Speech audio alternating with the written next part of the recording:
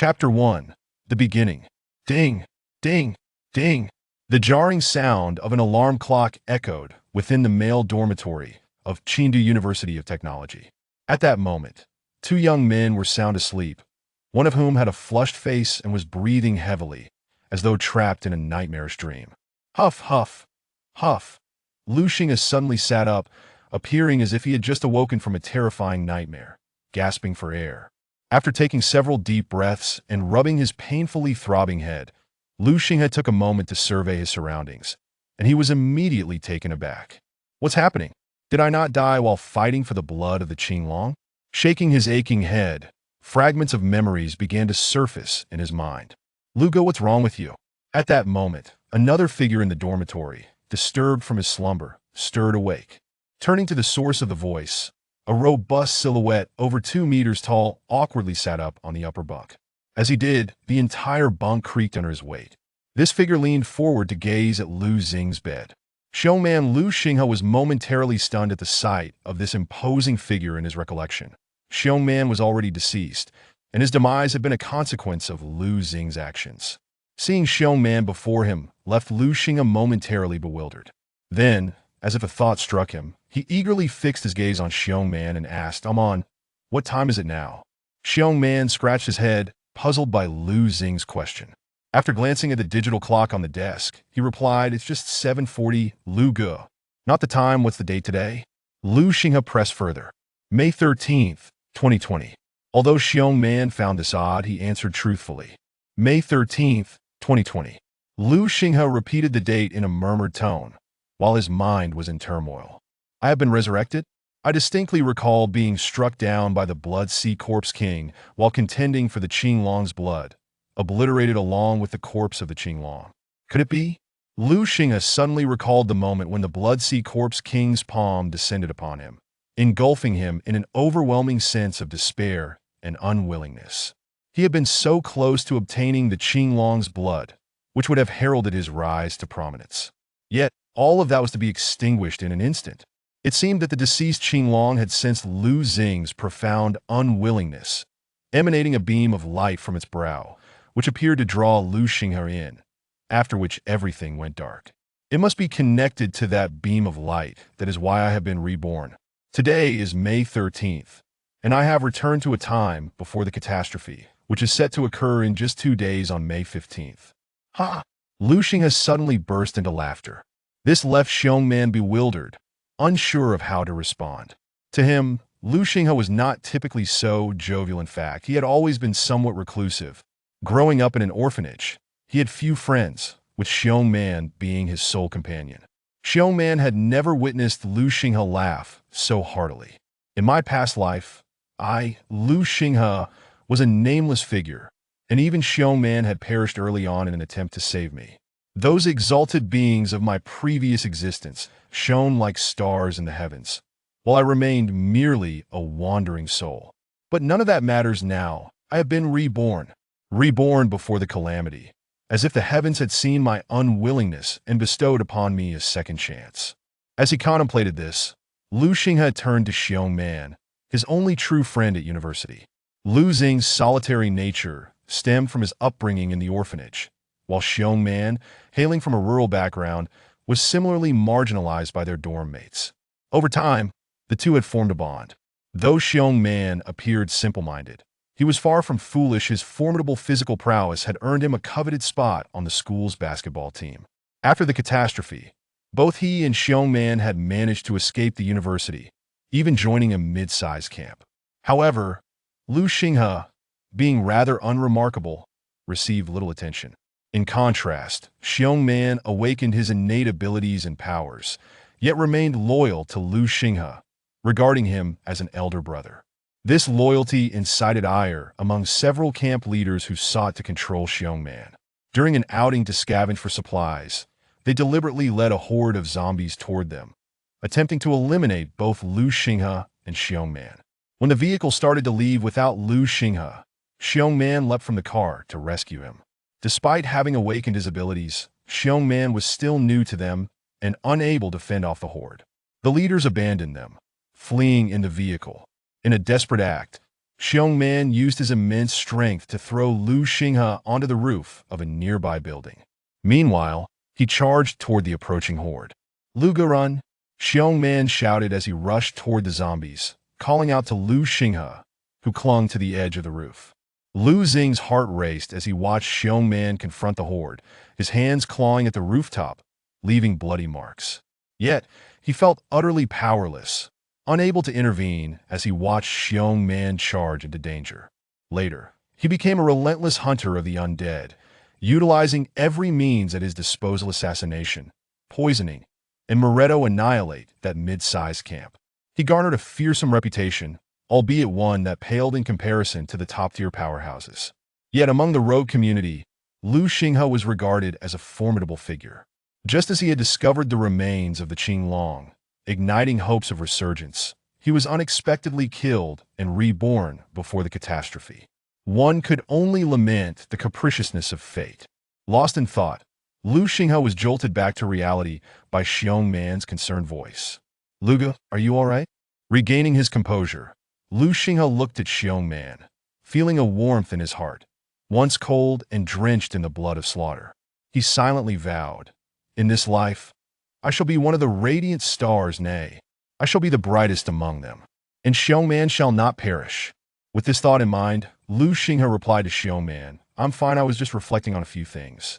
His expression grew serious as he addressed Xiong Man. "Amon, do you trust me?" Xiong Man, unsure of Lu Xing's sudden gravity, nodded earnestly, trusting him wholeheartedly. Seeing Xiong Man's affirmation, Lu Xinghe continued, "In a moment, I'll give you some money. I need you to buy us some food and drinking water from the campus supermarket. Remember to stock up on chocolates and other high-calorie, long-lasting items. Prepare at least a week's worth for both of us. Don't be stingy." Although puzzled by Lu Xing's seriousness, Xiong Man nodded in understanding without further inquiry.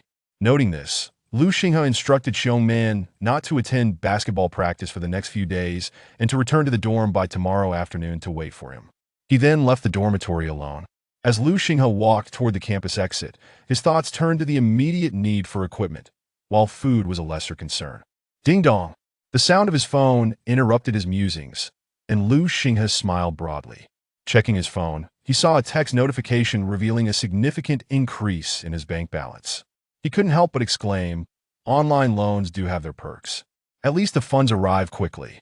After glancing at his phone, Lu Xinghe continued on his way outside the campus.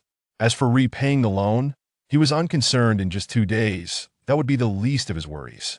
Lost in thought, Lu Xinghe arrived at the outskirts, hailing a taxi to the largest shopping mall in the city center. He needed to purchase high-quality outdoor gear from reputable brands.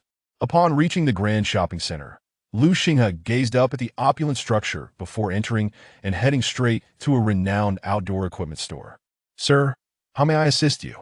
A sales attendant inquired politely as Lu Xinghe entered the store. "I need 2 hiking backpacks, 1 large and 1 medium. Additionally, I require hiking boots, a windbreaker, a camping stove, and 2 water bottles," Lu Xinghe listed, surprising the attendant with the extent of his request. "Is there a problem?" Lu Xinghe asked, noticing the attendant's astonishment.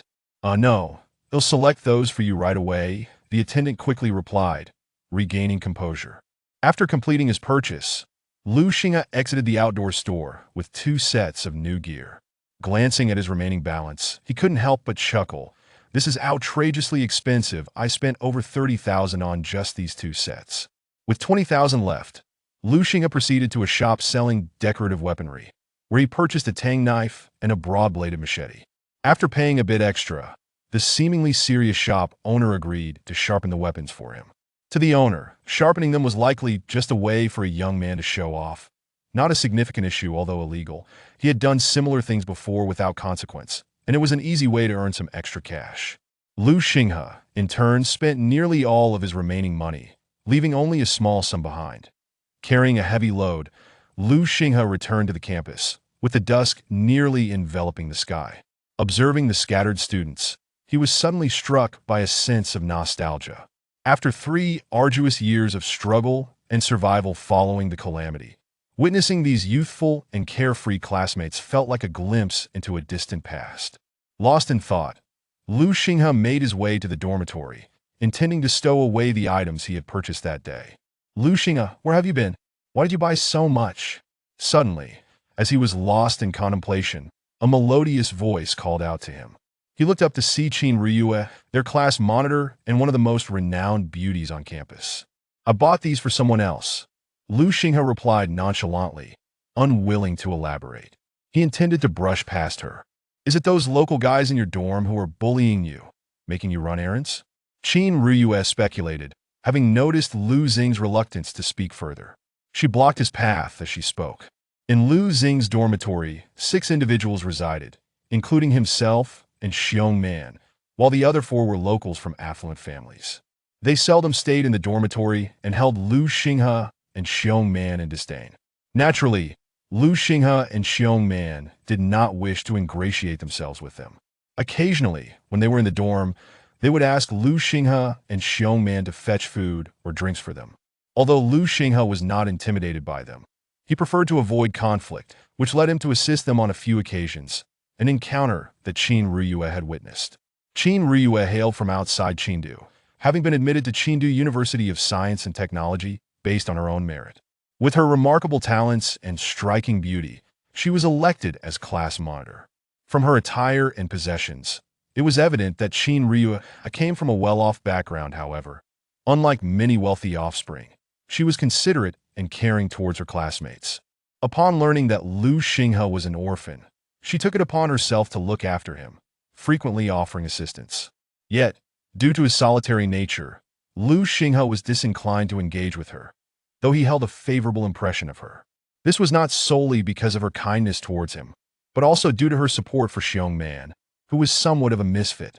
Despite being part of the university basketball team, Xiong Man had few friends, and no one was willing to associate with the large, clumsy fellow. While other teammates enjoyed the support of cheerleaders during games, Xiong Man was often overlooked. Qin Riyue, however, was an exception. She could always be seen cheering for him and even bringing him water. This generosity incited jealousy among teammates who considered themselves to be more affluent and attractive. Although they recognized that Qin Riyue could never harbor romantic feelings for Xiong Man, it did not prevent them from despising him. Lu Xing's favorable impression of Qin Riyue was solidified when he witnessed her cheering for Xiong Man. However, he would never express this in his mind. They belonged to 2 different worlds, and he preferred to maintain a distance. I haven't been bullied. I have things to attend to, so I'll be leaving now, Lu Xinghe stated, stepping past Qin Riyue. Such an ungrateful wretch. Riyue, you're clearly concerned for him, yet he brushes you off. How many would wish for your attention? One of the girls accompanying Qin Riyue remarked, casting a disapproving glance at Lu Xing's retreating figure. Xiaorui, don't say that. Lu Xinghe is quite pitiable, Qin Riyue sighed, shaking her head as she prepared to leave with Xiaorui. Qin Riyue, Lu Xinghe suddenly called out, turning to face the 2 girls. Qin Riyue, startled by his call, was taken aback. It seemed that in their 3 years at university, Lu Xinghe had never initiated a conversation with her. He always avoided her attempts at communication. Now, he had called her name. Turning back, she asked in surprise, "You call me? What is it?" Yet, Lu Xinghe was frowning, his gaze lowered, as if deep in thought. He was indeed pondering whether or not to caution her about the matter at hand after all. His rebirth was too extraordinary, and he wondered if mentioning it might expose something. Taking a deep breath, he decided to simply express gratitude for her support of Xiong Man. If anything were to happen, he was confident, having lived once already. He did not believe he could be overcome by anything. With this thought, Lu Xinghe felt a sense of clarity wash over him, subtly altering his demeanor. Raising his head, he looked at Qin Riyue and slowly said, "You'd best stay indoors tomorrow night and secure the doors and windows of your dormitory." Qin Riyue regarded him, sensing a shift in his demeanor, yet unable to articulate it. She was about to inquire further when Lu Xinghe interjected. "If you trust me, then heed my warning. Take care. I must be on my way," he said, already turning to walk toward the dormitory. Qin Riyue watched his retreating figure, pondering his words, while Xiaorui looked on in confusion, clearly disregarding Lu Xing's warning. Chapter 2. The Crystal Core. Upon returning to the dormitory, I unceremoniously tossed the multitude of items I had purchased onto the bed. Then, I sat down on the edge of the bed, reflecting on the events that transpired after the catastrophe in my previous life. Yes, I was lost in thought. Xiong Man pushed the door open, carrying 2 portions of takeout from the cafeteria. Upon seeing Lu Xinghe seated at the bed's edge, he scratched his head and smiled, saying, "Brother Lu, you're back. I figured you'd be back around now, so I bought 2 meals. Let us eat first." Lu Xinghe stood up and took the food from Xiong Man's hands, and the 2 of them sat down at the table to begin their meal. By the way, a man, we need to reinforce the windows and doors tomorrow. We'll be staying in the dorm for a few more days, Lu Xinghe remarked while eating. "Sure, I'll do whatever Brother Lu says," Xiong Man replied, his words slightly muffled as he chewed. Seeing Xiong Man's demeanor, Lu Xinghe couldn't help but smile. He then returned to focusing on his meal. The next day, the 2 of them rose early and diligently reinforced the windows and doors of their dormitory. They packed the accumulated supplies and equipment into 2 hiking backpacks for easy relocation. After donning the mountaineering gear Lu Xinghe had purchased, they waited in the dormitory for the final moment to arrive. "A man, are you afraid?" Lu Xinghe inquired of Xiong Man, not particularly terrified, just a bit worried about my parents, Xiong Man replied, scratching his head, his expression revealing a hint of concern. Although he was uncertain about Lu Xinghe's intentions for gathering these supplies, he had unwavering trust in him and complied with his requests, albeit with some trepidation about what was to come. "Brother Lu, what exactly is going to happen?" Xiong Man asked, puzzled. Lu Xinghe glanced at him, exhaling softly before responding, "For various reasons, I have come to know of certain impending events. This world is on the brink of monumental change. At 12:05 a.m. on May 15, 2020, which is merely half an hour from now, a catastrophe will befall the entire world. All animals and humans will, for reasons unknown, transform into bloodthirsty beasts, and people will lose their reason, akin to zombies in a biological crisis, becoming monstrous creatures driven by a thirst for blood. Plants will also undergo drastic changes, as if reverting to a primitive state overnight, with all flora growing wildly, turning cities into primordial forests. Social order will disintegrate following the catastrophe." After taking a breath, Lu Xinghe continued, "Of course, not everyone will become zombie-like. Some individuals will remain unchanged, and some may even acquire extraordinary powers. Just wait, the outcome will soon reveal itself." With that, Lu Xinghe gestured for Xiong Man to rise and follow him. The 2 then made their way to the dormitory balcony. Lu Xinghe checked the time on his phone. 12:04 a.m., May 15, 2020. Looking up at the sky, he murmured, "Is it about to begin?" As he spoke, his eyes seemed to ignite with an inner fire, transforming his demeanor into something far beyond that of an ordinary university student. Suddenly, the previously clear night sky began to turn red, as if a dark crimson filter had been applied, creating an eerie atmosphere. Boom, boom, boom. A series of thunderous roars erupted without warning. These 3 thunderclaps sounded as if missiles were detonating, startling both sleeping and awake students alike, many rushing to their windows to peer outside.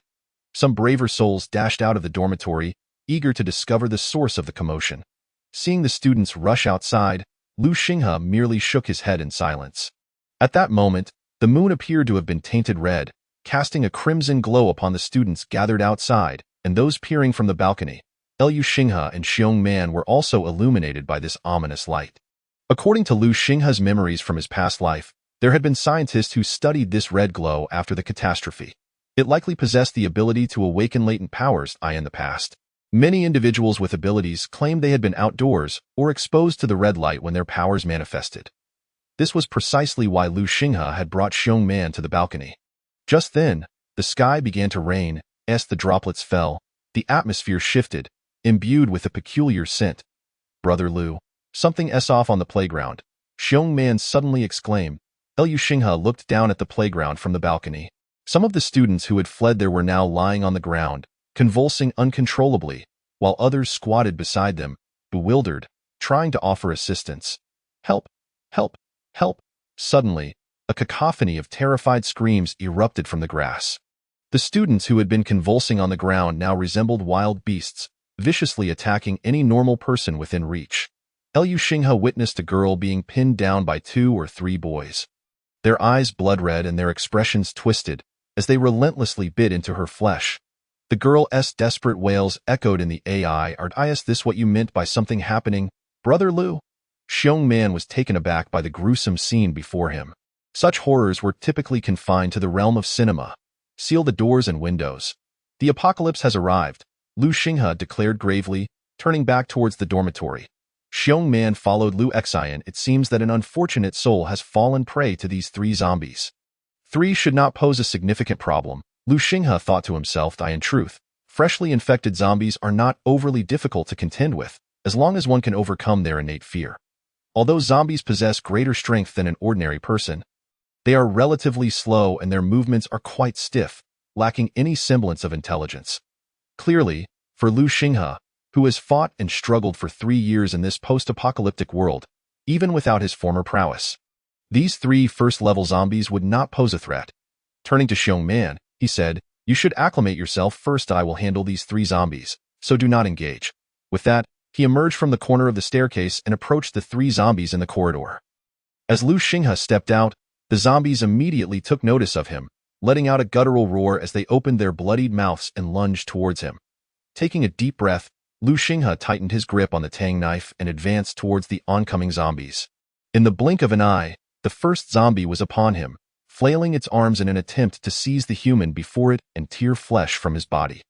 However, Lu Xinghe ducked low, evading the zombie's grasp and swiftly maneuvering behind it. With a sharp gaze, he swung the tang knife, and with a decisive slice, the zombie's head was severed cleanly from its neck. At that moment, the second zombie closed in. Lu Xinghe executed a well-placed kick, sending the second zombie sprawling to the ground.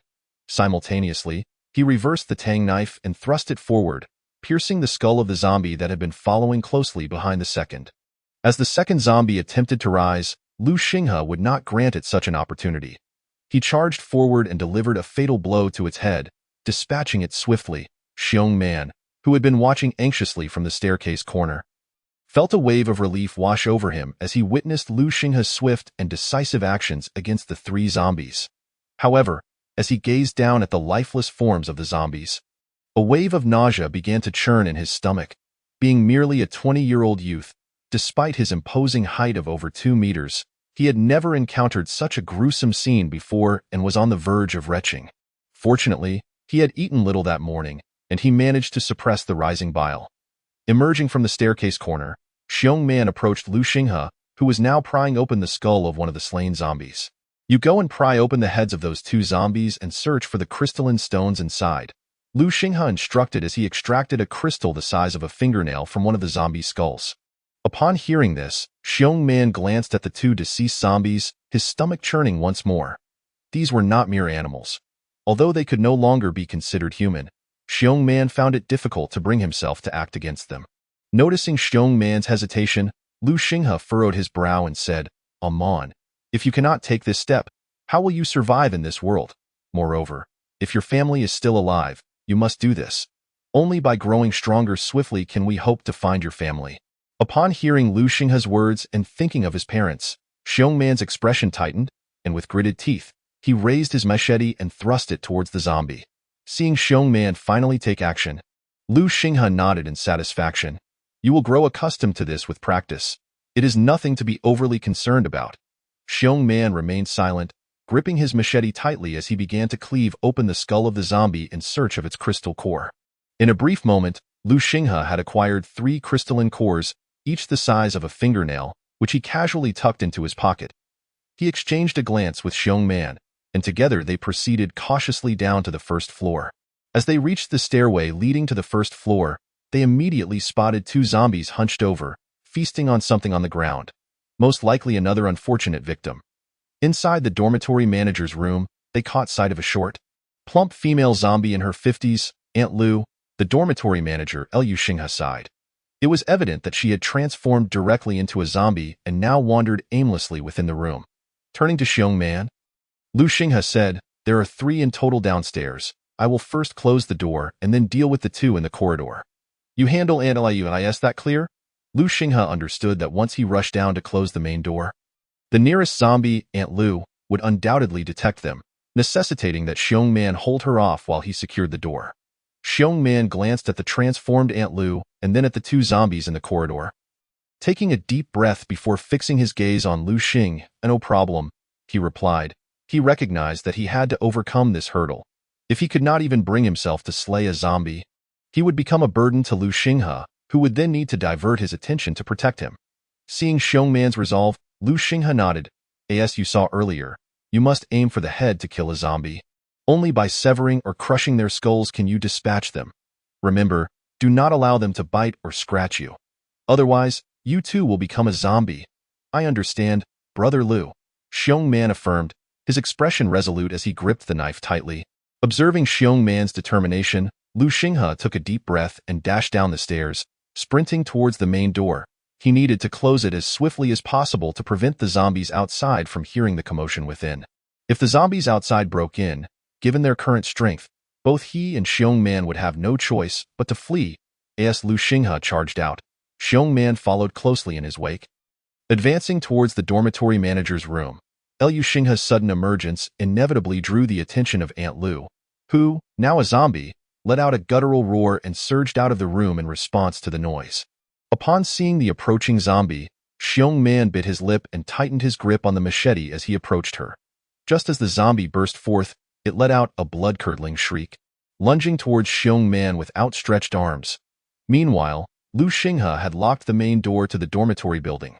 As he reached the door, he noticed that the two zombies in the corridor, attracted by the noise, were now charging towards him. With a fierce roar, the two zombies lunged at Lu Xinghe. Without a hint of panic, he drew his knife, remaining vigilant for any signs of danger to Xiong Man. Should Xiong Man find himself in peril, Lu Xinghe was prepared to rush to his aid. Xiong Man, faced with the zombie lunging at him, felt a surge of anxiety. He sidestepped the zombie's grasp while delivering a powerful kick, sending the creature sprawling several meters forward. The zombie quickly turned and continued its pursuit, driven by its bloodthirsty instincts, eager to sink its teeth into fresh flesh. Although Xiong Man hesitated to strike with his machete, he was momentarily safe from this particular zombie. Lu Xinghe, meanwhile, focused his attention on the two zombies that were now nearly upon him. With a firm grip on the tang knife, Lu Xinghe felt the muscles in his arm tense in anticipation. In a flash, he channeled his strength into the blade.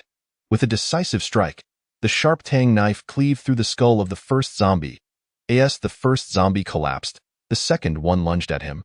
Lu Xinghe executed a swift spin, evading the second zombie's attack, and then thrust the tang knife into the back of its head, driving it through to emerge from its eye socket. Having dispatched both zombies, Lu Xinghe prepared to collect the crystal cores when suddenly, his expression shifted. He realized that two doors on the first floor had been left ajar, and the zombies inside, drawn by their previous commotion, were now emerging.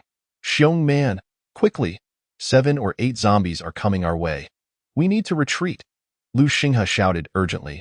Xiong Man, hearing Lu Xinghe's alarmed voice, felt a wave of panic wash over him. But after a moment's hesitation, his expression hardened with determination. Die, he bellowed, swinging his machete at the oncoming zombies. The formidable blade cleaved through the air with a fierce whoosh and with a powerful strike. He split one of the zombies in half. Witnessing Xiong Man's prowess, Lu Xinghe couldn't help but feel a twitch at the corner of his mouth. This guy is impressive. After delivering the blow, Xiong Man stood gasping for breath, while the severed zombie lay motionless at his feet. Let us move. We've overlooked something. There may still be open doors on the second and third floors. We need to get back quickly. Otherwise, we'll be in serious trouble if more zombies appear. As Lu Xinghe gazed at the approaching horde of zombies, he shouted to Xiong Man while sprinting towards the second floor. Xiong Man, regaining his composure, followed closely behind. Just as they ascended to the second floor, they collided with two zombies, evidently drawn by the commotion from below. Without a moment's hesitation, Lu Xinghe drew his knife and charged at them. Time was of the essence. If zombies from the third, fourth, or even fifth floors were alerted, they would be caught between two waves, sealing their fate. As Lu Xinghe lunged at the zombies before him, he became aware of the zombies from the first floor pursuing them from behind. Xiong Man, his eyes ablaze with determination, swung his machete with ferocity, managing to cleave through two of the zombies ahead. Following that, he delivered a powerful kick that sent the two zombies crashing backward, toppling those behind them like a cascade of rolling gourds down the staircase. Let us go, Lu Xinghe called out. Having dispatched his own two zombies, the pair hurried to the third floor. Fortunately, luck was on their side. Perhaps the occupants of the third-floor dormitory were too lethargic to venture downstairs. or they had simply not returned to their quarters the previous night. At the very least, the doors were securely shut. They successfully reached their dormitory and locked the door behind them. Panting heavily, both of them collapsed onto the floor. "Are you all right, man?" Lu Xinghe inquired, leaning against the bed leg.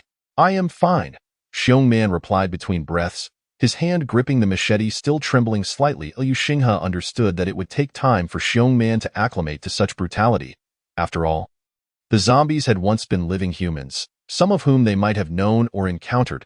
It was unrealistic to expect an ordinary person to swiftly quell their emotional turmoil and mercilessly slay what were once their peers or classmates. Opting for silence to allow Xiong Man a moment to process, Lu Xinghe turned and retrieved 2 bottles of water from their supply bag. He handed one to Xiong Man and opened the other for himself. Beginning to drink, Xiong Man eagerly gulped down the water he received. After a brief moment, they both began to recover their composure. Lu Xinghe peered through the small hole in the door, observing the zombies that had followed them now aimlessly wandering the corridor. Having lost their target, he counted 7 in total. A plan was needed to eliminate these remaining zombies. Looking at the reinforced door, he contemplated that if they could use it to block the zombies, they could systematically take them down one by one. With the door fortified by both him and Xiong Man, it would withstand the zombies' assaults. After sharing his thoughts with Xiong Man, who nodded in agreement, they prepared to confront the zombies in the corridor. Xiong Man positioned himself against the door, allowing the zombies to be brought in one at a time for Lu Xinghe to dispatch. With Xiong Man's physique and strength, he was capable of holding the door. Taking a deep breath, Xiong Man braced himself against the door, gripping the handle firmly. Lu Xinghe, drawing his tang knife, nodded at Xiong Man.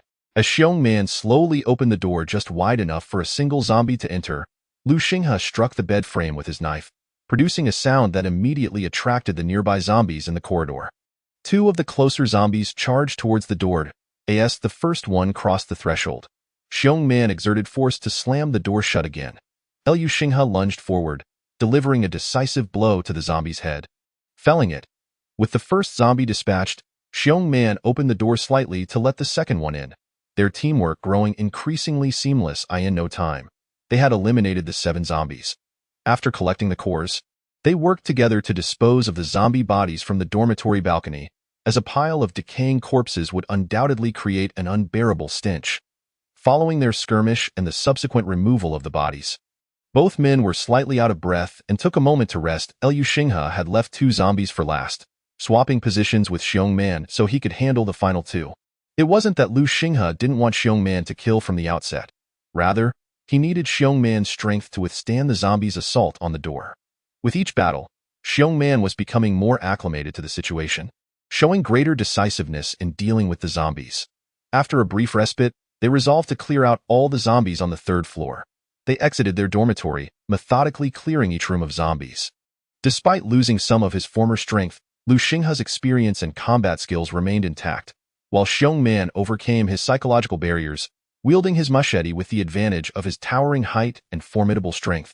By the end of their efforts, they had purged all but 2 of the remaining zombies from the 3rd floor dormitories. That evening, Lu Xinghe and Xiong Man settled down to a dinner of instant noodles, a meager yet satisfying meal. From his pocket, Lu Xinghe retrieved 23 crystal cores, the fruits of their labor that day. Seeing Lu Xinghe present the cores, Xiong Man inquired with curiosity, "Brother Lu, what are these crystal cores for?" In response, Lu Xinghe held up one of the cores and explained, "These are the crystallized remnants of the zombies' brains. Ordinary people can gain extraordinary powers through these cores, with each individual's abilities varying. I refer to these as supernatural abilities." He refrained from mentioning that this was an established term from his previous life. Consuming these could awaken latent powers within you. He then offered 10 cores to Xiong Man. However, there are risks involved. While some may awaken powers, others may not, though their physical constitution would improve significantly. The most unfortunate outcome would be transforming into a zombie, a fate that could befall 1 out of 10. The decision to consume them lies with you, Lu Xinghe stated earnestly, fixing his gaze on Xiong Man, recalling his memories from his past life. Lu Xinghe was confident that neither he nor Xiong Man would succumb to zombification. As Xiong Man had previously evolved through the cores, he merely wished to test Xiong Man's courage. If he hesitated, Lu Xinghe would simply protect him and prevent him from hunting zombies, as lacking the courage and determination to face them could lead to a swift demise. Xiong Man contemplated the 10 cores in his hand, his expression shifting. Ultimately, he tilted his head back and swallowed all 10 at once. Observing Xiong Man ingest the cores, Lu Xinghe felt a wave of relief wash over him. He too consumed 10 cores in quick succession. Once they had swallowed the cores, Lu Xinghe instructed Xiong Man, "Close your eyes and carefully sense the changes within your body. It may be somewhat painful." After that, Lu Xinghe fell silent, focusing on the transformation occurring within him. Moments later, a muffled groan escaped Lu Xinghe's lips, indicating that the cores were beginning to take effect. Xiong Man beside him could not suppress a cry. Ingesting the cores was akin to merging with the virus and genes from the zombies, awakening the deepest recesses of their genetic makeup. The cores would continually merge and reorganize. Those who failed would be consumed by the zombie genes and become zombies themselves, while those who succeeded would evolve, possibly awakening a variety of supernatural abilities. Suddenly, Lu Xinghe, with his eyes closed and attuned to his body, felt something stirring in his mind, akin to a flickering shadow. Focusing intently, he discerned that the shadow was a droplet of golden blood. Could it be? He thought of the blood of the Azure Dragon. To his astonishment, it appeared that the Azure Dragon's blood had accompanied him in his rebirth.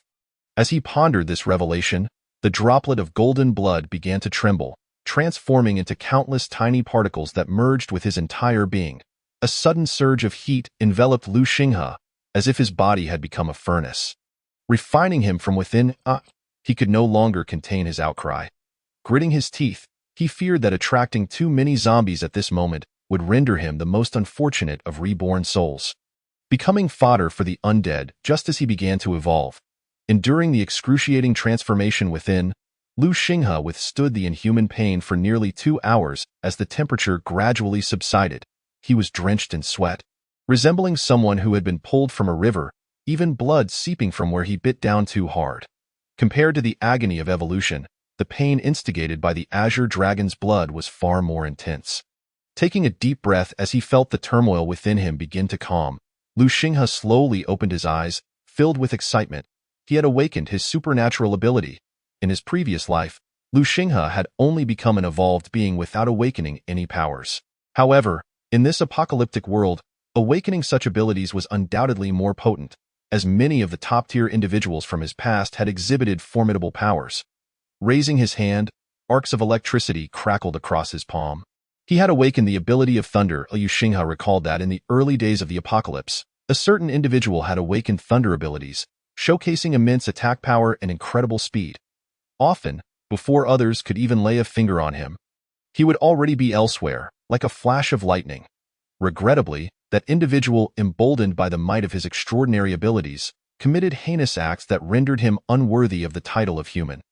Ultimately, he was eradicated by the strategic deployment of missiles from the official forces in the aftermath of the apocalypse, obliterating his entire encampment. In the early days of the apocalypse, although those who had awakened their extraordinary powers were formidable, they were still incapable of resisting the onslaught of missiles. Such heavy artillery could only be evaded upon reaching the 6th level of evolution, and only those at the king level could completely disregard such modern weaponry. Chapter 4. Qin Ruyue turning to face Xiong Man, who was enduring the agony of his crystal core transformation as a normal evolved human. Lu Xinghe noted that due to his dragon blood, his own transformation had accelerated significantly, whereas Xiong Man was still mired in the process of evolution. Suddenly, Xiong Man's already imposing physique swelled even further. His tactical jacket, which had been snugly fitted, now clung to him like a second skin. With a resounding rip, the sturdy jacket was torn apart by Xiong Man's expanding form. Unable to suppress a pained roar, he exclaimed, "Ah!" as he cried out. The remnants of his jacket hung in tatters from his muscular body, where veins twisted like serpents, visually conveying the incredible power contained within. Gasping heavily, Xiong Man's forehead was beaded with veins, clearly indicating the unbearable torment he was enduring. After a while, once he had regained his composure, he turned to Lu Xinghe, who was watching him with a smile. Excitedly, he declared, "Lu Gu, I did it. I have become an evolved being and awakened my extraordinary power." Lu Xinghe chuckled softly and replied, "Of course I knew you would succeed. Otherwise, you would have already become a grotesque zombie." In his heart, Lu Xinghe mused that had it not been for Xiong Man's desire to save him in their previous life, Perhaps his name would have also been among those of the top-tier warriors. It was inevitable that Xiong Man would awaken successfully, for in their last life, the extraordinary ability he possessed was indeed formidable. Though he had met an untimely demise in the early stages of the apocalypse. Now, with Lu Xinghe at his side, while absolute safety was not guaranteed, Xiong Man would undoubtedly be far stronger than in their previous existence. So, what extraordinary power have you awakened? Although Lu Xinghe already had an answer in mind, he inquired, observing Xiong Man's excitement. Why extraordinary power is physical liberation. As he spoke, Xiong Man closed his eyes to sense it more acutely. I just awakened, and I feel that if I activate my power, my overall strength and speed will double, and my body's healing will accelerate when injured. It seems quite impressive. After speaking, Xiong Man looked at Lu Xinghe with exhilaration, clearly satisfied with his newfound ability. Seeing Xiong Man's enthusiasm, Lu Xinghe couldn't help but twitch his lips in silent skepticism. Xiong Man's extraordinary power was not only powerful, in a situation where everyone was of the same level. It could even be described as monstrous. The sudden doubling of strength, coupled with accelerated healing, was akin to a berserker unleashing their fury in a game.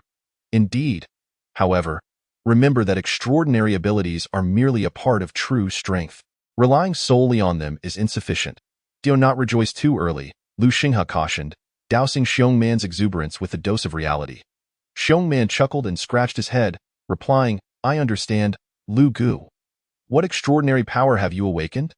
Knowing he would inevitably ask, Lu Xinghe did not conceal the truth and replied slowly, Thunderbolt ability.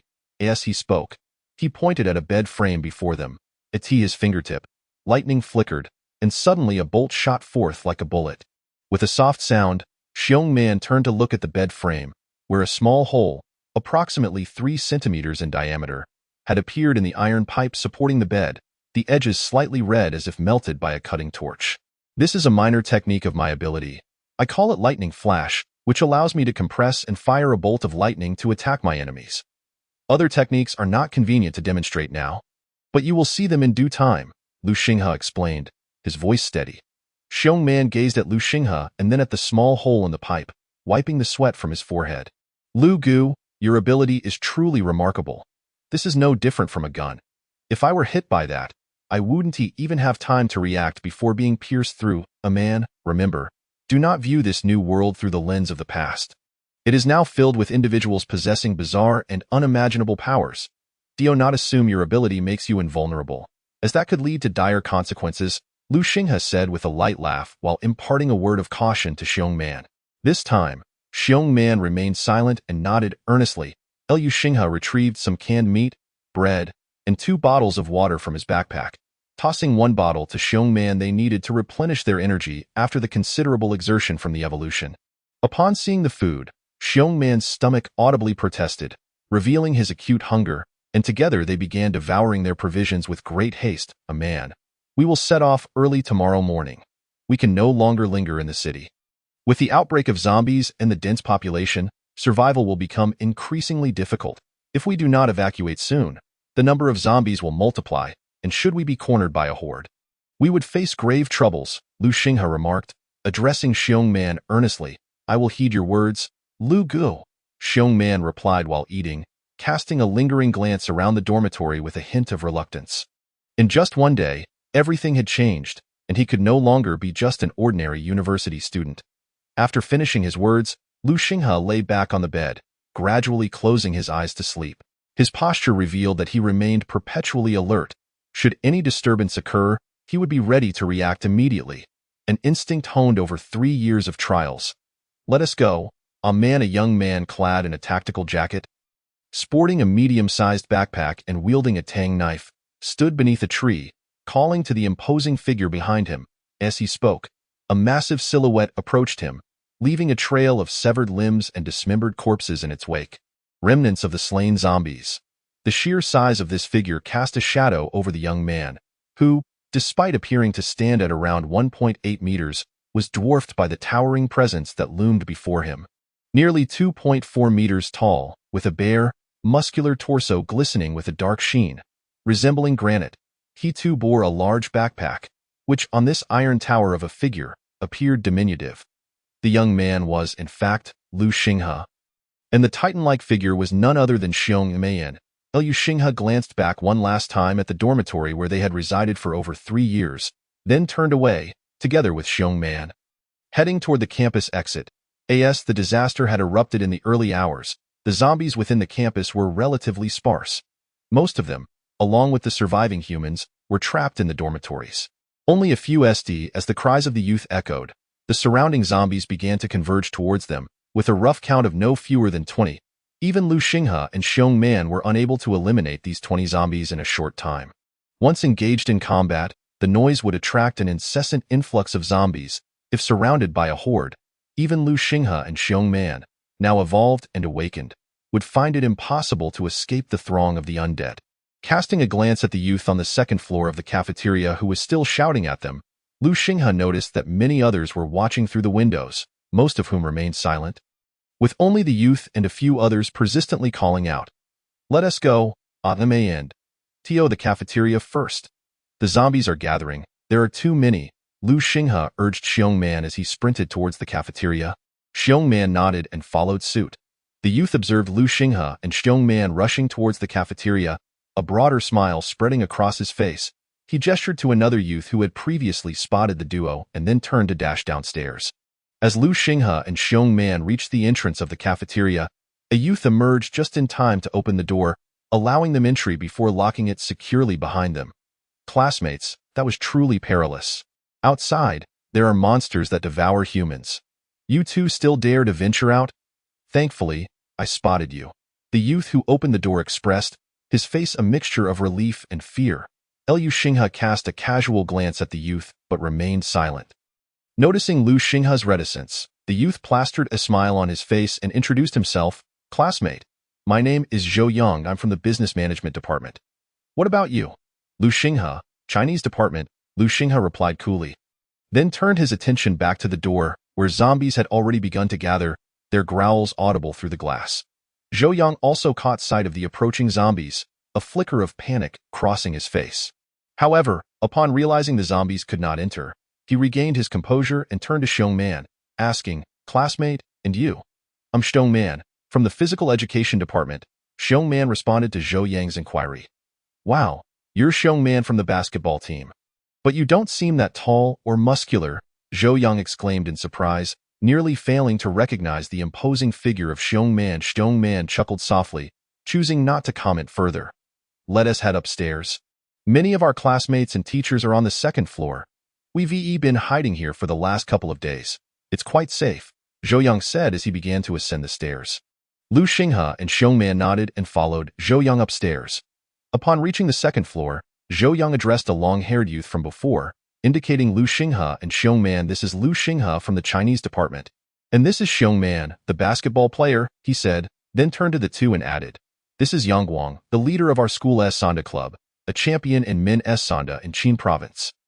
With him around, we're much safer." He then flashed a sycophantic smile at Yang Guang. Yang Guang regarded Liu Xinghe and Xiong Man, and Liu Xinghe, standing around 1.8 meters tall and slender, did not stand out much. While Xiong Man's towering height of approximately 2.4 meters and well-built physique appeared somewhat intimidating. However, Yang Guang seemed unfazed. His prowess as a provincial champion rendered mere physical stature inconsequential. "Liu Xinghe, Xiong Man." At that moment, an excited voice called out to them.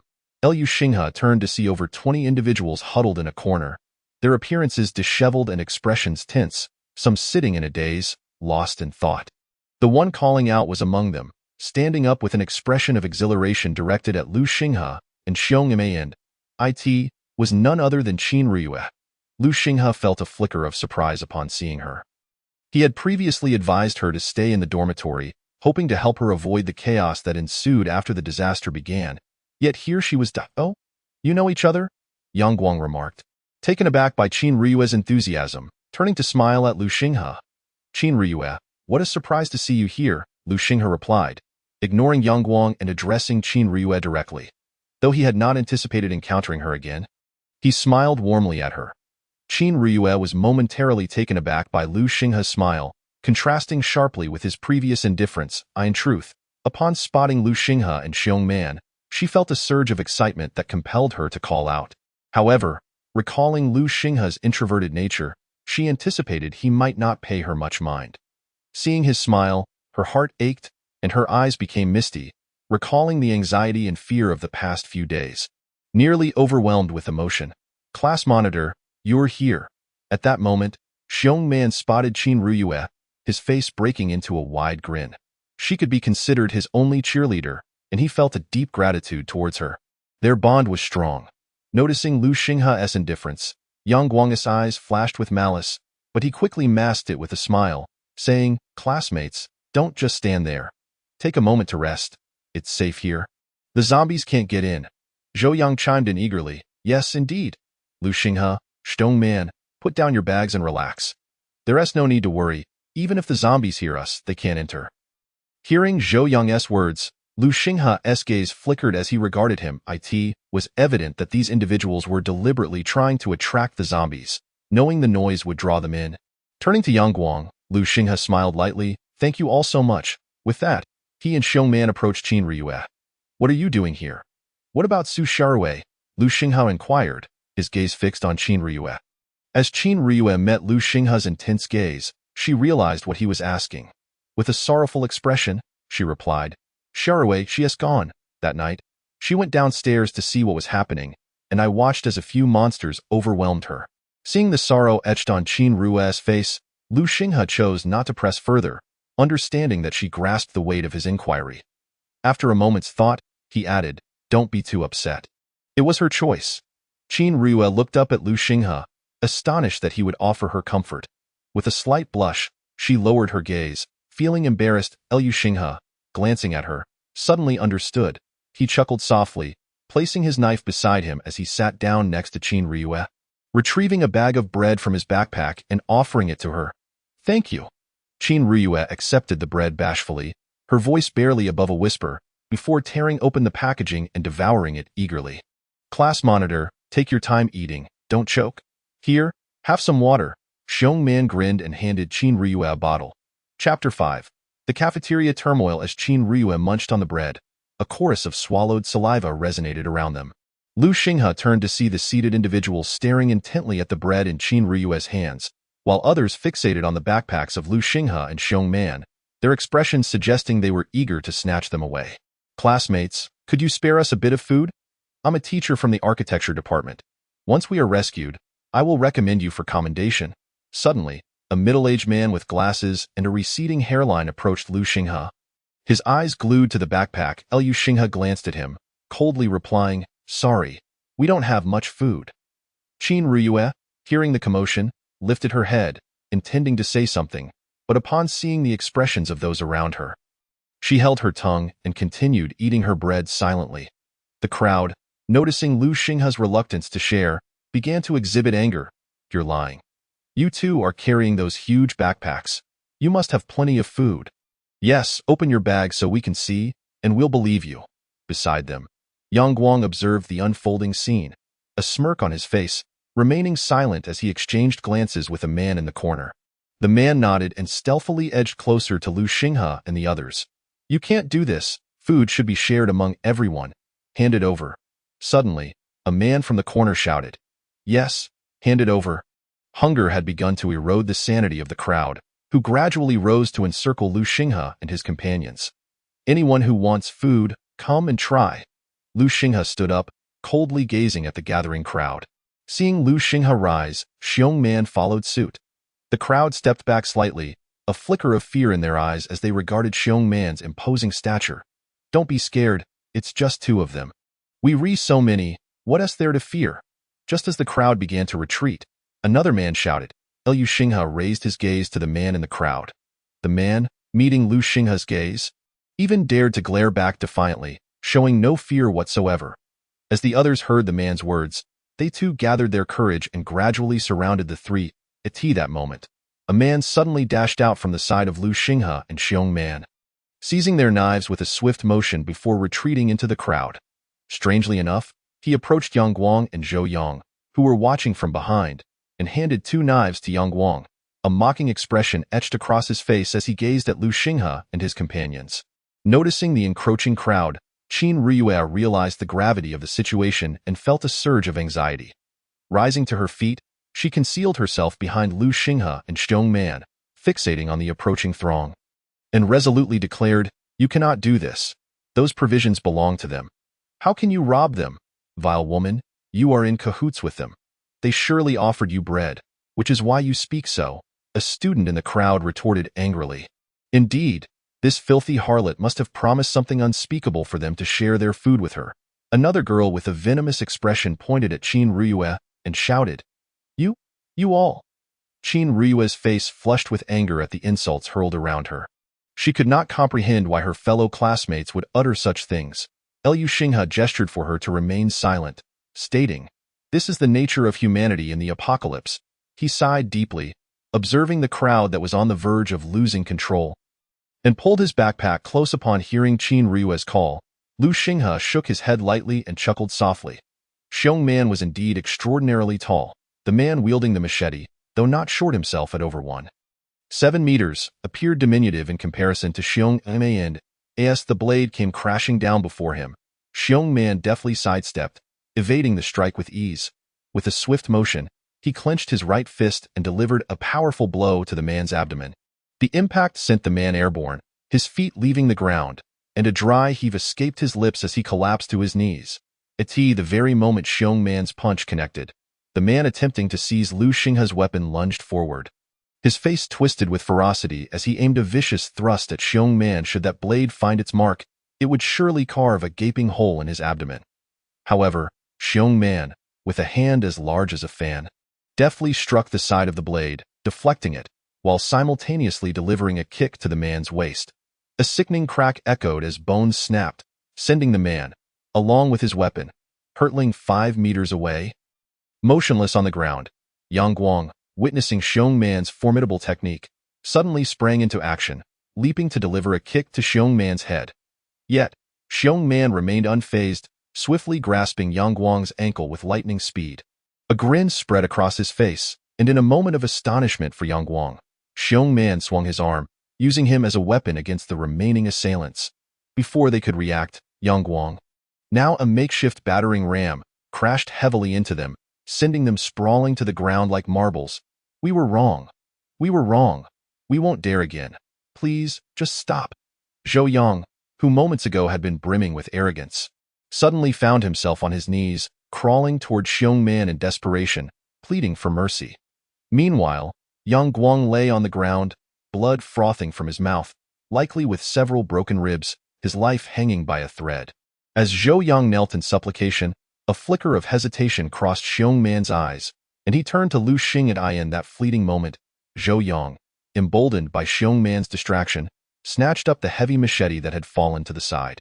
Springing up with a frenzied expression to strike at Xiong Man's neck, "Die!" Zhou Yang's face contorted with rage. "Watch out!" Liu Xinghe shouted, extending his hand, a flash of blue lightning crackling at his fingertips. Upon hearing Liu Xinghe's warning, Xiong Man's expression shifted, and sensing the impending danger, he leaned back sharply. Zhou Yang's eyes widened in fury as a 3-centimeter hole appeared in his forehead, blood oozing forth, occasionally mixed with white matter. He then crumpled to the ground, lifeless. Xiong Man gazed silently at the fallen Zhou Yang, a moment of contemplation passing before he bent down to retrieve the heavy machete from the ground. With his back turned to Liu Xinghe, he murmured, "Lu Gu, I apologized. I let my guard down. The rest is up to me." As he spoke, he moved forward. No, please, I beg you." Moments later, Xiong Man stood at the center of the cafeteria, surrounded by several headless corpses. Liu Xinghe sighed at the sight, choosing not to comment further. A man still could not relinquish the kindness within him. Yet in this damned apocalypse, kindness could be fatal. This served as a lesson for Xiong Man. Such matters could not be rushed. After all, not everyone had endured 3 years of struggle in the apocalypse, capable of ruthlessly eliminating those who posed a threat to them. Chapter 6. The lickers. At that moment, gazing at the corpses of Yang Guang and the others sprawled on the ground. The crowd huddled in the corners stifled their voices, fear etched upon their faces as they watched Liu Xinghe and his companions. They feared that even the slightest sound might provoke the two formidable figures into eliminating them without a second thought. In the apocalypse, human nature reveals itself starkly. When they perceive you as weak, they behave like a pack of wolves, devoid of remorse for their actions. Yet, when confronted with sharp teeth, these cowardly, greedy individuals retreat into their shells like frightened turtles. Liu Xinghe cast a dispassionate glance at the quivering group in the corner, disregarding them as he approached the window, surveying the growing horde of zombies below, drawn by the earlier commotion caused by Yang Guang and the others. Almost 50 zombies had amassed below, with more trickling in. This sight caused Liu Xinghe's brow to furrow deeply. Liu Xinghe, are we leaving this place? Qin Rue asked, noticing his troubled expression as he stared at the approaching zombies. Indeed, we must depart. The sooner we leave, the safer we will be. If we delay, the zombies will only multiply, Liu Xinghe affirmed with a nod. Can you take me with you? Qin Rue implored, her anxiety evident as she rushed to address Liu Xinghe upon hearing of their imminent departure. Liu Xinghe turned his gaze toward Qin Rue. Truth be told, while he held a favorable impression of her, it was merely that he had not considered bringing her along, for she resembled a burden in her current state. Noticing his silence, Qin Rue fidgeted nervously, anxiously wringing her hands, unsure of how to convince Liu Xinghe to accept her into their ranks. Liu Gu, perhaps we should take the class monitor along, Xiong Man suggested.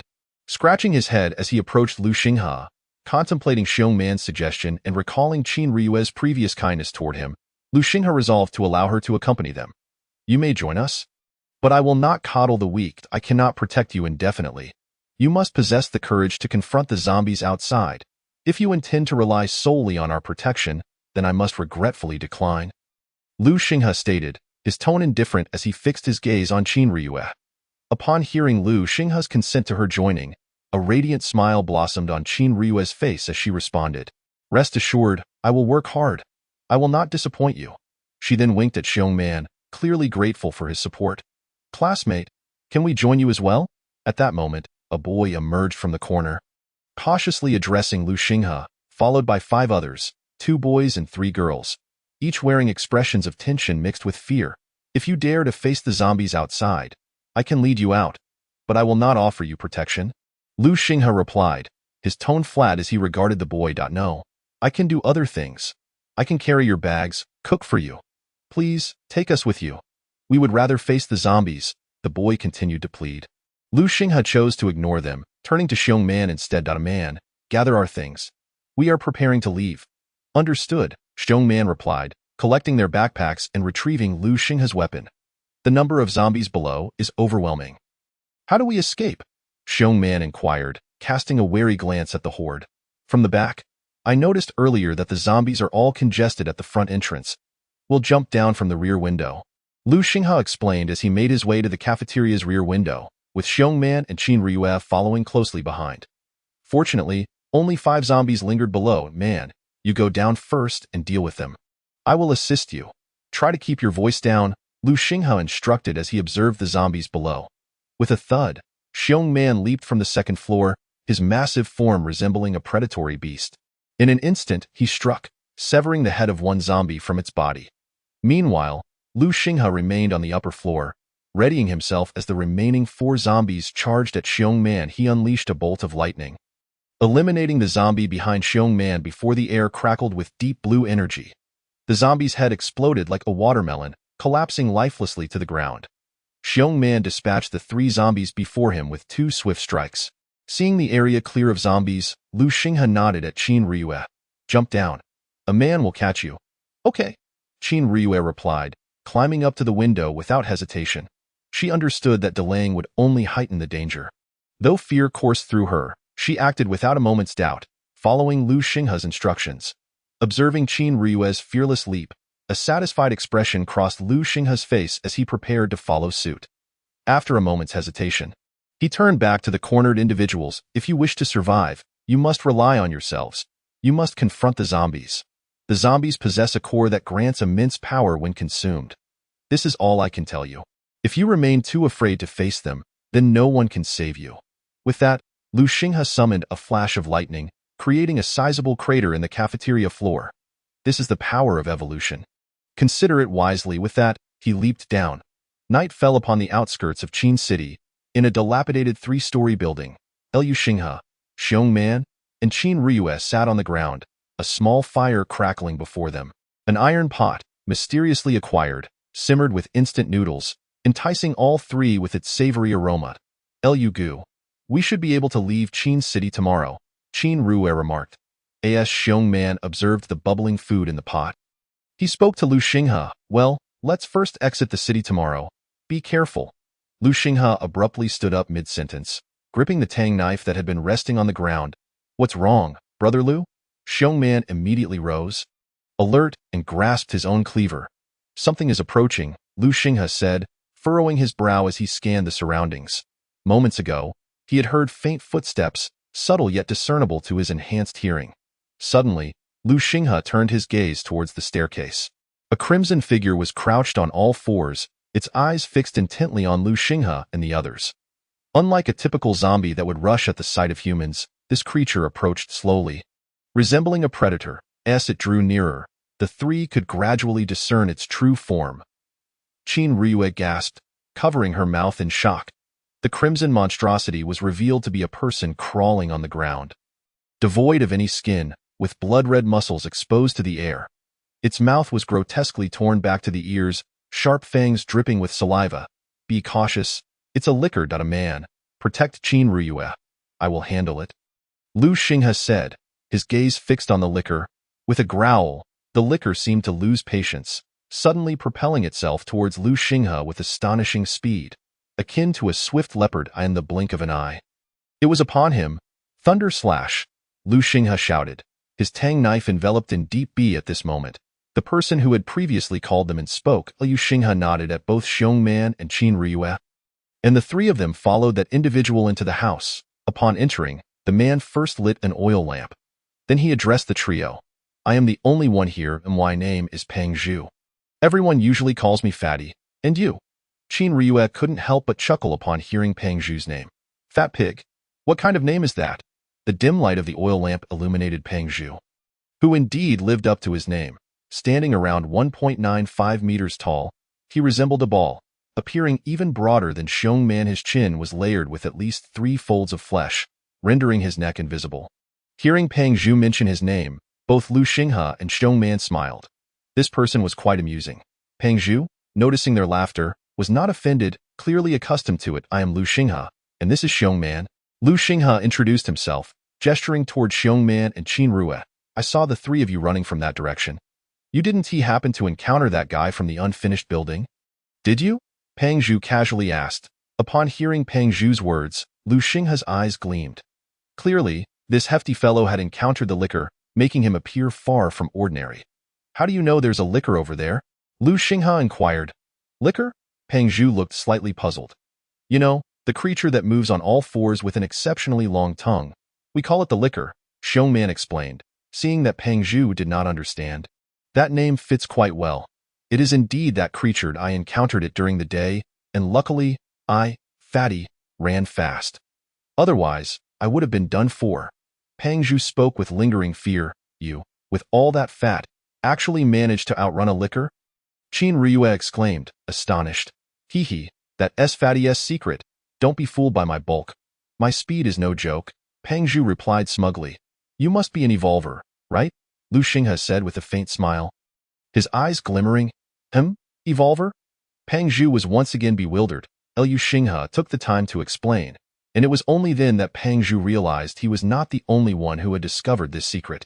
I thought I was the only one who figured it out, he remarked, looking somewhat dejected.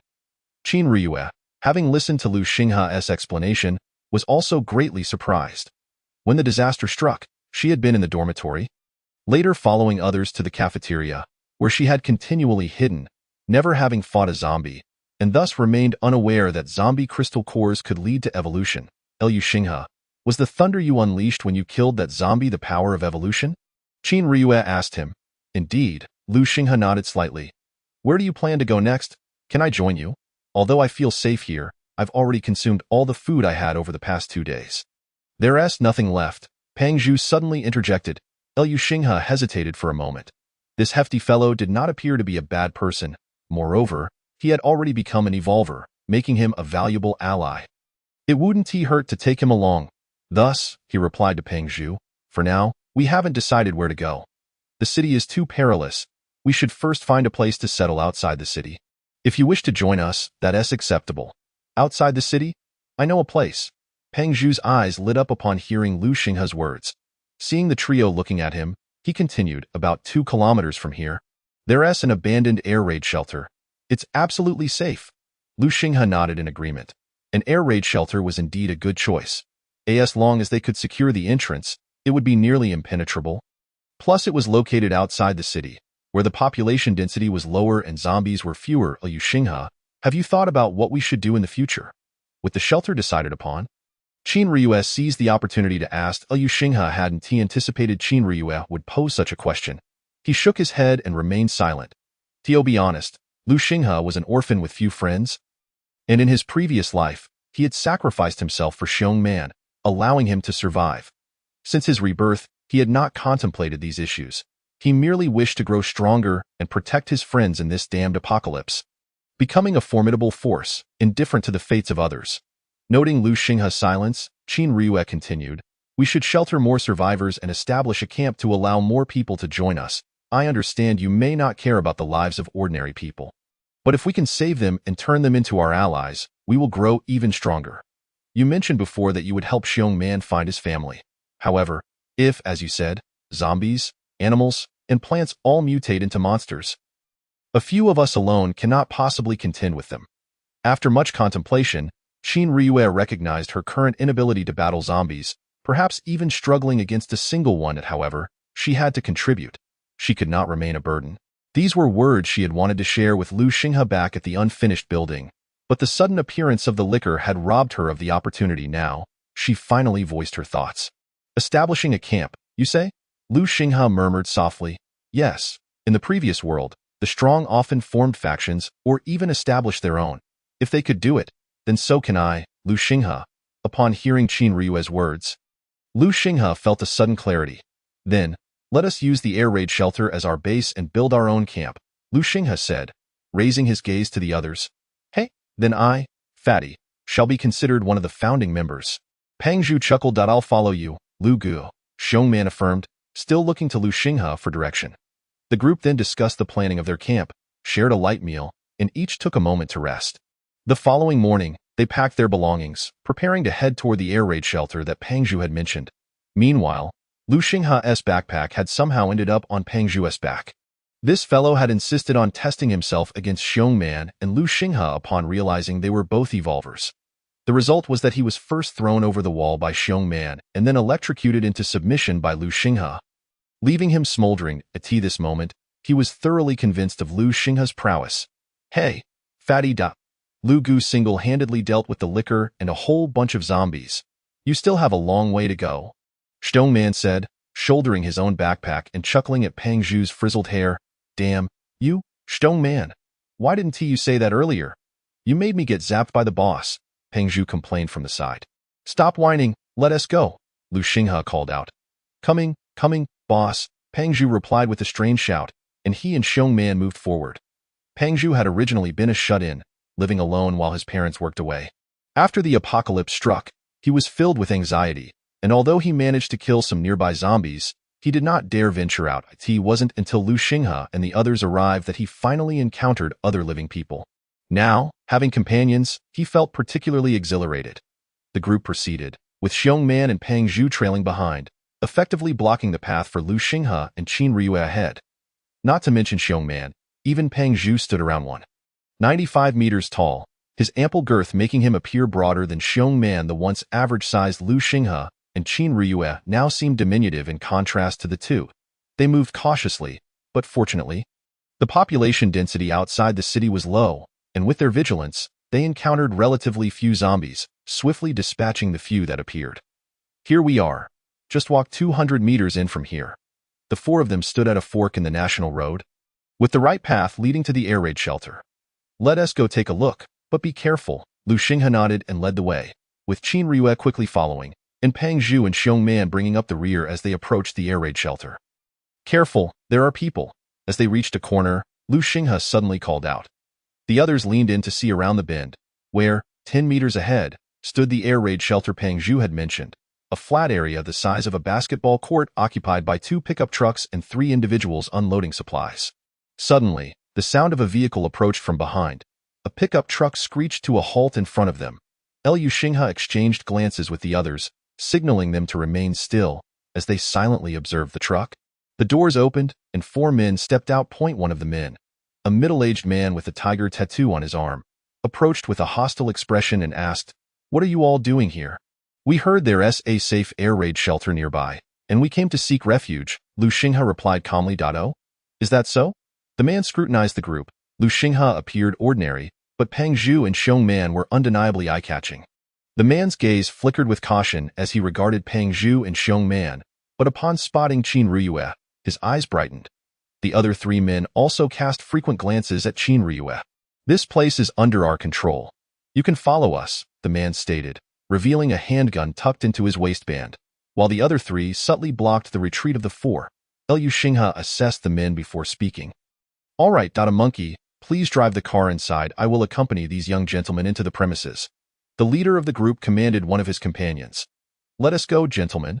The leader's gaze lingered on Liu Xinghe and his companions, particularly fixating on Qin Ruyue for an extended moment. Liu Xinghe nodded to Xiong Man and the others, leading the way towards the air raid shelter. "Boss, these people don't seem trustworthy," the chubby one remarked while following Liu Xinghe. "No worries, we shall observe and adapt to the situation," Liu Xinghe replied indifferently. Upon hearing Liu Xinghe's words, the chubby one held his tongue and obediently followed him into the shelter. "You there, hand over your bags and the 2 knives you're holding," the man at the entrance of the shelter commanded, brandishing a handgun at Liu Xinghe and his companions. Liu Xinghe handed his knife to a bald man nearby, and the chubby one, along with Xiong Man, also relinquished their bags to those around them. "Go on, step inside, young men," the man said with a glint of mockery in his eyes as Liu Xinghe and the others complied. They followed him into the shelter, traversing a straight corridor before entering a large hall. "Boss, I encountered a few survivors on my way back today, and I brought them here," the man announced as he entered the hall, addressing a man lounging on a sofa in the center. The man on the sofa was groping a woman, who trembled slightly, biting her lip to suppress any sound. Upon hearing the middle-aged man's words, he lifted his head to gaze at Liu Xinghe and his companions. "Ah, Tiger, well done. You even brought back such a beautiful lady. I'll reward you with her." The man's eyes roamed over Qin Ruyue, a lascivious grin spreading across his face. "Thank you, boss. Thank you, boss."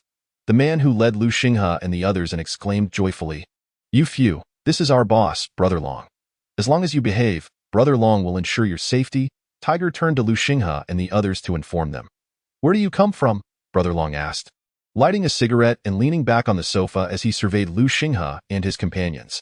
"Chengdu University of Technology," Liu Xinghe replied coolly. "Oh, so you are university students? If you abide by the rules here, everything will be fine.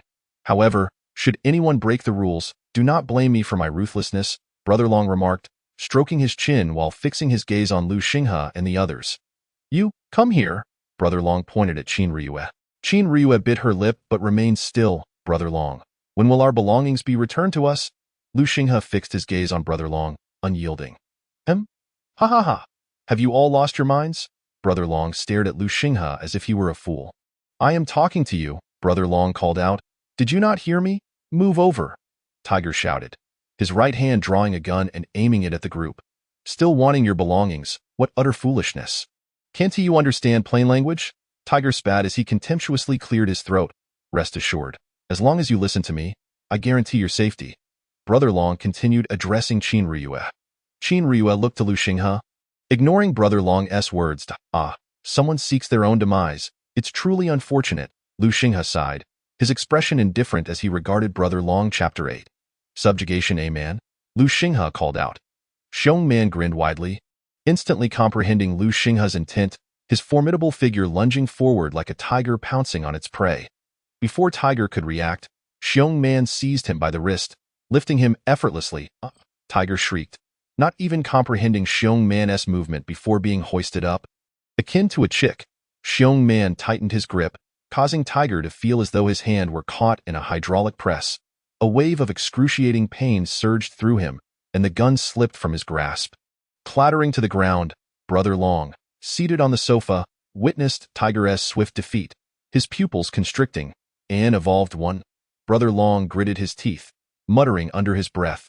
With that, he stealthily reached behind him, recognizing Brother Long's movement. Lu Xinghe would not afford him the opportunity to draw a weapon at this stage.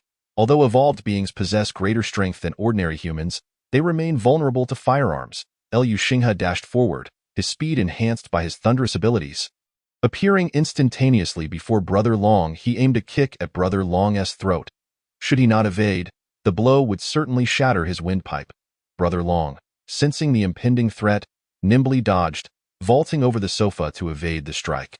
Rising behind the sofa, Brother Long glared intently at Lu Xinghe. The evolved one, impressive, is it? I am as well with that. Brother Long's expression twisted into a grimace, his knuckles thickening, nails elongating. His mouth elongated as beastly fangs sprouted. Saliva dribbling from the corners of his mouth, his eyes turning a blood-red hue, resembling a werewolf from the movies. Today, you shall understand that there are differences in the strength of evolved beings. Brother Long growled, now fully transformed. Lu Xinghe furrowed his brow. This fellow had awakened the beastification ability of an evolved being. Roar! Brother Long propelled himself forward, the muscles in his powerful legs straining, causing his pants to tear as he transformed into a blur. Lunging at Lu Xinghe. So swift. Lu Xinghe's pupils constricted as Brother Long closed the distance in an instant. His claws descended upon Lu Xinghe with a whistling wind. Lu Xinghe crackled with arcs of lightning, retreating to evade Brother Long's strike. Before he could counterattack, Brother Long was upon him once more. This is the formidable power of a beastification ability user in its early stages. Their physical capabilities are significantly enhanced post-transformation. Speed and strength far exceed those of ordinary evolved beings. Alas, he was up against Lu Xinghe. Seeing Brother Long charge again, Lu Xinghe ceased evading, his gaze steely. With his right hand crackling with blue arcs of lightning, he struck out towards the incoming claw. Bang! The fist met the claw.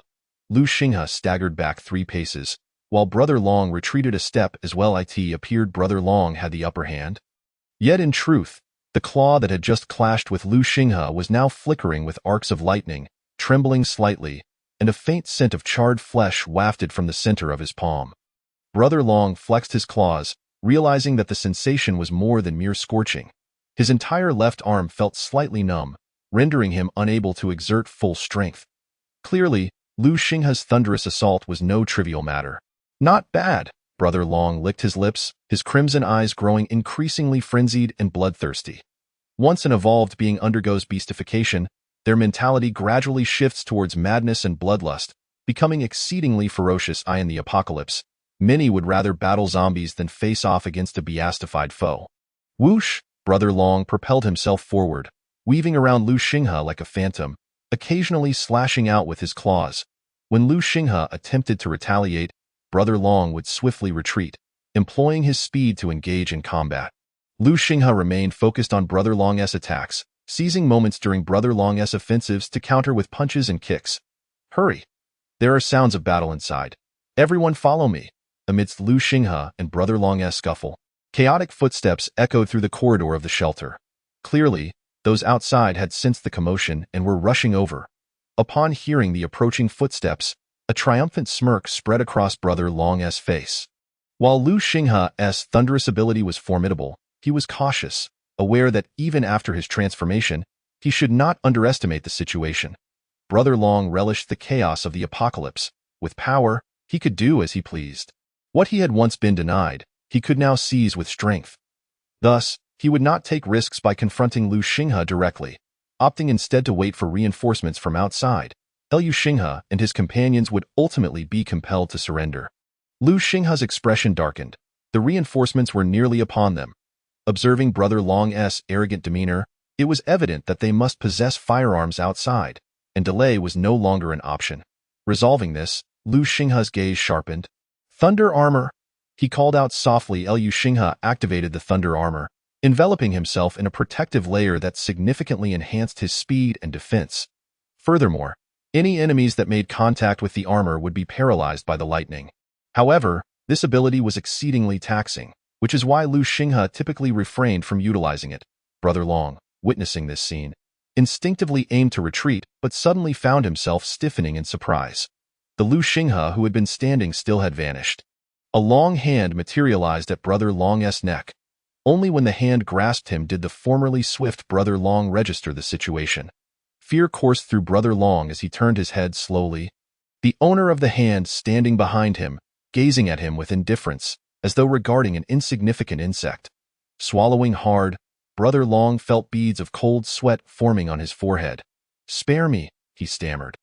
Lu Xinghe regarded Brother Long with a cool detachment, a mocking smile curling at the corners of his lips, and that sentence marked the last words spoken by Long Gu in this world. Lei Bao muttered in his heart, as Long Ji's head exploded like a watermelon.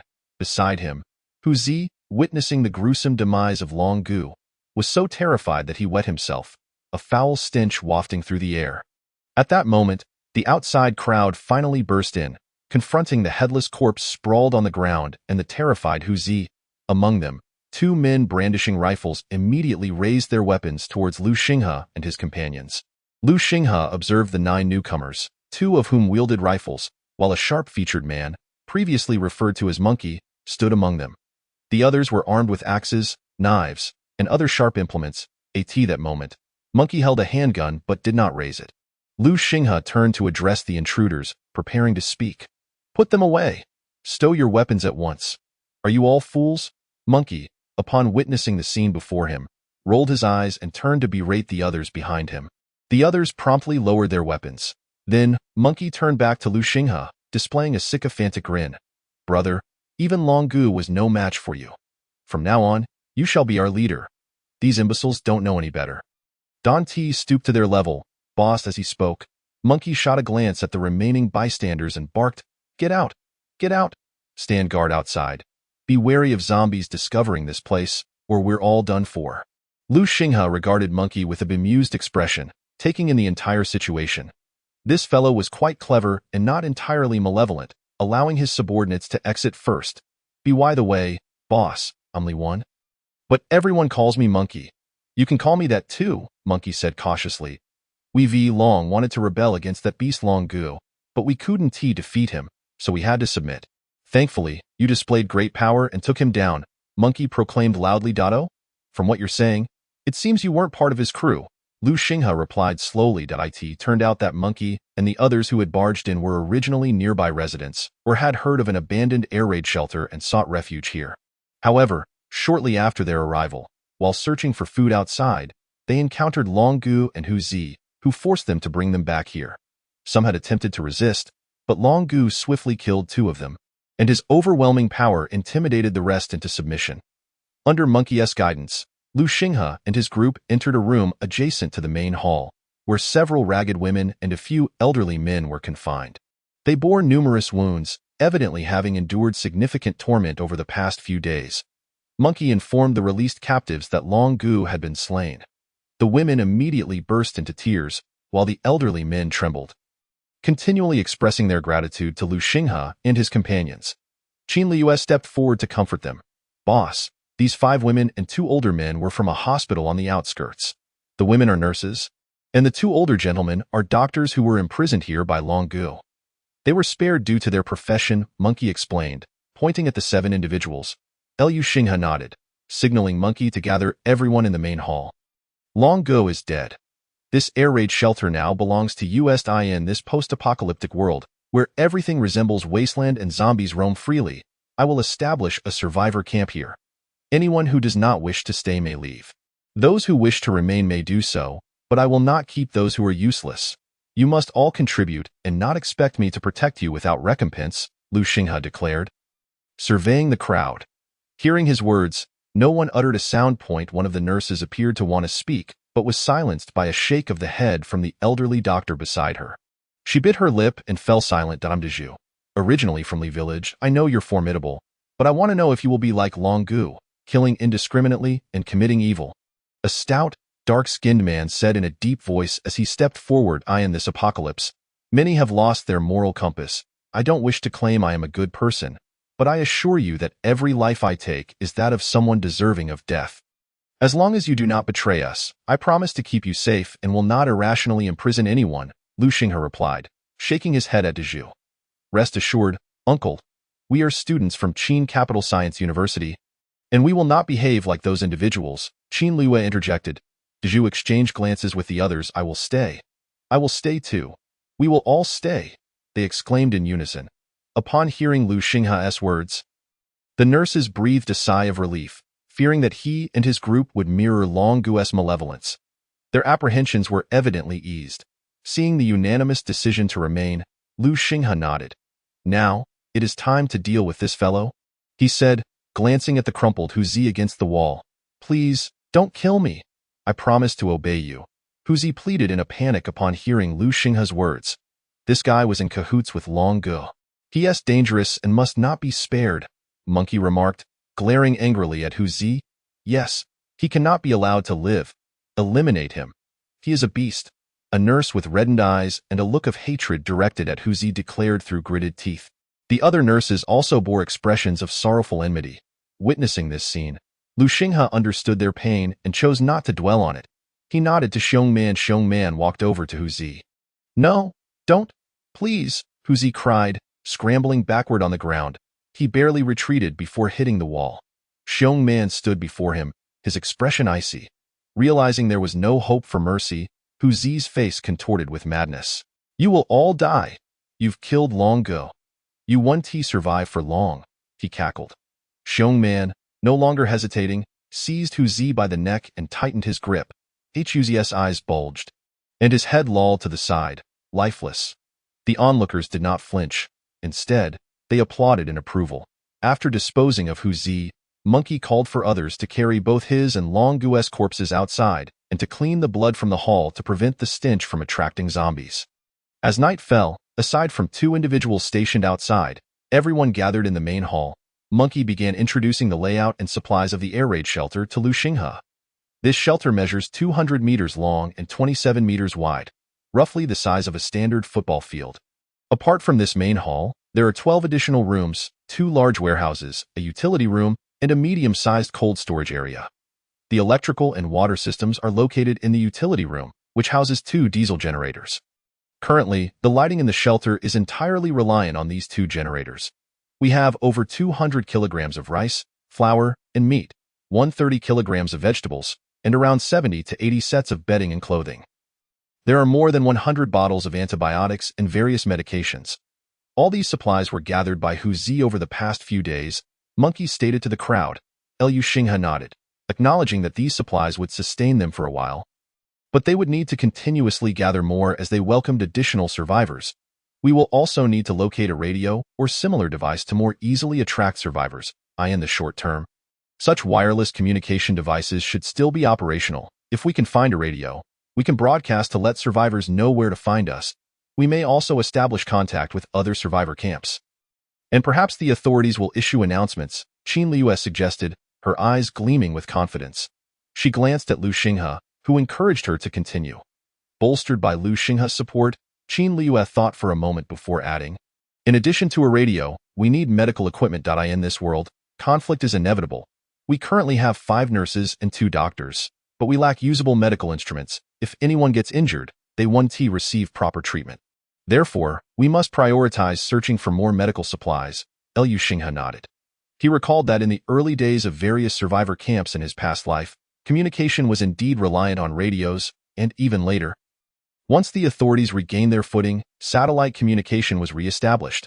Qin Liu's insights were certainly commendable. Indeed, Qin Liu raises valid points. We must focus on locating radios and medical equipment while searching for supplies. Tomorrow, we will organize teams to seek various resources and survivors. For now, as our camp has just been established, we will assign simple roles, and as more people join, we can create detailed divisions. Qin Liu will oversee logistics, managing supplies and personnel registration. The nurses and doctors need not venture out for supplies. They should categorize the camp's medical resources and designate a room as a medical facility for their use. I, Xiongman, Pengzi, and Houzi led the remaining individuals outside in search of supplies and survivors. As for the distribution of tasks, we shall defer that until we have gathered more people. After listening to Qin Liu's words and observing that no one objected, Lu Xinghe continued, All right, boss. Houzi nodded in agreement. Naturally, Xiongman had no objections. Pengzi, with his chubby face quivering, chuckled awkwardly and said, Can I stay at the camp? I can't protect it. Certainly, let me break your leg. You can remain at the camp to recuperate. Lu Xinghe replied, half smiling at Pongzi. "Hey, I was just joking, Pongzi said, his body shaking with laughter. During the discussion, Pongzi also revealed his special ability, which, surprisingly, was related to eating. He would consume a significant amount of food to store energy within him. And when his ability was activated, this energy would greatly enhance his body's resilience against blows. It could be said that until Pongzi's energy was depleted, ordinary attacks would be utterly ineffective against him. Although this ability seemed of little utility at first glance, Lu Xinghe recognized that Pongzi had stumbled upon a treasure. This was the devouring ability. While it currently only reinforced his defense, as Pongzi's powers grew stronger, he could potentially devour any energy-based attacks and objects. Chapter 9. Encounter with mutated beasts. The following morning, Lu Xinghe and his companions left Qin Ruyue and the medical team at the camp to organize supplies, leaving 2 individuals to guard the camp while they prepared to gather resources with Xiongman, Pongzi, and others. Our primary targets this time are the supermarket and the hospital to procure more food and medical equipment. Additionally, we must find a solution regarding the radio station. It seems we will need to return to Chengdu University of Science and Technology, which has a broadcasting station. Once we enter the city, Xiongman and Pongzi will gather supplies while I head to the school alone to figure out how to procure a radio station. Standing beside the vehicle, Lu Xinghe assigned tasks to everyone. Seeing the group agree, he waved his hand and declared, "Let us set off." 2 pickup trucks carried Lu Xinghe and his companions out of the air raid shelter towards the city center. This time, they left both rifles at the camp for the 2 survivors tasked with protecting the base, with only Houzi carrying a handgun. Lu Xinghe, Xiongman, and Pongzi were all ability users, while the 7 accompanying them wielded cold weapons. Thus, caution was paramount. If they were to encounter a horde of zombies, the others would likely meet their doom, save for Lu Xinghe and his 2 companions. The group parked their vehicles next to a supermarket located on the outskirts of the city, which was relatively small, perfect for everyone to hone their skills. As the rest had little experience dealing with zombies, Lu Xinghe was the first to disembark, immediately spotting several zombies staggering towards them. Attracted by the sound of the vehicle, drawing his knife, he swiftly approached, dispatching the zombies with precision. After several encounters, Lu Xinghe distinctly felt his enhanced physique, bolstered by dragon blood, growing increasingly formidable, while the energy expended during combat gradually accumulated, resulting in an increase in his overall abilities. With the completion of his previous task involving the Devourer's crystal core, Lu Xinghe's powers had reached level 2. After eliminating a few zombies and collecting the crystal cores, Lu Xinghe gestured for the others to follow him. Upon reaching the supermarket, they discovered the entrance had been violently breached, with various items blocking the door. Logically, the disaster had erupted during the dead of night, so the supermarket should have been closed. This suggested that either someone or a horde of zombies had visited the supermarket post-disaster. Lu Xinghe pointed to the entrance, and the group nodded in understanding. Xiongman led a few individuals to clear the obstruction at the entrance, and together, they ventured into the supermarket. Scattered across the floor were numerous items. Amon, take 2 people to the left, Pongzi and Houzi. You all head right, be cautious. There may be zombies inside, Lu Xinghe instructed as he made his way further in. The group split into 3 teams to search the supermarket, with Lu Xinghe cautiously proceeding with his knife at the ready. After a while, they completed their search of the first floor and gathered at the elevator leading to the basement, finding no signs of life or zombies. Boss, we've searched everything and found no one. Houzi reported to Lu Xinghe. I found nothing here either, Xiongman added with a nod. Let us head down to the basement. Lu Xinghe waved his hand, leading the group downward. The elevator had ceased functioning due to a power outage, so they descended the stairs to the basement. The basement was designated for fresh produce and food. Due to the power outage, some perishable meats had begun to emit a faint odor after 2 days, and the lack of ventilation filled the air with a peculiar stench. Just as the group was about to commence their search, Lu Xinghe suddenly noticed a pair of eyes quietly observing them from behind the deli counter. He signaled to the others, who promptly concealed themselves behind the shelves, cautiously approaching the counter. As Lu Xinghe crept along the side of the counter, a figure suddenly sprang from behind, vaulting over the counter. He discovered a man crouched behind the counter, scrutinizing the outside world. Lu Xinghe swiftly swung his tang knife, and the man, caught off guard, raised his hands and shouted, "Don't move!" The blade halted just before the man's face. Perilously close, trembling, the man slowly stood up, his legs quaking, while the others emerged from their hiding places, surrounding him. Who are you? Are there any other people here? Lu Xinghe demanded, knife pointed at the man. I am the manager of this supermarket. The man stammered. Is it just you? Lu Xinghe pressed. There are others, in the back office, the man replied, glancing toward the operational area. Amon, go check, Lu Xinghe instructed Xiongman. Nodding, Xiongman crossed over the counter towards the office. Moments later, Xiongman emerged, followed by a dozen men and women, all of whom appeared anxious as they gazed at the group wielding weapons. What's your name? Lu Xinghe inquired, turning to the man. I'm Lu Quan. He replied honestly. It turned out that when the disaster struck, Lu Quan had been working overtime to inventory the supermarket stock until the early hours. When he finished and tried to return home, he found the streets overrun with zombies and fleeing people, prompting him to retreat back into the supermarket for safety. The group behind him had gradually sought refuge in the supermarket after the disaster, having discovered that others were hiding there.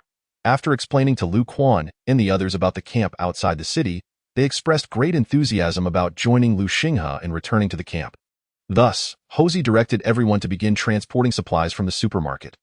Lu Quan, you must have a delivery vehicle here, right? We only have 2 trucks, and it may not be enough to transport everyone and the supplies back. Lu Xinghe remarked, yes, there's a cargo truck in the underground garage next to the supermarket that we can use. The keys are in the management office. I can fetch them, Lu Quan replied, eager to gain Lu Xinghe's favor. Lu Xinghe then called upon Xiongman to lead the others in transporting the goods back to the camp, while he prepared to venture alone to the school in search of the radio station. After bidding farewell to Xiongman and the group, Lu Xinghe made his way towards the school. The streets of the city were littered with wrecked vehicles, making it more convenient for him to proceed alone. So he chose to walk rather than drive. With his abilities now at level 2, Lu Xinghe's physical prowess had significantly improved, allowing him to move with remarkable speed.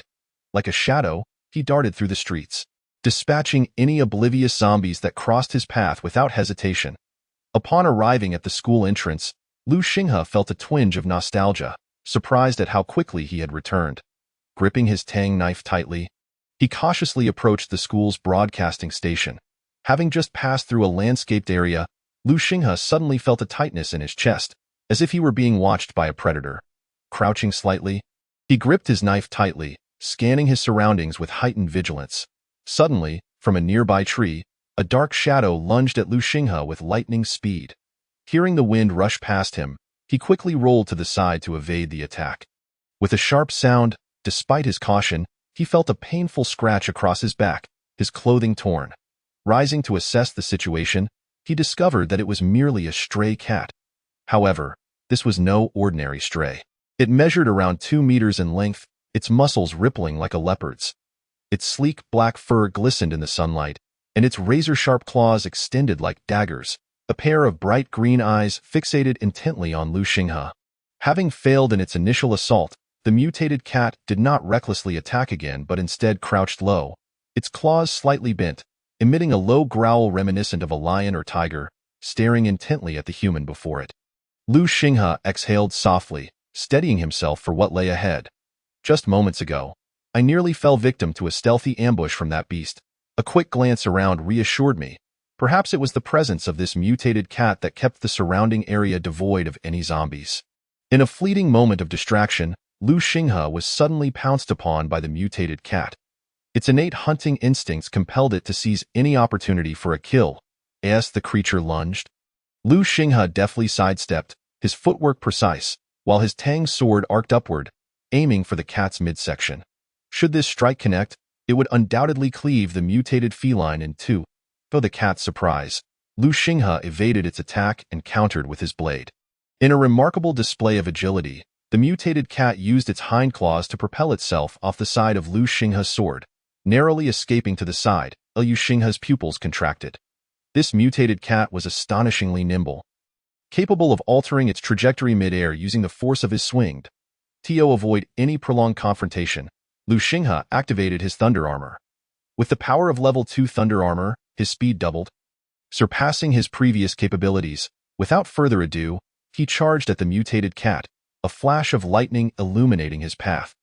The cat, perceiving the human's bold advance as a provocation, let out a fierce roar and launched itself at Lu Xinghe, leaping halfway before attempting to sink its teeth into his neck. Seeing the cat spring towards him, Lu Xinghe smiled upon witnessing such confidence from Lu Xinghe. The others were taken aback. That fellow is exceedingly perilous.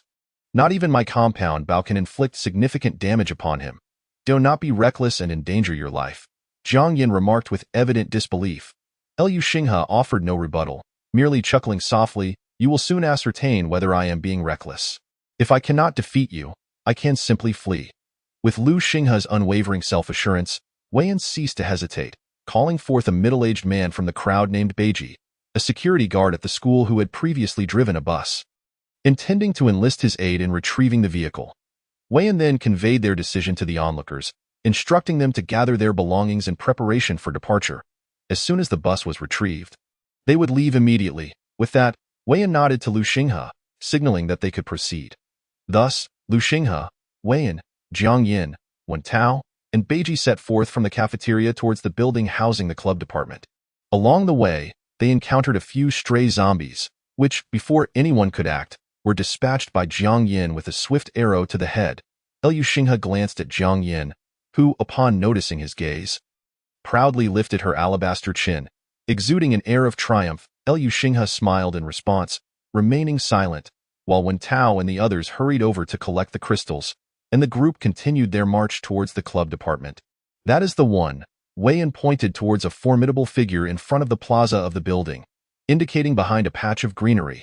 Lu Xinghe nodded in acknowledgement, turning to his companions. You should remain here. This creature claims dominion over this vicinity, and ordinary zombies generally avoid approaching. There should be little danger. I will handle it with that.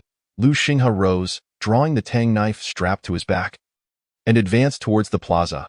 Observing Lu Xinghe's solitary approach, Wei Yan gritted his teeth and followed suit. Wei Yan!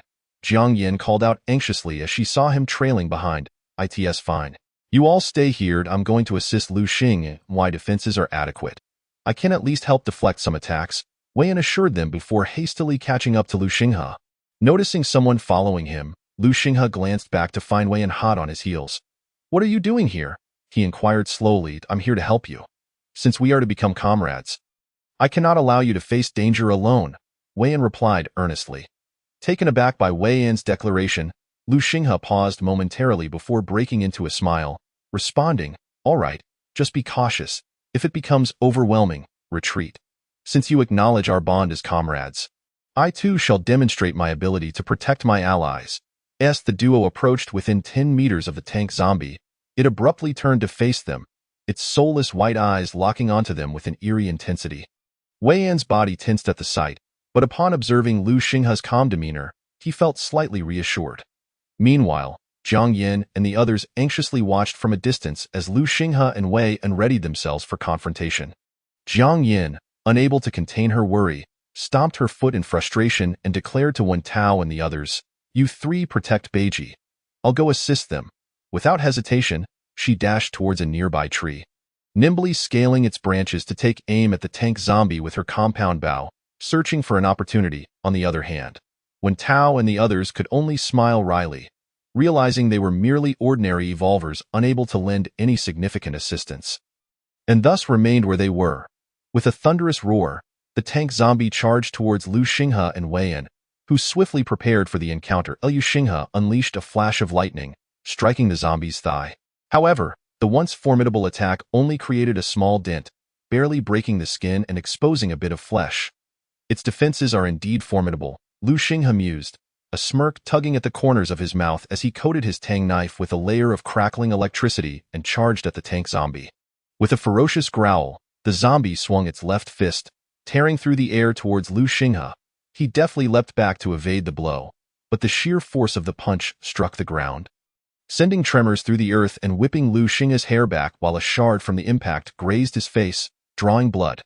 Having dodged the attack, Lu Xinghe retaliated with a slashing strike at the tank zombie's arm. The blade enveloped in deep blue lightning cutting through its forearm and drawing forth more blood. Enraged by the injury, the tank zombie let out a furious roar and lunged at Lu Xinghe with its right hand. Lu Xinghe swiftly dodged, countering with another lightning-infused strike that exploded against the palm of the zombie's hand, revealing its stark white bones beneath. Seizing the moment while the tank zombie was distracted, Wei Yan, now encased in rocky armor, charged forward and struck the zombie's knee with a powerful punch. Unfortunately, the tremendous force only succeeded in scraping the surface, akin to a mere tickle. The tank zombie withdrew the bone spike embedded in the ground and prepared to stomp down on Wei Yan, who, seeing the massive foot descending, turned pale and sprinted backward. Noticing that the tank zombie was now with a taut bowstring and an unwavering grip, she pulled the compound bow to its utmost limit. The string creaking under the strain, an arrow sliced through the air, aimed directly at the eye of the tank zombie. Thud! Blood splattered, the arrow piercing the zombie's eyeball and blinding its left eye. Reacting to the assault, the tank zombie instinctively raised its remaining left hand to shield its wounded eye. Seizing the opportunity, Lu Xinghe tightened her grip on the long knife, took 2 steps back for momentum, and propelled herself off the knee of the tank zombie. The blade, crackling with arcs of lightning, plunged into the vulnerable throat of the tank zombie, embedding itself deep within its skull. A thunderous explosion. A brilliant arc of lightning shot from the blade into the zombie's cranium. Lu Xinghe pushed off the tank zombie's chest, extracted her knife, and executed a backflip towards the ground. The zombie's head erupted violently, its body collapsing like a small mountain. Gasping for breath, Lu Xinghe landed heavily. After a brief respite, she sheathed her knife and casually picked up a palm-sized blue crystal core. She then made her way toward Wei and Jiang Yin, perched in a tree, observed Lu Xinghe's swift and decisive strikes with a glimmer of admiration in her eyes, her face breaking into an excited smile. They had truly vanquished this monstrous foe. Leaping gracefully from the tree, she rushed towards Wei. And are you all right? Lu Xinghe gently helped Wei Yan to his feet. In this moment, Wei Yan looked rather worse for wear. His rock armor shattered and his clothes in tatters, blood trickling from the corner of his mouth. I'm fine. Not dead yet, he replied hurriedly, wiping the blood from his lips. This juncture, Jiang Yin also approached the two. With an annoyed expression, she chastised Wei Yan, you reckless fool. Charging in like that is a death sentence. Though scolding him, concern flickered in her eyes. Hey, I just wanted to help Brother Lu, Wei Yan retorted. Realizing that he was no match for Jiang Yin's long-range support at this moment, he looked at Lu Xinghe, who had practically single-handedly defeated the terrifying tank zombie, and felt a newfound respect. Promptly addressing him as Brother Lu, thanks to your assistance, otherwise I'd have been in quite the predicament. Lu Xinghe smiled in response. Indeed, my last arrow was rather impressive, wasn't it? Jiang Yin said. Her lips curling with pride, her gaze fixed intently on Lu Xinghe and Wei Yan, a hint of playful threat in her demeanor. Recognizing this, Lu Xinghe and Wei Yan exchanged glances and nodded in agreement. It was clear to them that arguing with a woman was futile. While she might exude a touch of arrogance, her archery skills and ability to seize opportunities were undeniably commendable, making her a reliable ally in their eyes. With satisfaction at their exchange, Jiang Yin smiled and assisted Lu Xinghe in supporting Wei Yan. She then called to the few individuals hiding behind the greenery to hurry over and lend a hand. Upon seeing the tank zombie's demise, the group erupted with excitement, rushing out from the foliage. Dong Zhou and Ba Jie made a beeline for the bus, while Wen Tao and Ai Yang helped Wei Yan. And together they headed toward the vehicle. Just then, as the sounds of battle faded and the tank zombie lay defeated, ordinary zombies began to appear in the vicinity, slowly converging toward them. This is bad. We need to move quickly. The noise we made has drawn in the zombies, and without the tank zombie's presence to deter them, they're coming, Lu Xinghe warned as she observed the increasing number of zombies around them. Ba Jie had already started the bus, and the group rushed towards Ai Yang and Wen Tao, dissatisfied with Wei Yan's sluggish pace, swiftly lifted him and sprinted toward the bus. Two evolved individuals carrying one person posed no challenge to their speed. Once aboard the bus, Ba Jie quickly shut the doors, revving the engine and turning the bus to charge through the oncoming horde, crushing zombies beneath its wheels as it headed toward the cafeteria. Inside the cafeteria, the others anxiously awaited their return, and upon spotting the bus splattered with black blood and debris approaching from the right, they hurried down from the second floor, having prepared their belongings beforehand at Wei Yan's insistence. The group acted swiftly, flinging open the cafeteria doors as the bus came to a halt at the entrance, and they rushed toward it. Standing at the bus door, Lu Xinghe watched as the zombies drew closer. Hurry, they're almost upon us, she urged. Jiang Yin, standing beside her with her compound bow at the ready, anxiously eyed the approaching undead. I only have 10 arrows left, she said, checking the quiver at her hip before turning to Lu Xinghe. I'll hold them off for a moment. You provide support, don't conserve arrows. We can find more later. Liu Xinghe glanced at the horde of zombies, numbering around 50, less than 10 meters away from their group. Jiang Yin nodded, wasting no time as she knocked an arrow and began firing at the zombies at the front of the pack. Liu Xinghe drew her knife and charged into the fray. Like a tiger plunging into a den of wolves, each strike claimed a zombie's head or severed limb, and with Jiang Yin's precise long-range shots, not a single zombie managed to touch Liu Xinghe. Occasionally, a zombie would evade Jiang Yin's shots, only to be swiftly dispatched by Liu Xinghe's lightning-infused blade. Liu Xinghe, let us go, Jiang Yin shouted as over 20 zombies lay defeated around them. Her arrows now depleted. Fortunately, everyone from the cafeteria had managed to board the bus, prompting Jiang Yin to call out to Liu Xinghe. Liu Xinghe turned to see that everyone was on board and quickly swung her knife twice before sprinting toward the bus. Having just battled the tank zombie and now vanquished so many others, her energy reserves were nearly exhausted, and she chose not to linger any longer. Regrettably, she would not be able to collect any more zombie cores. As Liu Xinghe and Jiang Yin boarded the bus, Bajie promptly shut the doors and slammed the gas pedal to the floor, the bus roaring to life and speeding away. With no concern for colliding with people, Bajie recklessly barreled toward the school gates. Chapter 11. Blood Wolf Camp. Quick, quick, quick, move with purpose. A rotund man shouted at the entrance of a supermarket. At his command, a throng of individuals hurriedly emerged from the store, loading an abundance of goods, various food items and alcoholic beverages, into the bed of a pickup truck. It was Xiong Man and his crew, scavenging for supplies. The hefty man was stationed at the entrance, overseeing the operation and directing the others in their efforts to transport the gathered resources to the vehicles. Xiong Man, this is the last load. Should we leave since the boss hasn't returned yet? The rotund man inquired. It's too dangerous here in the time it took. I've already dealt with over a dozen zombies. Thankfully, no hordes have appeared, Xiong Man replied, glancing anxiously toward the school. He then turned back to his companion. Let us transport these supplies back first, then we can return to assist the boss. He is bound to take this route when he comes back. After discussing the plan, they instructed the others to expedite the loading process. Once the underground parking lot was filled to capacity, they readied to depart. Let us go, the rotund man called out. The group hastily boarded the vehicles, those unable to find space clambering onto the truck bed. Suddenly, the last one to board, the rotund man, caught sight of a tourist bus barreling down the road toward them, its path cleared by the vehicles it smashed aside. Xiong Man poked his head out of the vehicle to take a look. It is Brother Liu, he exclaimed upon recognizing Liu Xinghe standing behind the bus's windshield. Indeed, it's the boss. Oh no. The commotion has attracted all the zombies in the vicinity. Move, move, move, the rotund man yelled. Spotting the zombies rushing out from nearby buildings, the group quickly started their vehicles. The two pickup trucks and a cargo truck accelerated toward the city's outskirts. A.S. Dezhu parked the vehicle. The rotund man jumped out, shouting to the two guards at the entrance of the bomb shelter, Quick, call everyone out to unload the cargo. One of them dashed inside the shelter, while the other joined the group to help with the unloading.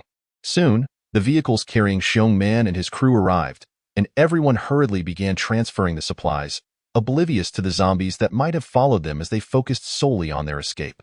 The bus trailed closely behind them, but over 100 zombies had begun to follow, blocking the entrance by positioning themselves in front of the bus. Liu Xinghe turned to Bajie and said, We need to block this entrance. Bajie nodded, swiftly maneuvering the vehicle to barricade the only access point. Liu Xinghe disembarked first, followed closely by the rest of the group. All females and those who fought zombies should help with unloading. The rest, come here to guard, Liu Xinghe commanded. Do you underestimate women? Jiang Yin retorted, rolling her eyes as she snatched a baseball bat from a nearby boy, positioning herself to join the fight against the zombies. Liu Xinghe chuckled and turned away and, You're injured. You should rest inside for now. And no need. I'm recovering. If I could handle the tank, these ordinary ones are no problem, Wei Yan replied, shaking his head and standing firm. At this moment, aside from the medical team and a few girls, the remaining individuals armed themselves, ready to face the oncoming zombies. Observing that despite their fear, they were at least courageous enough to confront the undead. Liu Xinghe felt a surge of pride. Dezhu drove the pickup truck closer. Dezhu nodded, and upon witnessing this, the crowd promptly began to unload all the supplies onto the ground. Observing the goods being placed down, Dezhu drove his pickup truck to block the way, He positioned the vehicle at the intersection, forming an L shape with the bus, effectively sealing off the entrance.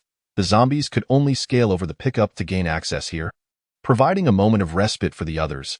A few astute students armed themselves with sharpened wooden sticks and steel rods, diving into the bus to open the windows, preparing to engage in a game of whack-a-mole with the undead.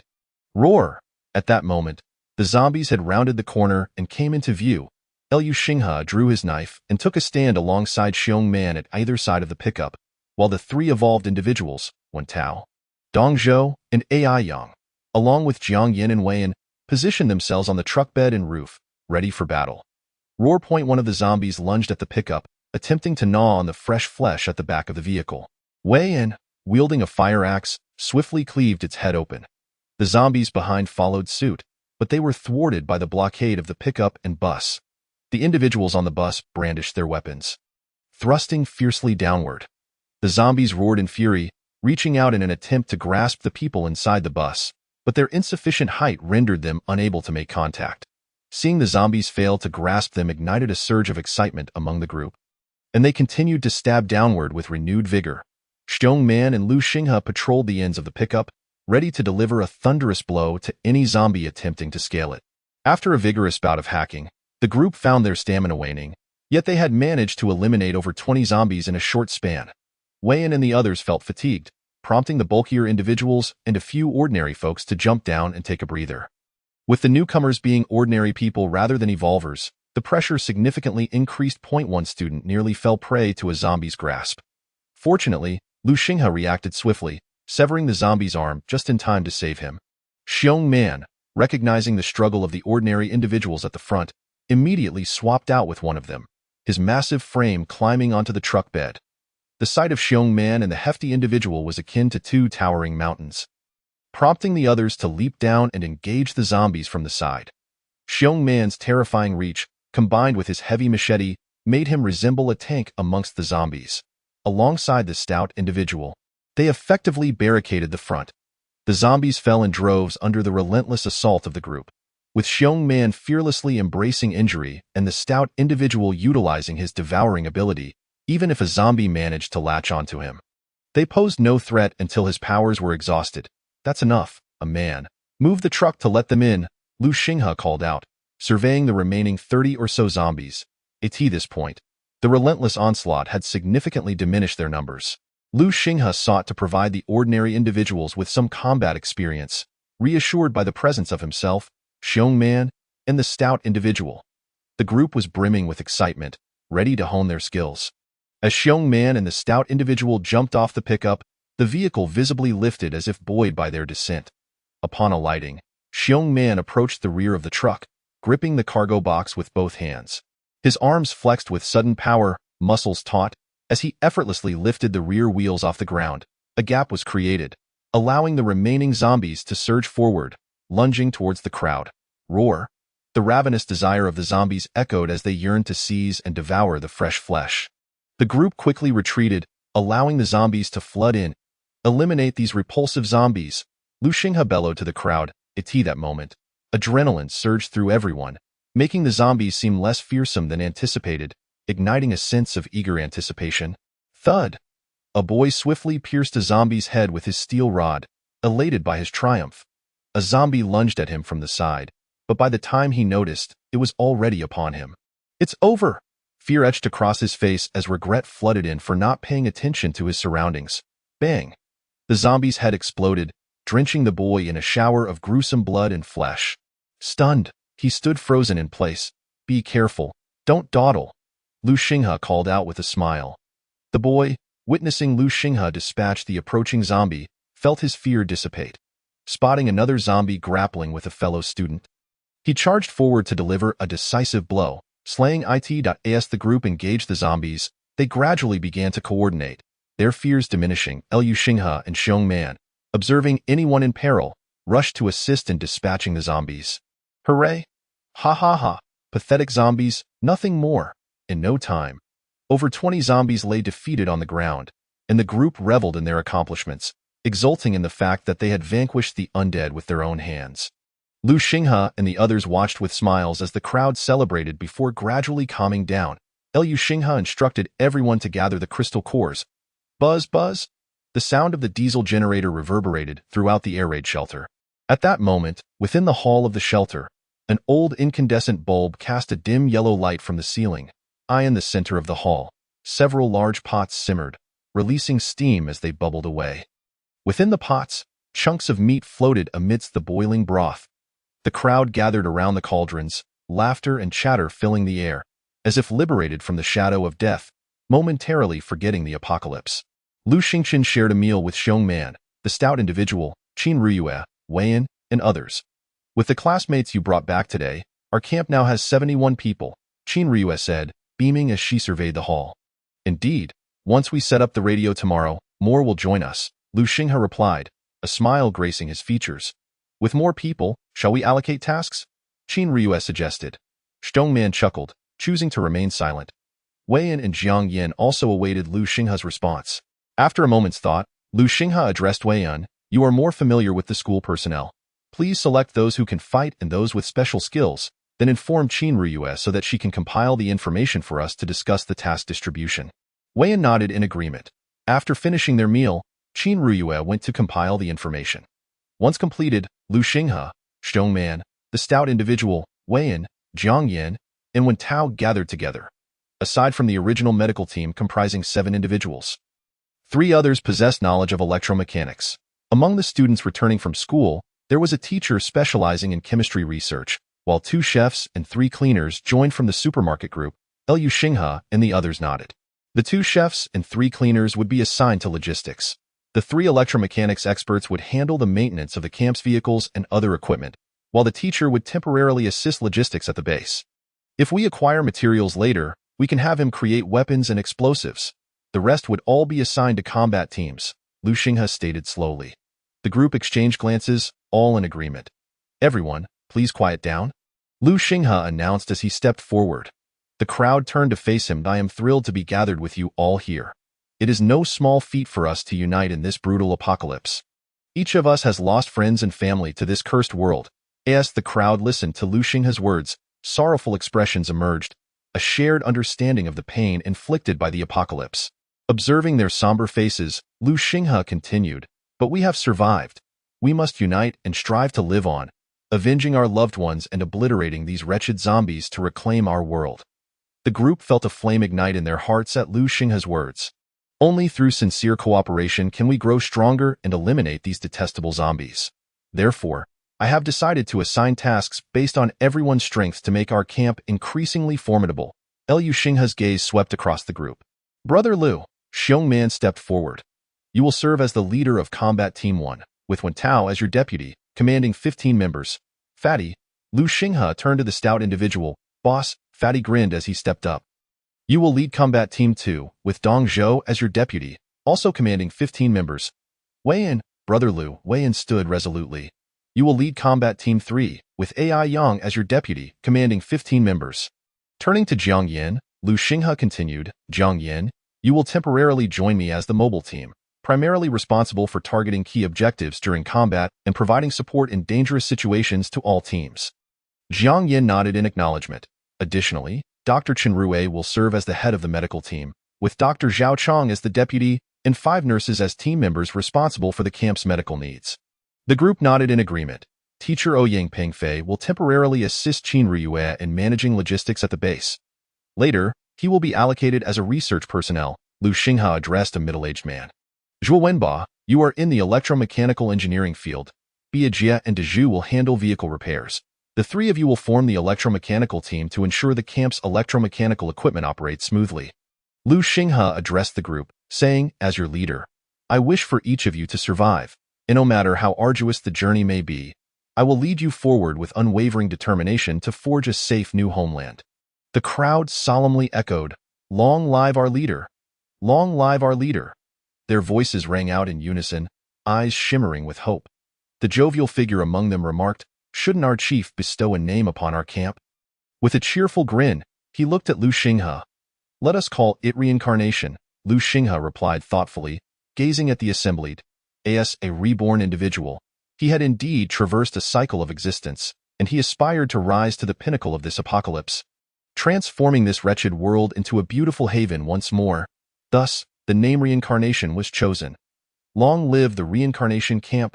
At this moment, laughter erupted among the crowd, including Lu Xinghe. The atmosphere reached a crescendo as they shouted in unison. The following day, as the group deliberated their next collection target, Ji Wenji rushed in, breathless, exclaiming, "Leader, the radio connection is established.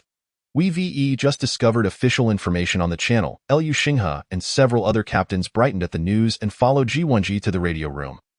"Dear citizens, our nation has established survivor bases in Kyoto, Magic City, Sheep City, and Rong City. We urge nearby residents to swiftly make their way to the nearest survivor base. Furthermore, we implore those in other survivor camps not to lose hope. We will exert every effort to assist you." The room filled with excitement as the broadcast played on repeat. It seemed the authorities were recovering and beginning to rally the populace. "Wenji, has our broadcast been sent out?" Lu Xinghe inquired. "Yes, it has been sent, leader. Regrettably, our radio's power is limited, but it should reach all within the Qin capital." Ji Wenji confirmed with ANOD.AT that moment. In a tall building within the Qin capital, a man with a bare torso lounged on a broad sofa, his skin marred by numerous scars.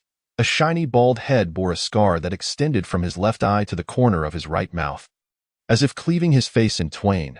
Beneath him knelt a woman clad only in a flimsy dress, dutifully attending to him. Her alabaster arms, flowing hair, and graceful figure indicated her beauty. "Are you saying the broadcast mentioned the air raid shelter outside the city?" the man inquired, holding a glass of red wine, its hue reminiscent of fresh blood. "Indeed. The broadcast is on a loop. I cannot be mistaken," replied a man with dyed yellow hair standing beside him. The man's expression twisted into a grimace as he pressed down hard on the woman's head. She trembled beneath him, silent in her fear of inciting his wrath. "Has A Long returned?" the man asked the yellow-haired individual. "Report, leader. After securing the air raid shelter, there has been no word from Brother Long," came the cautious reply. "Shadow, go investigate the situation," the man commanded, his tone frigid. A figure nodded behind him and gradually vanished from sight. Chapter 12. Retribution. Wenji, keep a close watch on the radio communications and document everything. For now, refrain from contacting the other party, Lu Xinghe instructed Ji Wenji before departing with Xiongman and the others. Today, the three teams will operate separately. Team 1 will focus on gathering food and survival supplies. Team 2's mission is to procure firearms from various police stations and precincts across Qin City. Team 3 will seek out survivors while also collecting fireworks and other explosive materials, Lu Xinghe explained to the captains as they walked. "Jiang Yan, accompany Team 3. Your remote observation skills may be needed during the search for survivors." "Understood," the group replied in unison. Liu Xinghe chose to remain behind at the base rather than join the others. As the three combat teams set out, he retreated to his quarters, retrieving the crystal core from the tank he had previously acquired. The blue crystal emitted a faint, ethereal glow, and as Lu Xinghe held it, he felt the surge of energy within. Exhaling softly, he began to absorb the energy from the crystal. Such cores were typically ingested by ordinary individuals to transform into evolvers, as they lacked inherent evolutionary energy. However, once one became an evolver, they could simply draw upon their internal energy to absorb the core's essence. As the crystal's energy flowed into him, Lu Xinghe's own energy steadily grew stronger. The energy from the core divided within him, one portion integrating with his abilities, while the other was absorbed by his blood. Gradually, the blood within him began to exhibit a faint golden hue, though it was still too scarce to be noticeable. Observing this transformation, Lu Xinghe's expression brightened. The azure dragon blood was indeed a treasure, gradually reshaping his body.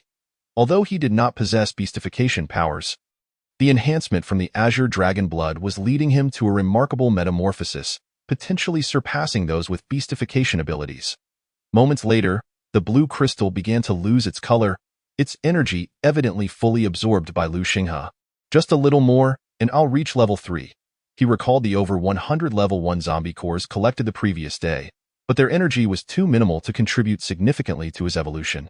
For an evolver to advance rapidly, continuous combat and the absorption of higher-level cores were essential. Knock, knock, knock. A loud rapping echoed at the door. "Leader, this is bad." "What is it?" Lu Xinghe inquired as he opened the door.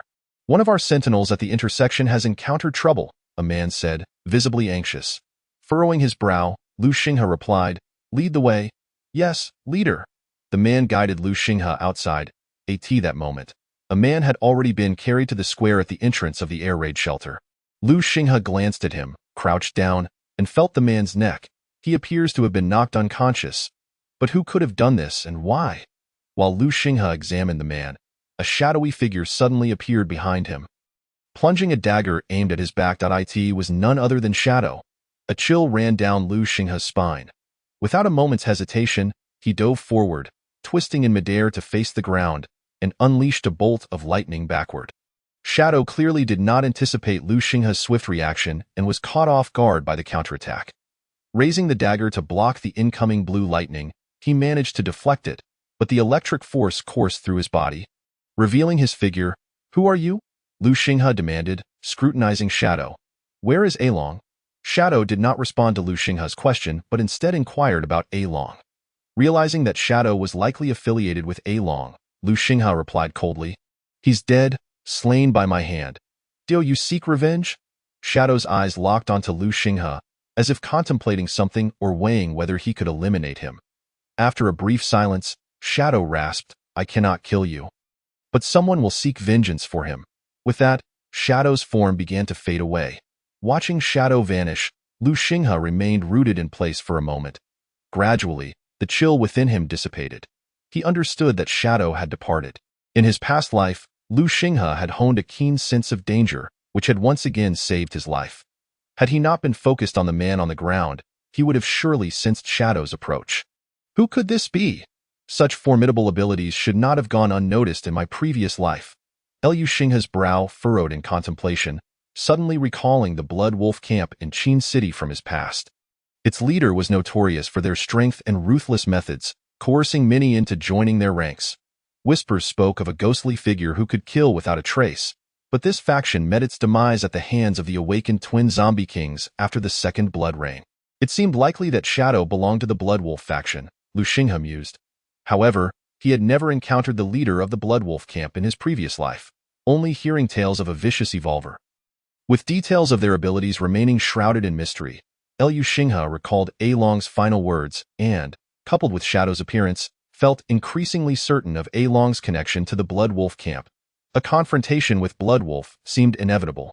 Suddenly, Lu Xinghe's aura surged dramatically. "Since you've brought this upon me, whether you are a Blood Wolf or a Land Wolf, I shall sever your claws without hesitation." Yet, with the second blood rain looming just a month away, he needed to find a way to eradicate the Blood Wolf before it struck die in this life. "I refuse to merely survive in the desolate outskirts, be it Blood Wolf or the twin zombie kings. If fate has brought us together, then I shall hasten your departure from this world. I in this life. Qin City shall solely belong to me. Lu Xinghe." Gentle words drifted in the breeze as Lu Xinghe turned and made his way towards the air raid shelter. "Have you ascertained the details?" At this moment, within the towering structure of the Blood Wolf camp in Qindu, the Shadow had returned to the camp, standing behind Kai Hu. "Alung is dead, slain by an extraordinary individual." The Shadow's hoarse voice slowly emerged. Crack! Kai Hu crushed the glass in his hand, his face contorted in rage, his eyes aflame. "How many of them are there?" The man turned to look at the Shadow.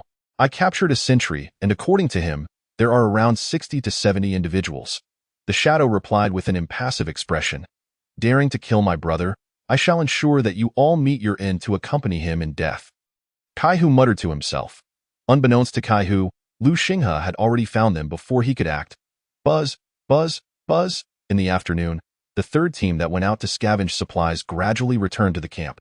Notably, the third team surprisingly brought back more than 30 survivors. "Boss, we found some excellent items." The second team just returned, and the fat man rushed out. Subsequently, he produced a single soldier communication headset from his hand. "We discovered this in the police station's equipment warehouse. What do you think?" The fat man beamed with delight. Upon seeing this item, Lu Xinghe's eyes lit up. Indeed, it was a valuable find. With this device, each combat team could at least achieve close-range communication. In addition, we also unearthed over 40 Type 95 assault rifles, more than 50 handguns, and several boxes of ammunition. Over 100 sets of combat uniforms. The fat man's plump face trembled with pride. "These items are indeed valuable, but will you know how to use them?" Lu Xinghe, observing the fat man's overwhelming excitement, couldn't help but deliver a sarcastic blow. Upon hearing this, the fat man's expression instantly fell. Lian Huagua, gun control is stringent. Ordinary individuals have no opportunity to come into contact with such violent weapons. Thus, aside from police and military personnel, most people do not know how to handle firearms. Then what use is it for us to bring these back? These weapons can be stored for now. If any soldiers or police officers are among the survivors, they will naturally come in handy. Lu Xinghe chuckled, not mentioning that if they encountered a horde of zombies, whether or not one could hit the target was of little consequence. As long as they could fire a gun, it would suffice to shoot at the zombies. Anyone with eyesight could hit them. Boss. At that moment, Wei Yan and Jiang Yan also approached. What are you two discussing? Jiang Yan inquired, noticing the two engrossed in conversation. I brought back so many weapons, only to discover that none of us can use them. The fat man expressed his frustration to the two. Wei Yan and Jiang Yan exchanged glances. Isn't it fortuitous? Among the survivors we rescued today, there are 2 retired soldiers. Wei Yan patted the fat man on the back. In a way. Really? That's fantastic. I'll have to make sure they teach me well. Men have an innate passion for firearms and automobiles. Even the formerly reclusive fat man is no exception. All right, let us head back for now. I have a few matters to discuss with you later. Lu Xinghe informed the group, and they all proceeded towards the air raid shelter. Creak. As they were walking towards the shelter, 2 pickup trucks suddenly skidded to a stop in the square. Xiong Man stepped down from the vehicle. Quickly, carry them inside. We need to get Dr. Chen Rui to take a look. Xiong Man directed those behind him. A team member quickly rushed forward, carrying 2 individuals towards the air raid shelter. Lu Xinghe and his companions noticed the commotion and turned to approach. This moment. Xiong Man's bare torso bore several unhealed wounds, and there were numerous bloodstains on him. What happened, man? Lu Xinghe frowned at Xiong Man. While we were scavenging for food in the city, we encountered another group, and a fight broke out. Xiong Man spoke slowly. Initially, we thought they were also scavenging for supplies and only intended to let them pass, but after inquiring about our camp, they launched a surprise attack on us, resulting in the death of 2 of our brothers. The monkey jumped out, his face full of anger. Thankfully, Captain Xiong Man was there. The other side had 3 evolved individuals and outnumbered us. If it weren't for Captain Xiong Man single-handedly taking down 2 evolved foes, we might have perished there. Unfortunately, 1 evolved individual managed to escape, and I couldn't stop him due to our similar strength.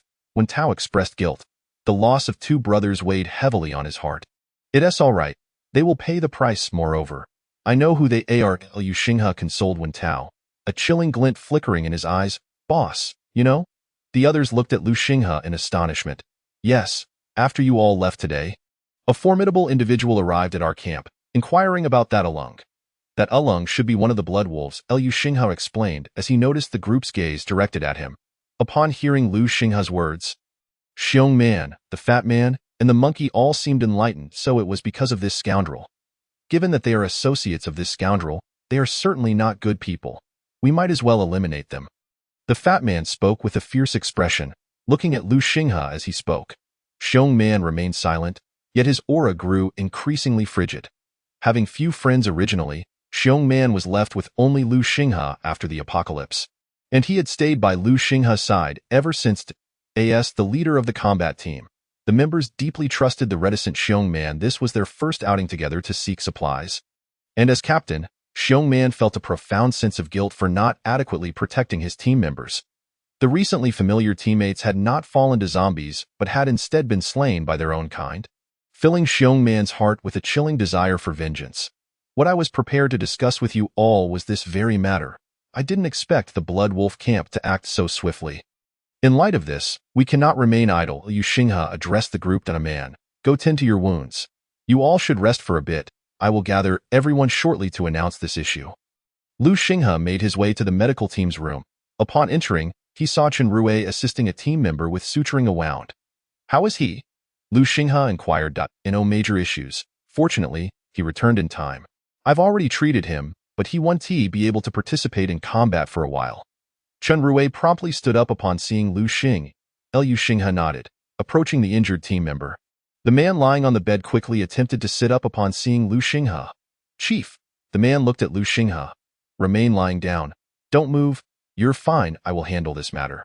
You just rest well. Liu Xinghe pressed the man's shoulder down as he attempted to rise. Yes, Chief. The man felt a surge of excitement upon hearing Liu Xinghe's words. You all take good care of him. I'll step out for a moment. Liu Xinghe instructed Chen Rui and patted the man's shoulder before exiting the room. In the hall, the logistics team had finished preparing meals, and the members of the combat team were eating. Liu Xinghe slowly walked to the center of the hall. Fellow comrades, today, an unfortunate incident occurred while the first team was out scavenging for supplies. As Liu Xinghe began to speak, everyone halted their actions and turned their attention towards him. Individuals from another survivor camp attacked our team. Liu Xinghe continued, observing the group's focused gazes, and I will explain the reasons shortly. For now, I wish to convey that my comrades may perish while fighting for survival in our homeland or while protecting loved ones. However, they should not fall victim to such scum. What do you all propose we do? Liu Xinghe scanned the crowd. Eliminate them. Annihilate them. The crowd erupted in anger. Subsequently, Liu Xinghe elaborated on the reasons, igniting even greater fury among them. No one wished to become the plaything or slave of others, to be killed and humiliated like mere weeds. They had painstakingly formed a collective, surrounded by so many friendly companions, their hearts filled with hope for the future. Yet now, someone sought to destroy it all, and that was absolutely intolerable. Chapter 13. The Great Battle Against the Dog Pack. All team leaders, follow me. The rest of you may disperse. Liu Xinghe's gaze swept over Xiong Man and the others before he walked towards his room. Xiong Man and the others followed Liu Xinghe to the room, and Jiang Yin was also summoned. Currently present, Liu Xinghe signaled for her to close the door. All right, you all should be close to level 2. Take these crystal nuclei and distribute them among yourselves. Liu Xinghe produced over 100 crystal nuclei he had acquired earlier and shared them with those present. Xiong Man and the others were all at level 1. And with these crystal nuclei, they would undoubtedly reach level 2. What about you, boss? The fat man asked, noticing that Liu Xinghe had given all the crystal nuclei to them without retaining any for himself. I am already at level 2. Using these crystal nuclei would be somewhat wasteful. Liu Xinghe offered no further explanation. Use these crystal nuclei tonight and reach level 2 as soon as possible. Yes, understood, boss. Xiong Man and the others nodded in agreement, hurriedly taking the crystal nuclei and rushing back to their rooms. Once they departed, Liu Xinghe picked up the tang knife resting on the table, slinging it over his back as he stepped outside. I also need to find a way to quickly reach level 3 to ensure my confidence. Liu Xinghe mused silently. Exiting the air raid shelter, Liu Xinghe headed towards the city, preparing to scout the Blood Wolf camp tonight. While pondering the possibility of dispatching additional zombies to attain level 3, Liu Xinghe recalled the location of the Blood Wolf camp. His nimble figure darted through the city like a leaping cheetah. The ordinary zombies, upon encountering Liu Xinghe, posed no threat. They could only watch as he receded further into the distance, ultimately vanishing from sight. This is it. Liu Xinghe slipped into a nearby store, peering through the window at the towering building across the street. Flickering flames were faintly visible from several rooms, indicating the presence of occupants within. The perimeter of the building was barricaded with numerous vehicles and various obstacles, forming a makeshift wall that enclosed the front, leaving only a 3-meter-wide entrance, currently obstructed by a truck parked inside. Unable to discern the guard situation at the opposing building from within the shop, Liu Xinghe stealthily maneuvered behind a car, peering through a gap to observe the entrance point. 2 young men wielding machetes were stationed at the door. Likely on night watch. An idea sparked in Liu Xinghe's mind, and he resolved to surprise the inhabitants of the Blood Wolf camp. Quietly retreating, he departed from the Blood Wolf camp, intent on luring a horde of zombies to deliver a grand gift to the camp. After racing several hundred meters, he halted, deeming the distance sufficient. Any commotion he created would likely go unnoticed by the Blood Wolf camp. Just as Liu Xinghe prepared to make some noise to attract the zombies, he suddenly sensed something amiss. Throughout his journey, he had encountered scattered wandering zombies, yet here, not a single one was in sight. This was highly inexplicable. Drawing the long blade strapped to his back, Liu Xinghe cautiously surveyed his surroundings. At that moment, an Alaskan Malamute emerged from a nearby intersection. If it could still be considered a dog, it measured around 3 meters in length, its body cloaked in thick fur, particularly around its neck. Resembling a lion's mane. It fixed a fierce gaze upon Liu Xinghe. As the Alaskan stepped forward, 5 or 6 similarly large dogs, each approximately 2 meters long, began to converge around Liu Xinghe. Grr. the Alaskan emitted a low growl. And as it did, the encircling dogs bared their sharp teeth, snarling menacingly at Lu Xinghe. 7 formidable dogs gradually advanced towards him. Clenching his weapon tightly, Lu Xinghe focused intently on the Alaskan, while his peripheral vision scanned the approaching mutated canines. Woof! At that moment, a mutated dog on Lu Xinghe's right could no longer restrain itself and leaped towards him. This sudden action rippled through the atmosphere like a stone cast into a tranquil lake. The other mutated dogs followed suit, lunging at Lu Xinghe, while the Alaskan remained stationary, perhaps believing its subordinates were sufficient to handle this human. The instant the right-side mutated dog sprang into action, Lu Xinghe retaliated. Thunder armor enveloped him instantaneously, and the long blade in his hand crackled with electricity. The Alaskan, which had not yet moved, radiated an overwhelming sense of danger, causing Lu Xinghe's hairs to stand on end. Thus, he resolved to eliminate a few of its underlings first to increase his odds of survival. He charged towards the mutated dog on his right, and in an instant, the two collided. The mutated dog, dripping with rancid saliva, lunged for Lu Xinghe's throat, but he swung his long blade directly towards its gaping maw. The mutated dog, unaware of the lethal power coursing through the blade, bit down hard. Only to be met with a surge of electricity that coursed through its body, it convulsed violently and released its grip on the weapon. Seizing the opportunity, Lu Xinghe withdrew the blade with a swift motion, and a massive dog head soared through the AIR.AT. That moment, Lu Xinghe turned to face the remaining mutated dogs, which had halted their advance, growling ominously at him. Meanwhile, the Alaskan, having observed the commotion, gradually approached, allowing the other mutated dogs to part ways. Lu Xinghe fixed his gaze on the approaching threat. Suddenly, the Alaskan transformed into a blur, charging towards him. Its massive frame did not hinder its speed or agility. Instead, it propelled itself forward with increased ferocity. As the mutated dogs followed suit, Lu Xinghe found himself confronted by the Alaskan, which raised its paw to strike at his chest, with claws extending 10 centimeters. A direct hit would surely spell disaster. Quickly realizing the Alaskan was likely level 3, Lu Xinghe was momentarily taken aback.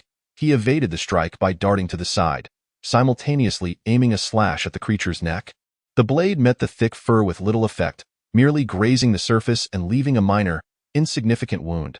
Before Lu Xinghe could process this, another mutated dog lunged at him, jaws wide open. He retaliated with a punch to the dog's head while simultaneously delivering a kick to another mutated dog approaching from behind. The Alaskan turned to join the fray, prompting Lu Xinghe to retreat several steps while unleashing a thunderstrike at the Alaskan in an instant. Lu Xinghe evaded the attacks of 3 mutated dogs. But more continued to surge forward. A fierce determination flickered in his eyes as he braced himself against an incoming dog. The creature clamped its jaws onto Lu Xinghe's outstretched left hand. Ugh! Lu Xinghe let out a muffled grunt. Die! He shouted, driving his long knife into the chest of the dog. Thunder erupted. The mutated dog exploded, showering Lu Xinghe with blood. He yanked the head of the dog that had latched onto his left arm, discarding it on the ground. The blast temporarily deterred the remaining mutated dogs, but the 5 that remained continued to encircle Lu Xinghe.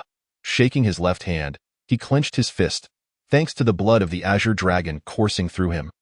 The injury sustained from the bite was already healing. Woof! Without granting Lu Xinghe a moment's respite, the mutated dogs charged once more. Lu Xinghe smashed through a window of the nearby building, and several mutated dogs followed him inside. Just as the first dog entered, a thunder-imbued long blade pierced through its fur and into its heart. Having slain another mutated dog, Lu Xinghe swiftly took refuge behind a pillar. The 4 remaining mutated dogs gradually surrounded him. The Alaskan charged forward, engaging Lu Xinghe in combat. The other dogs relentlessly attacked Lu Xinghe's limbs. After several rounds, his clothing was tattered, yet 2 more mutated dogs lay dead.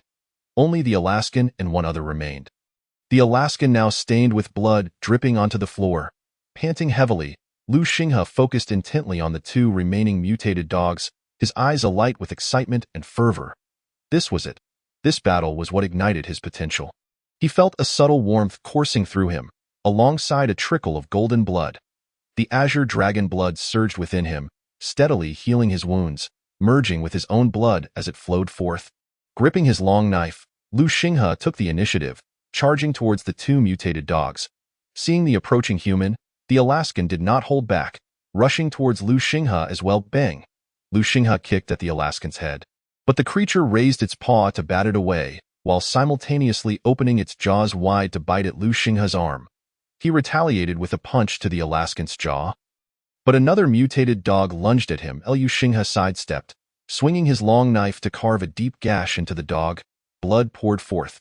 Just as he completed this maneuver, the Alaskan charged again. Ramming into Lu Xinghe with great force, bang! Lu Xinghe crashed into a marble coffee table 3 meters away, shattering it upon impact. The Alaskan, relentless in its pursuit, leaped at Lu Xinghe, who swiftly rolled aside, sweeping his long knife to inflict a wound on the Alaskan's foreleg. Grr! The Alaskan howled in pain, raising its front paw to strike at Lu Xinghe, who was now lying on the ground. He barely managed to lift his long knife to block the incoming claw. With both hands bracing against the knife, Lu Xinghe faced the Alaskan's open jaws aimed at his head. He swiftly kicked at its abdomen, sending it sprawling. As he kicked the Alaskan away, Lu Xinghe quickly regained his footing, but the Alaskan was already upon him once more, accompanied by the other mutated dog. After such a prolonged struggle, both Lu Xinghe and the Alaskan bore significant injuries, and Lu Xinghe's powers were nearly depleted. Sensing the waning of his abilities, a growing urgency welled within him. I cannot prolong this. I must swiftly eliminate these two mutated dogs. With a fierce expression, Lu Xinghe removed his thunder armor, channeling all his strength into the long knife grasped firmly in his hands. A rich, deep blue lightning flickered upon the blade, interspersed with threads of golden lightning. As the massive Alaskan bore down upon him, Lu Xinghe swiftly sidestepped, thrusting the knife forcefully into its chest while his left hand seized a handful of its thick mane, gripping it with unwavering determination. The blade sank entirely into its body, eliciting a thunderous roar from the Alaskan. Its massive form thrashed violently, attempting to dislodge Lu Xinghe. Yet, with his grip firmly anchored in its mane, Lu Xinghe clenched his teeth, refusing to let go, while another mutated dog clamped down on his calf. In that moment, a peculiar tableau emerged. A colossal Alaskan, resembling a lion and standing about 3 meters tall, writhed in a frenzy, desperate to escape, while a human clung tightly to its mane, a knife embedded deep within its flesh, and his calf ensnared by a second mutated hound, roughly 2 meters in length. After a brief struggle, the Alaskan's resistance began to wane. The mutated dog, having initially bitten into Lu Xinghe's calf, redirected its assault towards his throat. Forced to release his grip, Lu Xinghe instinctively raised his left hand to shield himself. As the mutated dog latched onto his arm, Lu Xinghe relinquished the knife with his right hand and encircled the beast's neck, his left palm pressing against its upper jaw, a frenzied expression illuminating his face as he exerted force. With a sickening crack, the sound of bones fracturing echoed as Lu Xinghe twisted, snapping the mutated dog's throat. Breathing heavily, he discarded the lifeless body and sank to the ground, gasping for breath. He was utterly spent, a mere husk of his former self. After a brief respite, he struggled to rise.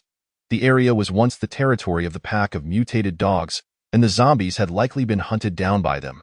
Now that the dogs lay dead, it would not be long before zombies returned to wander this place. In his current state, a few ordinary zombies could easily overpower Lu Xinghe. Withdrawing the knife embedded in the Alaskan, he severed its head, extracting a vibrant red crystal core from within. He then turned to collect the crystal cores from the other mutated dogs, discovering that 4 of them bore blue cores. Much to his delight, having gathered the cores, Lu Xinghe ascended to the upper floors of the building. He needed a secure place to absorb the cores and tend to his injuries. Upon reaching the 18th floor, Lu Xinghe slipped into a room where a hapless zombie was locked inside. With a swift stroke, he dispatched it and secured the door, beginning the process of absorbing the collected cores. As the sun began to rise, casting its first rays of light, Lu Xinghe opened his eyes, vibrant energy flickering within them, his body already healing from the wounds inflicted by the mutated dogs. His recovery rate was astonishing. Stretching, he heard a series of pops from his joints. What a perilous encounter. I must exercise greater caution next time. Almost fell victim to those fools. A smile crept onto Lu Xinghe's lips as he reflected on the bountiful rewards of the previous night. The crystal core from the Alaskan had successfully elevated him to level 3. Now, it was time to prepare a surprise for the Blood Wolves. He stood by the window, gazing at the distant Blood Wolf camp, whispering to himself.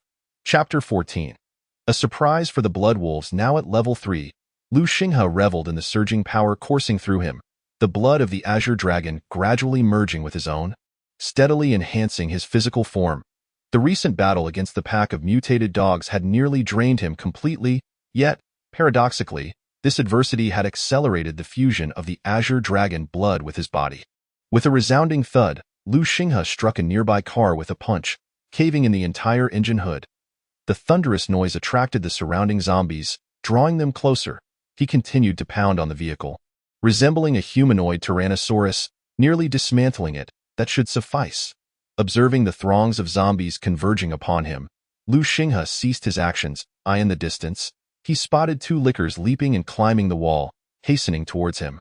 A deafening roar erupted as he turned to see a 4-meter-tall tank zombie barreling through a streetlight, charging directly at him. Heh, a tank. This surprise should please the Blood Wolf camp. Lu Xinghe chuckled to himself, leisurely making his way towards the Blood Wolf camp's building, leading the horde of zombies behind him. As he crossed an intersection, he finally glimpsed the entrance to the Blood Wolf camp, noticing that the truck blocking the entrance had been moved. Armed members of the Blood Wolf camp were moving about, presumably preparing to venture out for supplies. With a roar, the horde of zombies surged forward upon spotting the humans, their enraged cries echoing. The tank zombie reached out, seizing a hapless mutated beast and biting off its head, chewing it voraciously. Seeing the zombie army drawing ever closer, Lu Xinghe accelerated, lightning crackling as he zipped towards the camp's wall. With a tremendous punch, his fist, enveloped in electricity, struck a car parked against the wall, sending it crashing inward and creating an opening. Once this was accomplished, Lu Xinghe flickered away, disappearing into a nearby alley. What just transpired? The wall has been breached? Zombies quickly informed the boss. The members of the Blood Wolf camp, bewildered by the sudden turn of events, scrambled to understand what had happened. One man raced to the entrance, only to see the horde of zombies pouring in from the street corner. Terror etched across his face as he shouted. A piercing scream erupted as a licker vaulted over the wall, pouncing on a Blood Wolf camp member and sinking its teeth into his neck. With a thunderous crash, the tank zombie barreled through several vehicles at the entrance, storming inside. On the roof of a nearby 7-story building, Lu Xinghe stood, observing the chaos below with an indifferent gaze, devoid of any sympathy. It is time to proceed to the next phase. A man and the others should have evolved to level 2 by now. Ignoring the carnage unfolding before him, Lu Xinghe pivoted and leaped from the rooftop, using the walls to gain momentum, executing a graceful flip before landing. This was a trivial feat for someone who had reached level 3. Outside the city, the sun rose, and had it not been for the occasional low growls of wandering zombies and the stench of decay emanating from their forms, this sunny morning would surely invite smiles and praises from the people. Alas, such joy was marred by the occurrence of the calamity. Xiong Man, you've reached level 2, Haven Tu? Wei Yan emerged from his room, glancing at Xiong Man, who was already in the hall. Noticing the subtle changes in him, his eyes sparkled with excitement. Thanks to the boss's crystal core, it seems you've also reached level 2, Xiong Man replied, noticing Wei Yan's approach. Heh. Wei Yan chuckled. Don't think you two are the only ones at level 2. At that moment, Jiang Yin also emerged from her room, casting a glance at the two with a nonchalant remark. Qin Ruoyue and Jiang Yin stepped out together, their eyes gleaming with envy as they regarded Xiong Man and the others. Ruoyue, don't worry, if you hunt more zombies next time, you'll evolve too, Jiang Yin whispered to Qin Ruoyue, holding her hand reassuringly. Since Jiang Yin's arrival, she and Qin Ruoyue had grown inseparable. Akin to best friends. I know. Qin Ruoyue smiled softly. Huh? Where's the boss? I haven't seen him. The chubby guy approached, initially prepared to flaunt his newfound level 2 status to Lu Xinghe, only to discover that Lu Xinghe was absent from the room. Excellent. It seems you all successfully reached level 2. Lu Xinghe strolled in from outside, grinning. What on earth happened to you, boss? Your clothes are in worse shape than a beggaress, the chubby guy gasped. Eyes wide in astonishment at Lu Xinghe's appearance, Lu Xinghe's attire barely clung to him, stained with blood in various places. One sleeve and a pant leg were missing entirely, revealing several scabbed wounds on his exposed skin. Lu Gu, boss. The others turned to Lu Xinghe with concern etched on their faces. I'm fine. I just arranged a little surprise for our enemies. Lu Xinghe smiled, waving his hand to reassure them. I'll go change my clothes. You all gather your respective teams. Leave 5 members in the camp for each group. It's time for our enemies to pay the price. As he spoke, Lu Xinghe walked further inside. Upon hearing his words, excitement surged among the members, including the battle group stationed in the hall, as they began checking their gear and organizing weapons in preparation for departure. When Lu Xinghe returned, freshly attired, the group was already assembled and ready. The 3 battle teams stood tall, their eyes fixed on him with anticipation. Lu Xinghe stepped to the center of the hall, surveying the gathered members. With a measured tone, he began, previously, the Blood Wolf camp caused us to lose 2 comrades. I vowed they would pay a price, and now it is time for them to witness the fangs of our reincarnation. Are you all ready? Lu Xinghe's gaze was fixed intently on the crowd as he spoke slowly. Are you ready? The people, their expressions alight with excitement, shouted in unison, yes. Prepared to set off, Lu Xinghe waved his hand decisively. Chief, wait a moment. At that moment, a middle-aged man emerged from the logistics team. Lu Xinghe turned to see Ouyang Pengfei. Chief, I have crafted many items from what Captain Peng Zhu and the others brought back. Ouyang Pengfei stated, producing an object comprised of 4 elongated pieces bound together, adorned with a red and a green wire, alongside a red button and what appeared to be a timer. This is a simple timed bomb I made. Just press this button and set the time, and it will explode. Do not underestimate it. Its power is roughly equivalent to 3 high-explosive grenades. Ouyang Pengfei explained to Lu Xinghe, a remarkable creation. This will prove invaluable. Lu Xinghe's eyes sparkled with delight, recognizing it as an unexpected boon. Ouyang, how many of these do you have? 19 more, making a total of 20, Ouyang replied. Excellent, bring them all out, Lu Xinghe instructed him. Buzz, buzz, buzz. 3 pickup trucks and a tourist bus roared out of the camp and sped towards the city of Qin. The vehicles had undergone drastic modifications by the electromechanical team. The pickups were reinforced at the front with 2 thick steel plates, forming a triangular ram. Protective grids were welded over the windshields and windows, and the frontal ram was adorned with numerous sharp steel spikes shimmering with a cold metallic luster. The bus also had protective steel plates and grids added around its windows and wheels. Boss, are we really going to annihilate the Blood Wolf camp? The rotund man on the pickup exclaimed excitedly to Lu Xinghe.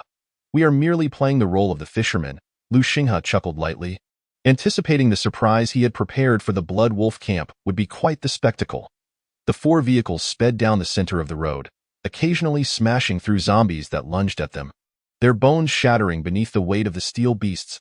Beiji, stop, Lu Xinghe commanded the driver. Screech. The foremost speeding pickup came to an abrupt halt. Lu, have we arrived? A deep voice crackled through the earpiece, imbued with a chill. Yes. Have the brothers disembarked? Lu Xinghe replied, stepping out of the vehicle. Moments later, Lu Xinghe, Xiong Man, the rotund man, Weiyan, Jiang Yin, and the members of the 3 combat teams all exited, clad in matching black tactical uniforms. Their eyes were fixed on Lu Xinghe. Each squad will be commanded by their respective leaders. Remember, you will be facing scum. Do not show them mercy, for leniency may cost you your comrades. Lu Xinghe addressed the group sternly. Understood. They responded in unison, their voices LOW. Lu Xinghe nodded, leading the group swiftly across the street, turning a corner to reveal the towering structure of the Blood Wolf camp. At that moment, zombies had breached the interior, and the makeshift wall formed by numerous vehicles had been reduced to rubble by the tank zombies. Several evolved beings from the Blood Wolf camp were engaged in a fierce battle with the tank zombies. Inside the first-floor hall, 2 tank zombies and a licker were besieging a muscular man, who radiated a crimson glow. His hands had transformed into enormous claws, each roughly 15 centimeters long, glimmering with metallic sheen. The man's expression was ferocious as a tank zombie hurled a punch at him. In a flash of red light, he vanished and reappeared behind the tank zombie. With a powerful leap, he drove his claws deep into the tank's body. Using the momentum, he soared upwards, targeting the creature's neck, thrusting his other claw viciously into the back of the tank zombie's skull. With a sickening sound, the claws pierced through flesh, and the bulk of the tank zombie began to topple forward.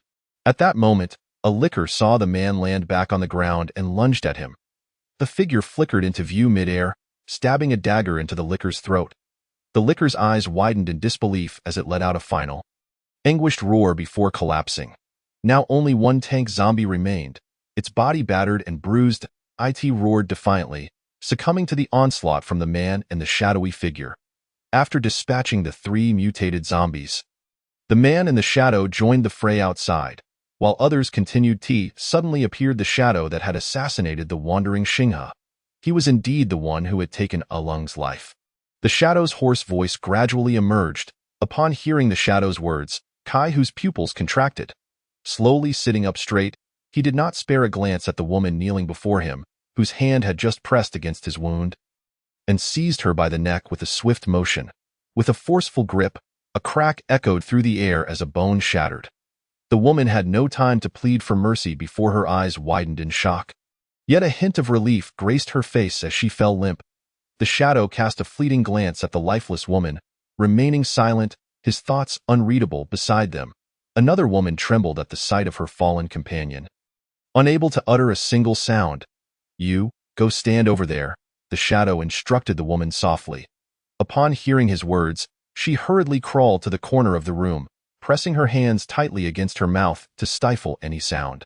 Kai Hu, undeterred by the shadow's utterance, fixed his gaze on Lu Xinghe, his expression contorted with malice. "You've got some nerve. I haven't even sought you out, yet you've come to deliver yourself to death." With that, Kai Hu licked his lips. "I will crush your bones one by one, sending you to accompany Alung." Chapter 15. The Fall of Bloodwolf. Lu Xinghe chuckled derisively at Kai Hu's words. "If that's the case, make your move." He smiled, looking at Kai Hu. "It appears you are quite confident." Kai Hu retorted, his eyes narrowing at Lu Xinghe. "Ha, spare me your nonsense. Aren't you simply trying to buy time to recover your strength?" Lu Xinghe scoffed at Kai Hu. "Since you refuse to act, I shall take the initiative. Allow me to send you to reunite with your brother." With that, Lu Xinghe unsheathed the Tang Dao from his back and began to stride toward Kai Hu. Seeing his intentions laid bare, Kai Hu's expression darkened. Rising to his feet, crimson light erupted from his body, and his palm began to swell, fingers elongating into deadly claws. Casting a glance at the shadow behind him, Kai Hu turned his full attention back to Lu Xinghe. He had expended considerable energy in slaying several mutated zombies and had hoped to buy some time for recovery. He did not expect this young man to be so astute as to see through his plans. With a swift motion, Lu Xinghe wasted no time, unleashing a thunderous strike with his blade aimed directly at Kai Hu's head. Kai Hu, noticing the incoming attack, raised his arm, claws poised to intercept the blade. As Lu Xinghe observed Kai Hu's attempt to block his strike, a smirk crept across his lips. The clash of their forces produced a powerful gust, sending Lu Xinghe's hair flying and causing their garments to rustle violently. The thunder coursing through Lu Xinghe's blade surged along Kai Hu's claws, eliciting a muffled grunt from him as his body momentarily stiffened. Seizing the opportunity, Lu Xinghe aimed a kick at Kai Hu's chest. Kai Hu, desperately attempting to evade the blow, found his movements hindered by the paralysis induced by the thunder, resulting in him being struck squarely by Lu Xinghe's kick, sending him hurtling backward. Lu Xinghe retracted his blade, ready to press the advantage, but upon a brief glance, he noticed several chips had formed on the expertly forged Tang Dao where it had met Kai Hu's claws, with tendrils of red energy spreading forth, continuously corroding the blade. This man's red energy is not to be underestimated, Lu Xinghe thought to himself as he charged toward Kai Hu, his blade aimed straight for him. Kai Hu sprang to his feet, glaring fiercely at Lu Xinghe. With a determined glint in his eyes, he subtly shifted his position, causing the blade that had been aimed at his heart to veer off course, while simultaneously launching his claws toward Lu Xinghe's neck. Prepared to exchange injuries in a desperate gambit, "Shadow, do not hesitate. Think of your sister," Kai Hu shouted as he braced himself for the confrontation. In the fleeting moment of their clash, Lu Xinghe retracted his blade, his left hand enveloped in thunder, landing a punch on the side of Kai Hu's claws before leaping aside. Lu Xinghe was not foolish enough to engage in a reckless exchange. He intended to gradually wear Kai Hu down until he could easily defeat him. At that moment, Lu Xinghe's expression shifted as he lifted his leg to kick backward. Bang! The shadow materialized from thin air, his right hand blocking Lu Xinghe's kick, his body drifting backward in his left hand. He held a glimmering dagger. "Heh, kid. I advise you to make your escape while you still can. Kai Hu laughed maniacally at the shadow's sudden intervention. Liu Xinghe cast a sidelong glance at the silent shadow. I can sense you are different from him. However, if you dare to act, a glint of murderous intent flickered in Liu Xinghe's eyes. I will have no choice but to send you to join him in death. The shadow remained silent, gradually fading into the air, seeking the opportune moment to strike. A single, lethal blow. Ha ha ha, spare me your words. His sister is in my grasp, even if I send him to his demise. He wouldn't dare utter a single complaint. Kai Hu cackled with a sinister expression. Gripping a blue crystal core, he slowly absorbed its power. Liu Xinghe's gaze sharpened. He ceased speaking, tightening his grip on the Tang Dao. Charging toward Kai Hu. Thunder armor, Liu Xinghe shouted, knowing he needed a swift resolution. If he allowed the shadow to hesitate, it would only grant Kai Hu time to recover. With a flash, Liu Xinghe, empowered by thunder armor, moved with the speed of lightning, appearing at Kai Hu's side, his blade aimed at the hand holding the crystal core. Heh. Kai Hu, however, chose to evade Liu Xinghe's assault, deftly dodging while accelerating his absorption of the core's power. With a crack, Liu Xinghe unleashed a thunderous strike, catching Kai Hu off guard as the lightning struck his wrist, revealing the whiteness of bone. The blue crystal core fell from his grasp. Seizing the moment, Liu Xinghe prepared to slash at Kai Hu's arm when an unsettling sense of danger washed over him. He quickly retracted his blade and swung it to the left. Clang! Liu Xinghe's Tang Dao clashed with the shadow's dagger. Observing this, Kai Hu lunged forward, claws outstretched toward Liu Xinghe. Sizzle! Although Liu Xinghe had anticipated Kai Hu's movement and attempted to evade, he was a fraction too slow. The claws tore through his clothing, leaving several gashes on his chest, fortunately not life-threatening. Noticing the red energy continuing to corrode his flesh, Liu Xinghe focused his thoughts as arcs of thunder converged to envelop the malevolent energy, eradicating it. Ha ha ha, kid! Weren't you quite arrogant just moments ago? Kai Hu laughed triumphantly, then gritted his teeth, saying, I told you, I will shatter your bones one by one, sending you to accompany Alung. Shadow, good work. Rest assured, as long as you follow my lead, your sister will be safe, Kai Hu boasted to the shadow. The shadow shot a glance at Kai Hu, still silent, his right hand, devoid of a dagger, clenched into a trembling fist. Kai Hu, noticing the shadow's reaction, felt unconcerned as long as that man's sister remained in his grasp. He had no fear of disobedience. Turning his attention back to Liu Xinghe, Kai Hu observed the crimson energy enveloping him like flames. He retrieved the crystal core that had fallen to the ground, clutching it tightly. Liu Xinghe understood he could not afford to delay. He dashed toward Kai Hu. Bang! Clash! The three engaged in a relentless exchange, each landing blows upon the other. Moments later, all three bore wounds, blood streaming from their bodies. Kai Hu gasped heavily, staring at Liu Xinghe. It's futile. The two of us are more than enough to drag you down. We are both third-level ability users, and that shadow is not far from reaching third level either. At this moment, Liu Xinghe's body was also marked with gashes from claws and daggers. Although the power of the Qinglong blood was gradually aiding his wounds healing, rapid recovery in such a short time remained impossible. Of course, Kai Hu and the shadow bore their fair share of injuries as well. The shadow's left forearm bore a deep wound down to the bone, while several cuts from Liu Xinghe's blade marred his thigh and waist. Kai Hu, receiving special attention from Liu Xinghe, fared even worse, with a wound stretching from his left shoulder to his right flank, nearly severing him in two. Simultaneously, a bloodied hole in his thigh oozed crimson fluid. Ignoring Kai Hu's taunts, Liu Xinghe tightened his grip on the Tang Dao and charged once more. Kai Hu retreated a couple of steps to evade Liu Xinghe's strike, retaliating with his claws aimed at Liu Xinghe's chest. At the same time, the shadow surged from the side, aiming his dagger at Liu Xinghe. With fierce determination in his eyes, Liu Xinghe slightly shifted his body, choosing not to block the shadow's dagger, while his right hand, infused with thunder, grasped Kai Hu's claws, swinging his blade. With a sickening sound, a limb fell away. Ugh! Liu Xinghe grunted as the shadow's dagger pierced his body. Fortunately, due to his earlier adjustment, it did not strike a vital area. My arm. I will kill you. Kai Hu stumbled backward, his right claws reverting to their original form, clutching the stub of his severed left arm. Screaming in agony, Quick, shadow! Finish this guy off, or I will kill your sister right now. Kaihu's expression twisted with rage, the pain of his severed limb causing beads of sweat to drip down his face. The veins on his forehead bulging like worms. Boss Lu Gu. At that moment, a few figures rushed in through the doorway, Xiong Man and Pongzi calling out to the bloodied Lu Xinghe. Shadow, act now. Kill them all. Otherwise, if you let your father die, your sister won't survive either. Kaihu shouted frantically at the shadow. The shadow cast a glance at Kaihu, tightening his grip on the dagger, gradually fading from sight as he prepared to launch his attack. Wait! A chilling female voice resonated as Jiang Yin led a young girl, approximately 11 or 12 years of age, into the room. Brother! The girl cried out, gazing at the vanishing shadow. Upon hearing her voice, the shadow gradually solidified, its tense gaze fixated on the girl in that moment.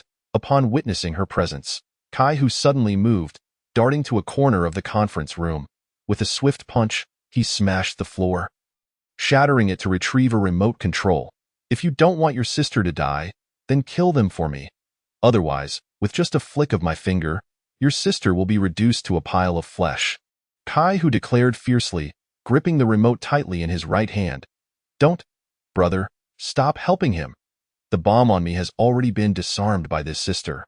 The girl, looking at the shadow, spoke as she removed her tactical vest, revealing her tattered clothing beneath.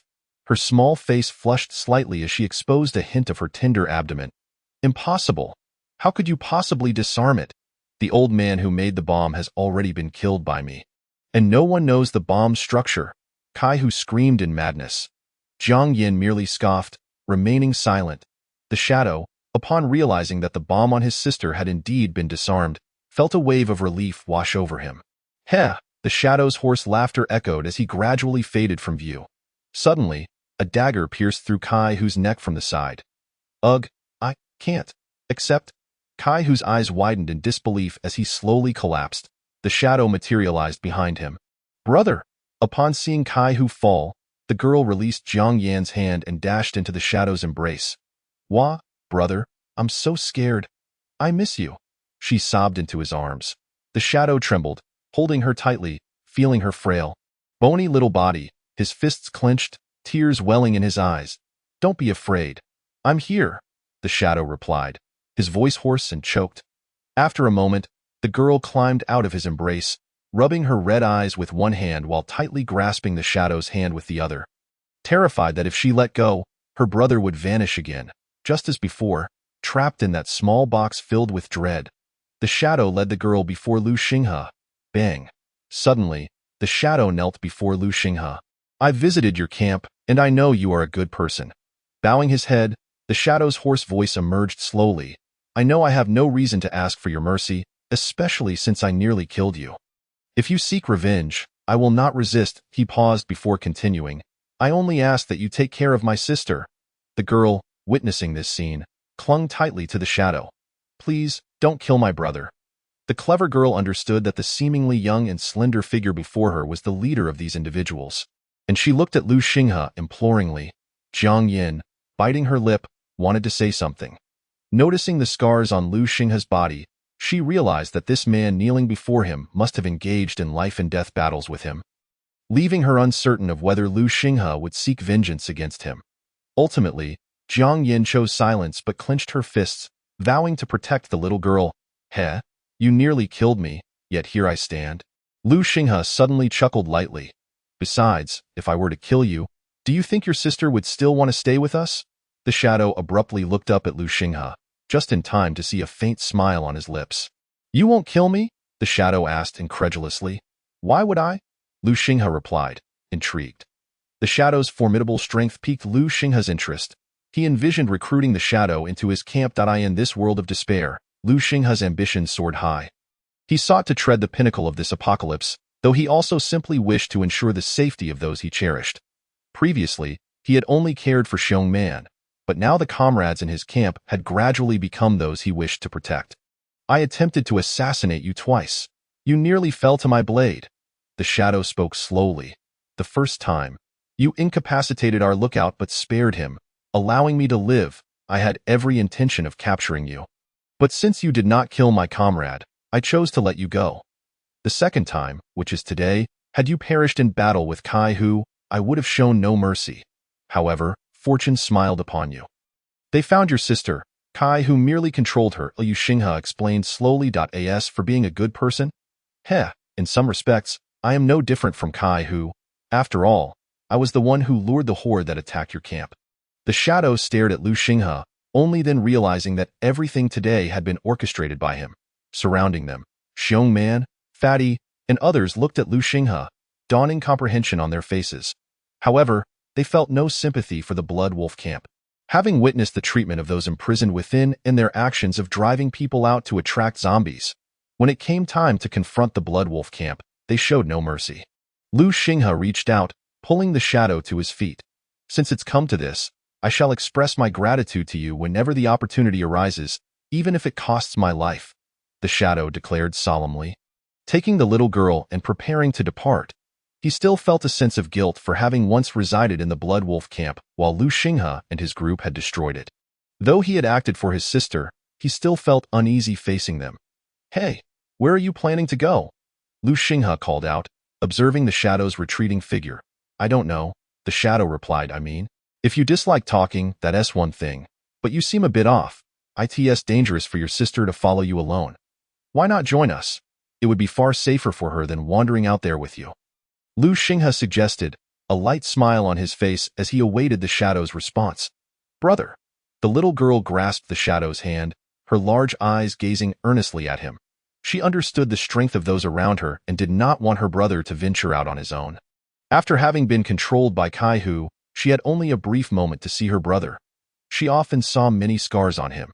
The shadow glanced at the girl, took a deep breath, and turned to Liu Xinghe, stating, as long as my sister is safe and unharmed, my life is yours. Upon hearing the shadow speak, Liu Xinghe's smile widened, and he extended his hand toward him. Welcome aboard, he declared, their hands clasping firmly together. At that moment, Liu Xinghe remained unaware that this shadow was none other than the Ghost King, one of the 9 individuals who stood at the pinnacle of the former Huaxia. Oh, Sister Jiang Yin, I can join you now, the little girl exclaimed, releasing the shadow's hand and bounding into Jiang Yan's embrace, her joy evident. Rest assured, little Xing, from now on, sister will protect you. Anyone who dares to bully you will find themselves turned into a beehive. Jiang Yin replied, her spirits soaring as she looked at the shadow. And little Xing, your name is little Xing? Liu Xinghe asked the girl, smiling. Yes, my name is Yi Wuxing. Night for the night, star for the stars, she replied cheerfully, her bright eyes sparkling like stars in the night sky. Not only will your brother protect you, but we will too, Liu Xinghe said, ruffling little Xing's hair. And you? I suppose you once just go by Shadow. Will you? He turned to the shadow. At Liu Xinghe's words, the shadow smirked slightly but remained silent, seemingly unwilling to divulge why brother is called Yi Wuyue. Little Xing chimed in. Fatty, who had been silent, suddenly burst into laughter. This guy looks so cold and stiff, like a block of wood, yet his name sounds like a woman's, he chuckled, glancing at the shadow, who was growing increasingly dark in countenance. Liu Xinghe was taken aback, but then shook his head helplessly. I'll still call you Shadow. Don't, boss, I think Yi Wuyue sounds great, Fatty egged on from the side. Suddenly, the shadow's figure began to fade, reappearing directly behind Fatty, a dagger pressed against his plump face. I wouldn't mind helping you lose a few pounds, the shadow's hoarse voice echoed. Fatty shuddered, his flesh quivering at the sight of the dagger on his face. Ha, just a joke, just a joke, he stammered, hastily retreating to Liu Xinghe's side. Ha, laughter erupted among the group at this scene. Chapter 16. The curtain falls. Wait. A sudden realization struck Liu Xinghe. Yi Wuyue, the Ghost King among the 9 who stood at the pinnacle of Huaxia in the past, was named Yi Wuyue. Could it be? Yes. The rumors say that in the past, the Ghost King wandered like a specter among the major human settlements. Wherever he appeared, some of the most heinous individuals, be they high-ranking officials or ordinary bullies, would find themselves with their throats slit. No one knew his abilities, nor had anyone witnessed him. Those who had seen him were all dead. Could it be that in the past, Kai Hu's control over the Shadow's sister ignited a deep-seated hatred within him for these scoundrels? Ultimately, the Blood Wolf camp was annihilated by the twin Corpse Kings, leading the Shadow to become the Ghost King. Yes, in his past life, The King of Ghosts not only embodied the essence of justice, but had also made several attempts to assassinate the Twin Corpse Kings. Although he was never successful, the Twin Corpse Kings were so intimidated by the King of Ghosts that they dared not separate from one another. It seemed that the Shadow sought vengeance for his sister. Lu Xinghe turned to glance curiously at the Shadow, surprised that he had stumbled upon such a fortuitous opportunity. That moment, in the spacious large office on the 12th floor, the original desks and chairs had long been discarded by the members of the Blood Wolf camp, leaving an empty hall where over 100 men stood, young and middle-aged, but notably absent were the elderly and the young. These men appeared somewhat uneasy, nervously casting glances around. Another group, clad in uniform black combat gear, aimed their guns at them, ready to pull the trigger at the slightest sign of defiance. Lu Xinghe led the others into the hall. As soon as Wen Tao saw Lu Xinghe approach, he hurried over, exclaiming, "Chief, Lu Xinghe nodded. "These are the members of the Blood Wolf camp. Those die-hard evolved ones were eliminated by the captains, and they surrendered afterward." Wen Tao informed Lu Xinghe. Lu Xinghe scrutinized the individuals before him. The members of the Blood Wolf camp understood that the authority over their lives and deaths rested entirely in this man's hands. "I was forced. Please spare me. I can join you," one man cried out. Unable to contain himself, Lu Xinghe cast a blank stare at the man, ignoring him as he turned to Wen Tao and instructed, "Go, bring the women from that room over here." "Yes, Chief," Wen Tao responded, returning shortly with over 20 half-clothed women. They lowered their heads, hands clutching their tattered garments, trembling and afraid to speak. Jiang Yin stepped forward, quietly conversing with the women. Gradually, their trembling subsided, and moments later, 2 women emerged. They were nearly naked, with only a few tattered scraps of cloth draped around their waists. Lu Xinghe glanced at the women, reassuring them, "Do not be afraid, I have called you here for you to identify these men." As he spoke, Jiang Yin handed over some clothing to the 2 women. The women trembled as they accepted the garments, hastily wrapping themselves up. After a moment, seeing them calm down considerably, Lu Xinghe spoke. "Now, look among these men and let me know if anyone has wronged you. If so, please point them out." At that moment, another team member led in more captives who had been found. The newly brought individuals stood at the back, cautiously observing him. One woman slowly extended her hand, pointing at a man in the crowd. "No, I haven't done anything. You filthy whore. You're framing me," the accused man erupted, his expression turning increasingly sinister. Bang! Lu Xinghe did not afford him another word. A flash of thunder striking with deadly precision. A gaping hole appeared in the man's forehead as he crumpled to the ground. Those nearby recoiled at the sight of his body slamming down, some even stepping back as a puddle of unknown liquid formed at their feet, emitting a foul stench. "Continue." Lu Xinghe's gaze remained cold as he surveyed the crowd. The woman pointed out several more men, and each time, the designated individuals met the same fate, collapsing lifelessly. "No. No. I swear I won't do it again.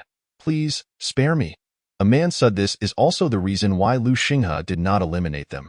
After hearing some members of the combat team recount the situation at the reincarnation camp, they could only lament their misfortune for not joining the camp from the outset. "Since no one is leaving, I hope you will all comply with the arrangements moving forward. If anyone causes trouble, do not blame me for being ruthless." Lu Xinghe's gaze turned cold as he surveyed the crowd. "We will listen attentively," someone declared. "Whoever causes a disturbance, we will be the first to apprehend them." The crowd responded with enthusiasm, undeterred by Lu Xinghe's words. "Wen Tao, Ai Yang, Dong Zhou, you 3 lead your team members here for the time being, while keeping an eye out for zombies and mutated beasts." Lu Xinghe instructed the 3 vice captains. "Understood," they replied in unison. "Captains, follow me," Lu Xinghe said, looking at Xiong Man and the others. With that, he descended the platform. Leading the way outside, Xiong Man, Fatty, Wei Yun, and Jiang Yin followed closely behind. Although Jiang Yin was not a captain, he belonged to Lu Xinghe's unique team and was not part of the 3rd group. "Brother Xinghe, can you take me along? I don't want to be apart from you." At that moment, Ingzi, who was about to follow the others outside, was gently tugged by a small girl, who cautiously asked Lu Xinghe. She understood that Lu Xinghe and the others must have important matters to attend to, but seeing him take away the captain-level figures made her realize that whatever they were about to do was fraught with danger, intensifying her desire to stay close to him. Unable to contain herself, she called out to Lu Xinghe. Xiaoxing, we have important business to attend to. Don't worry, your brother will be fine.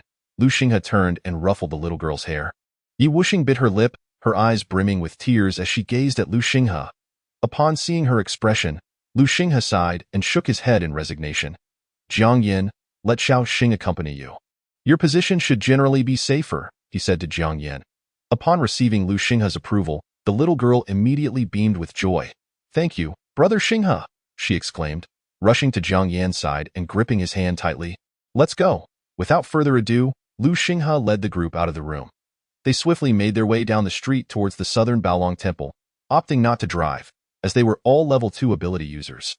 With Lu Xinghe being a level 3 as they ran, their speed was remarkable, with Xiaoxing perched on Xiongman's broad shoulders, which were more than wide enough for her small frame. However, at that moment, her gaze was fixed on a shadowy figure approximately 10 meters ahead, her eyes reflecting concern. Ingzi was scouting ahead, her figure flickering in and out of visibility. Should she encounter formidable zombies or mutated beasts, she would immediately turn invisible. The others behind her would then understand that the target ahead was dangerous and halt their advance. Fortunately, luck was on their side, as they encountered no particularly powerful zombies or mutated beasts along the way. The only unwelcome intruder, a careless licker, was swiftly dispatched by Jiang Yan's arrows before Lu Xinghe could intervene. We've arrived, Lu Xinghe announced, gazing at the towering crimson walls across the street. Within the enclosure, a ginkgo tree stood tall, nearly matching the height of the nearby pagoda. Ingzi's figure gradually reappeared beside the group. Upon seeing Ingzi return, Xiaoxing's face lit up with happiness. Just as they crossed the street, a chilling roar from a zombie erupted from within the high walls. The atmosphere shifted as the group exchanged glances. There are 3 tanks and 2 lickers inside, Jiang Yin murmured, her eyes shimmering with golden light as she fixated on the Baolong Temple across the street. It was Jiang Yin utilizing her omniscient eye ability to detect the zombies lurking behind the walls. Let's move in for a closer look, Lu Xinghe gestured, leading the charge across the street. Xiongman gently set Xiaoxing down and handed her over to Jiang Yin before joining the others in their advance. Ingzi's figure gradually faded from view. Jiang Yin took Xiaoxing by the hand and led her towards a nearby 3-story ancient-style pavilion. Once atop the pavilion, she could provide cover within a 200-meter range, her arrows having been enhanced by Zhuo Wenba and the others, now possessing greater power. Be careful, brother, Xiaoxing called out as she followed Jiang Yin. The group raced to the walls on the opposite side of the street, where the zombies were currently besieging a ginkgo tree. This is incredible, Jiang Yin gasped, her voice crackling over the earpiece. At this moment, she had brought Xiaoxing to the rooftop of the pavilion, witnessing the scene unfolding behind the walls. Let's go in, Lu Xinghe instructed, leaping gracefully onto the wall. Whoa, boss, I can't make it up there, Fatty exclaimed, frowning at the towering wall before him. Xiongman, toss him over. Lu Xinghe chuckled at Fatty's predicament, turning to Xiongman. Hey, it's what Lu said, don't blame me. Xiongman grinned at Fatty. Whoa, big man Xiong. What are you doing? Fatty gasped in horror as Xiongman approached him. Release. Xiongman activated his ability, and despite Fatty's considerable weight, which surely exceeded 500 pounds, Xiongman easily hurled him over the 3-meter-high wall. Wait, no, I can climb, Fatty protested just before Xiongman grabbed him by the tactical vest and belt and tossed him into the air. Thud. Fatty landed heavily inside the wall. Whoa, Fatty's done for, big man Xiong.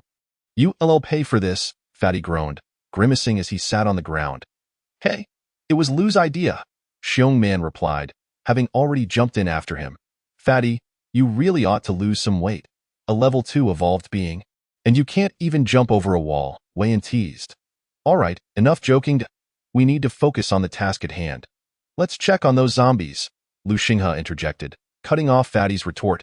With that, the group rushed towards the pagoda.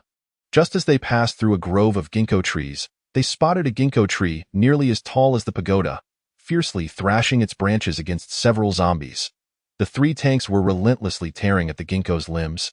While their bodies bore numerous deep and shallow wounds, one tank even had its right chest completely pierced. Meanwhile, 2 lickers circled the ginkgo tree, occasionally slashing or biting at its branches. The lickers were covered in countless small wounds, with ginkgo leaves swirling around them, shimmering with a metallic sheen as they inflicted cuts on the beasts. Chapter 17. Yi Wuxing's Ability Boss. Are we going in or not? Fatty couldn't help but ask as he observed the fierce battle between the mutated ginkgo tree and the zombies. There's no rush. Let them fight a bit longer, Lu Xinghe replied, his gaze fixed on the unfolding chaos. This moment, the battle had reached a fever pitch, with the ginkgo tree's branches thrashing wildly, striking the tank zombies with the force of steel whips, each lash leaving deep gashes or tearing away flesh. One tank zombie, with its chest punctured, was on the brink of collapse, its arm severed at the shoulder. Among the 3 tank zombies, 2 were nearly at level 3 with a swift motion. Lu Xinghe charged directly towards the level 3 zombie. Upon witnessing Lu Xinghe's action, several others hastily followed suit, each finding their respective targets. Initially, Lu Xinghe had prepared himself for a fierce battle with the ginkgo tree. At this moment, a few zombies had engaged it, and Lu Xinghe was pleased to let them deplete the ginkgo tree's strength. However, since he intended to tame this particular ginkgo, he was reluctant to see it suffer any fatal injuries that would hinder its recovery. Of course, if it could not withstand the onslaught, he would have no choice but to destroy this mutated ginkgo. With a whoosh, Lu Xinghe unleashed his full power, enveloping himself in a thunderous armored mid-charge. He shot 2 lightning bolts at 2 of the lickers and then drew his long blade, advancing towards the level 3 tank zombie. At this point, the tank zombie was nearly exhausted as well. In a flash, Lu Xinghe leapt into the air, aiming his blade directly at its waist. The long blade crackled with lightning, faintly interspersed with a hint of golden energy. With a swift strike, Lu Xinghe carved a deep gash over a meter long into the tank zombie's midsection. Roaring in response to the assault, the tank zombie abandoned its attack on the ginkgo tree and turned to unleash a colossal bone spike at Lu Xinghe. He nimbly leapt backward, evading the spiny onslaught, but just as he readied to advance again, branches lashed out toward him. Damn it! Lu Xinghe quickly raised his blade to shield his head. The clash of the blade and the branches produced a resounding metallic ring, sending him spiraling backward from the impact. Meanwhile, Xiong Man had begun to liberate his physical form, his stature increasing yet again. Swinging his hefty machete, the blade sliced through the air with a piercing hiss as he aimed for the calf of a tank zombie. Wei Yun, clad in rock armor, wielded a massive hammer, bringing it crashing down upon the zombie's ankle joint. The overweight man found himself fleeing from a tank zombie's relentless pursuit. Fortunately, after activating his powers, his defenses became astonishingly formidable. Even when struck by the tank zombie's bone spikes, he merely bounced away as if struck by a balloon. Although he appeared to be in a dire predicament, he would remain unharmed in the short term. Roaring, the level 3 zombie, having spotted the retreating Lu Xinghe, charged forward, forsaking the ginkgo tree in just 2 strides. It closed the distance, raising its enormous foot to stomp down on Lu Xinghe. Akin to crushing an ant, observing the impending footfall, Lu Xinghe swiftly rolled aside. Just as he regained his footing, a licker lunged at him, its tongue shooting forth like a dart. Whoosh, thud. A steel arrow, forged from high-grade materials, promptly impaled the oncoming licker to the ground, the sheer force driving the projectile through its body and into the earth, its tail quivering violently. No need to thank me. Jiang Yan's cool voice echoed through the earpiece. Hearing her words, Lu Xinghe glanced toward Jiang Yan and her companion, giving them a thumbs up. He then swiftly dispatched the pinned licker with a decisive stroke of his blade. With dazzling lightning coursing through him, Lu Xinghe resolved to end the battle swiftly. Boom! Lightning crackled as his figure vanished in an instant, leaving only a few lingering arcs of electricity in the air. The golden lightning upon his long blade intensified as he leaped high to confront the tank zombie. Roaring, the tank zombie swiped at Lu Xinghe with a massive hand. As he beheld the descending appendage, Lu Xinghe's expression remained unperturbed. With a powerful twist of his waist in midair, he executed a somersault, using his feet to propel himself off the approaching hand, launching towards the tank zombie's head. Thud. His long blade sliced across the tank zombie's neck, but due to its massive size, the blow failed to sever it completely, instead creating a significant gash. Blood sprayed forth like a high-pressure water jet, yet this was not fatal for the tank zombie. The creature extended its right hand towards its shoulder, intent on crushing the diminutive foe. Seeing his strike yield no result, Lu Xinghe furrowed his brow. Die. Using his feet against the tank zombie's shoulder for leverage, he propelled himself skyward. Gripping the knife hilt with both hands, Lu Xinghe plunged downwards towards the tank zombie's head. the long blade shimmering with golden lightning as it pierced through the top of its skull, causing a violent explosion of energy within, erupting from its orifices. This devastating blow obliterated the tank zombie's head. Its body gradually collapsing, Liu Xinghe landed deftly on the ground, having utilized the momentum from the fall. Meanwhile, the others, still engaged in combat with two tank zombies, were nearing the climax of their struggle. Xiong Man's muscles bulged, tendrils of black smoke swirling around him like some mystical tattoo. Wei Yan had discarded his hammer and, with metallic gleaming fists, relentlessly attacked the tank zombie's legs, punctuating each blow with sharp spikes. With a powerful leap, Xiong Man, enveloped in black smoke, seized his machete and executed a horizontal slash, decapitating the tank zombie in a single stroke, thus ending its life. Damn it, Shadow! Hurry up! Are you intentionally seeking revenge against me? The overweight man exclaimed, still evading the relentless assaults of the tank zombie. The pursuing tank zombie was riddled with holes in its neck and nape, with Shadow's every strike targeting vital points. Unfortunately, wielding only an ordinary dagger, and given its short length, he could only persistently attack the same spot, attempting to breach the zombie's defenses. Roaring, the zombie swung a fist towards the overweight man. Damn it. Believing he could easily bully Fatty, the zombie's fist narrowly missed as he embraced a bone spike, gray luminescence flickering to life around his hands as he exerted force to twist it. Crack! The bone spike, enveloped in gray light, snapped cleanly in two. The tank zombie howled in agony. At that moment, a figure began to coalesce in midair behind its head, propelled by the force of a forward leap. Shadow gripped the dagger in one hand and shielded the hilt with the other, aiming for the tank zombie's nape with all his might. Thud! Shadow's dagger, along with half of his forearm, plunged deep into the zombie. Using the zombie's neck as leverage, he executed a somersault and landed deftly. Simultaneously, the tank zombie toppled forward. Damn it! Fatty quickly rolled aside, not wishing to be crushed beneath the fallen creature. The group simultaneously dispatched their respective zombies. As Liu Xinghe collected the crystal core from the level 3 tank zombie, the others approached. Boss, this massive tree appears quite powerful. What are your plans?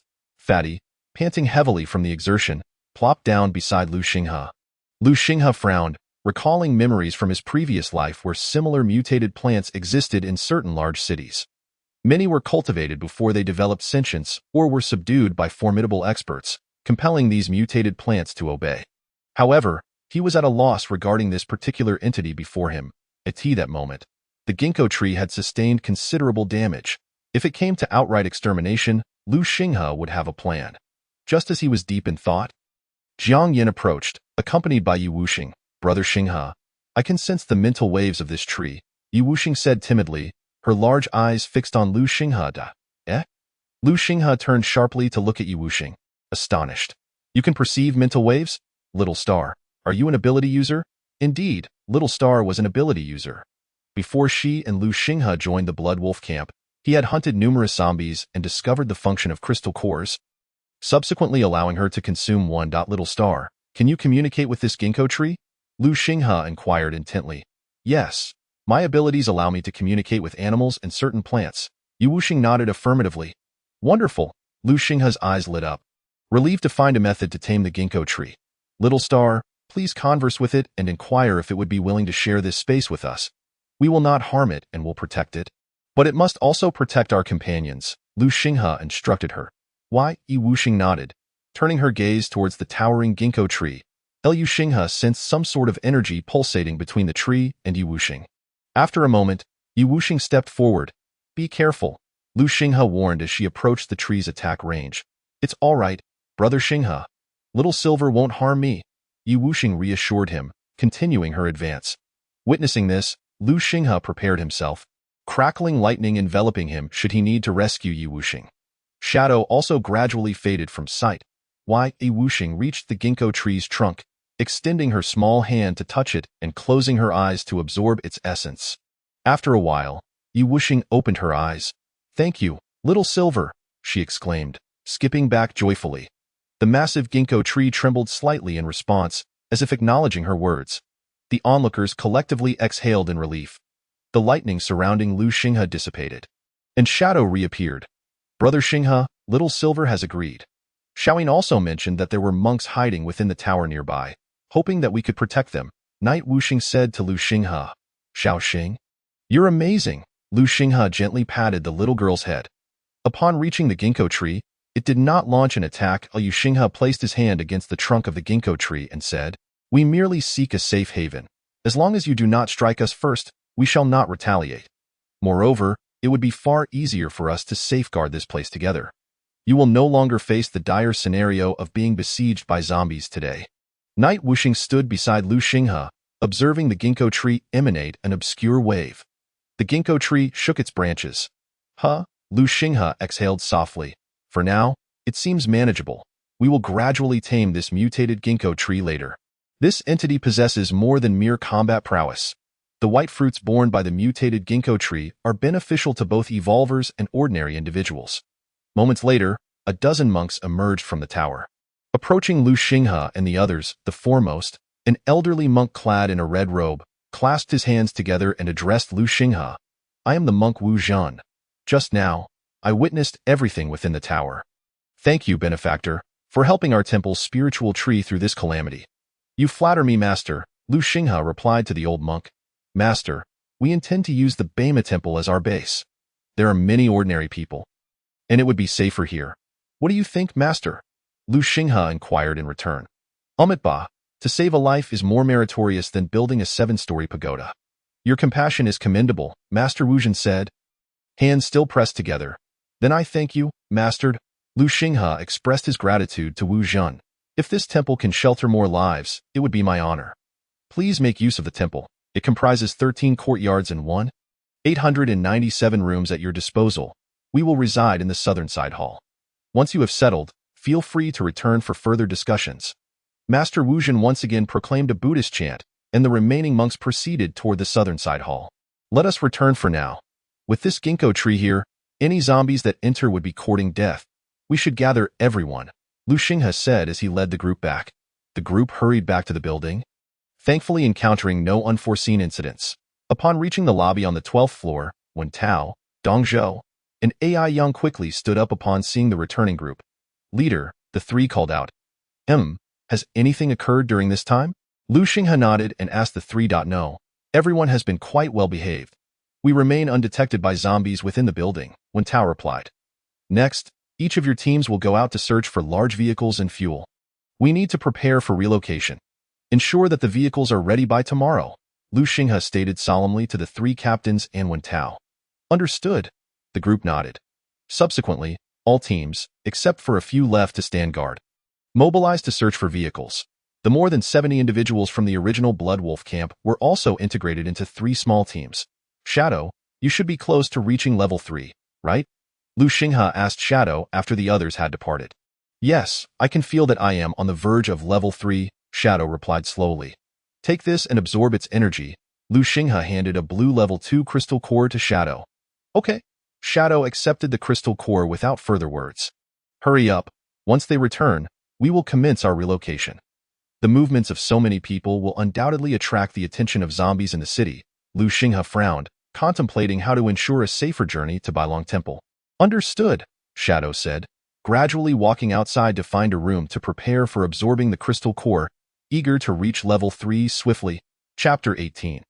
A new homeland. The moon hung like a silvery veil, and the nights in the apocalypse were devoid of the bustling clamor of traffic, replaced by an eerie, lifeless stillness.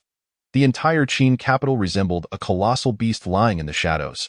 Occasional zombie growls and the roars of mutated beasts punctuated the night with fleeting sounds. Inside the building, Lu Xinghe and his team convened in a conference room. Leader, Team 1 has successfully located 10 usable large vehicles, all sturdy dumper trucks found at our construction site. Wen Tao chuckled. Team 2 discovered 12 buses and 3 modified jeeps, Dong Zhou added. Team 3 found 4 bulldozers, 5 pickups, and we managed to secure several gas stations. All 5 pickups are filled with gasoline from large barrels. Ai Yang chimed in as the two reported their findings. Excellent, we have more than enough vehicles. We will begin the relocation tomorrow morning, Lu Xinghe said with a smile, reaching for a bag containing crystal cores discovered at the Blood Wolf camp.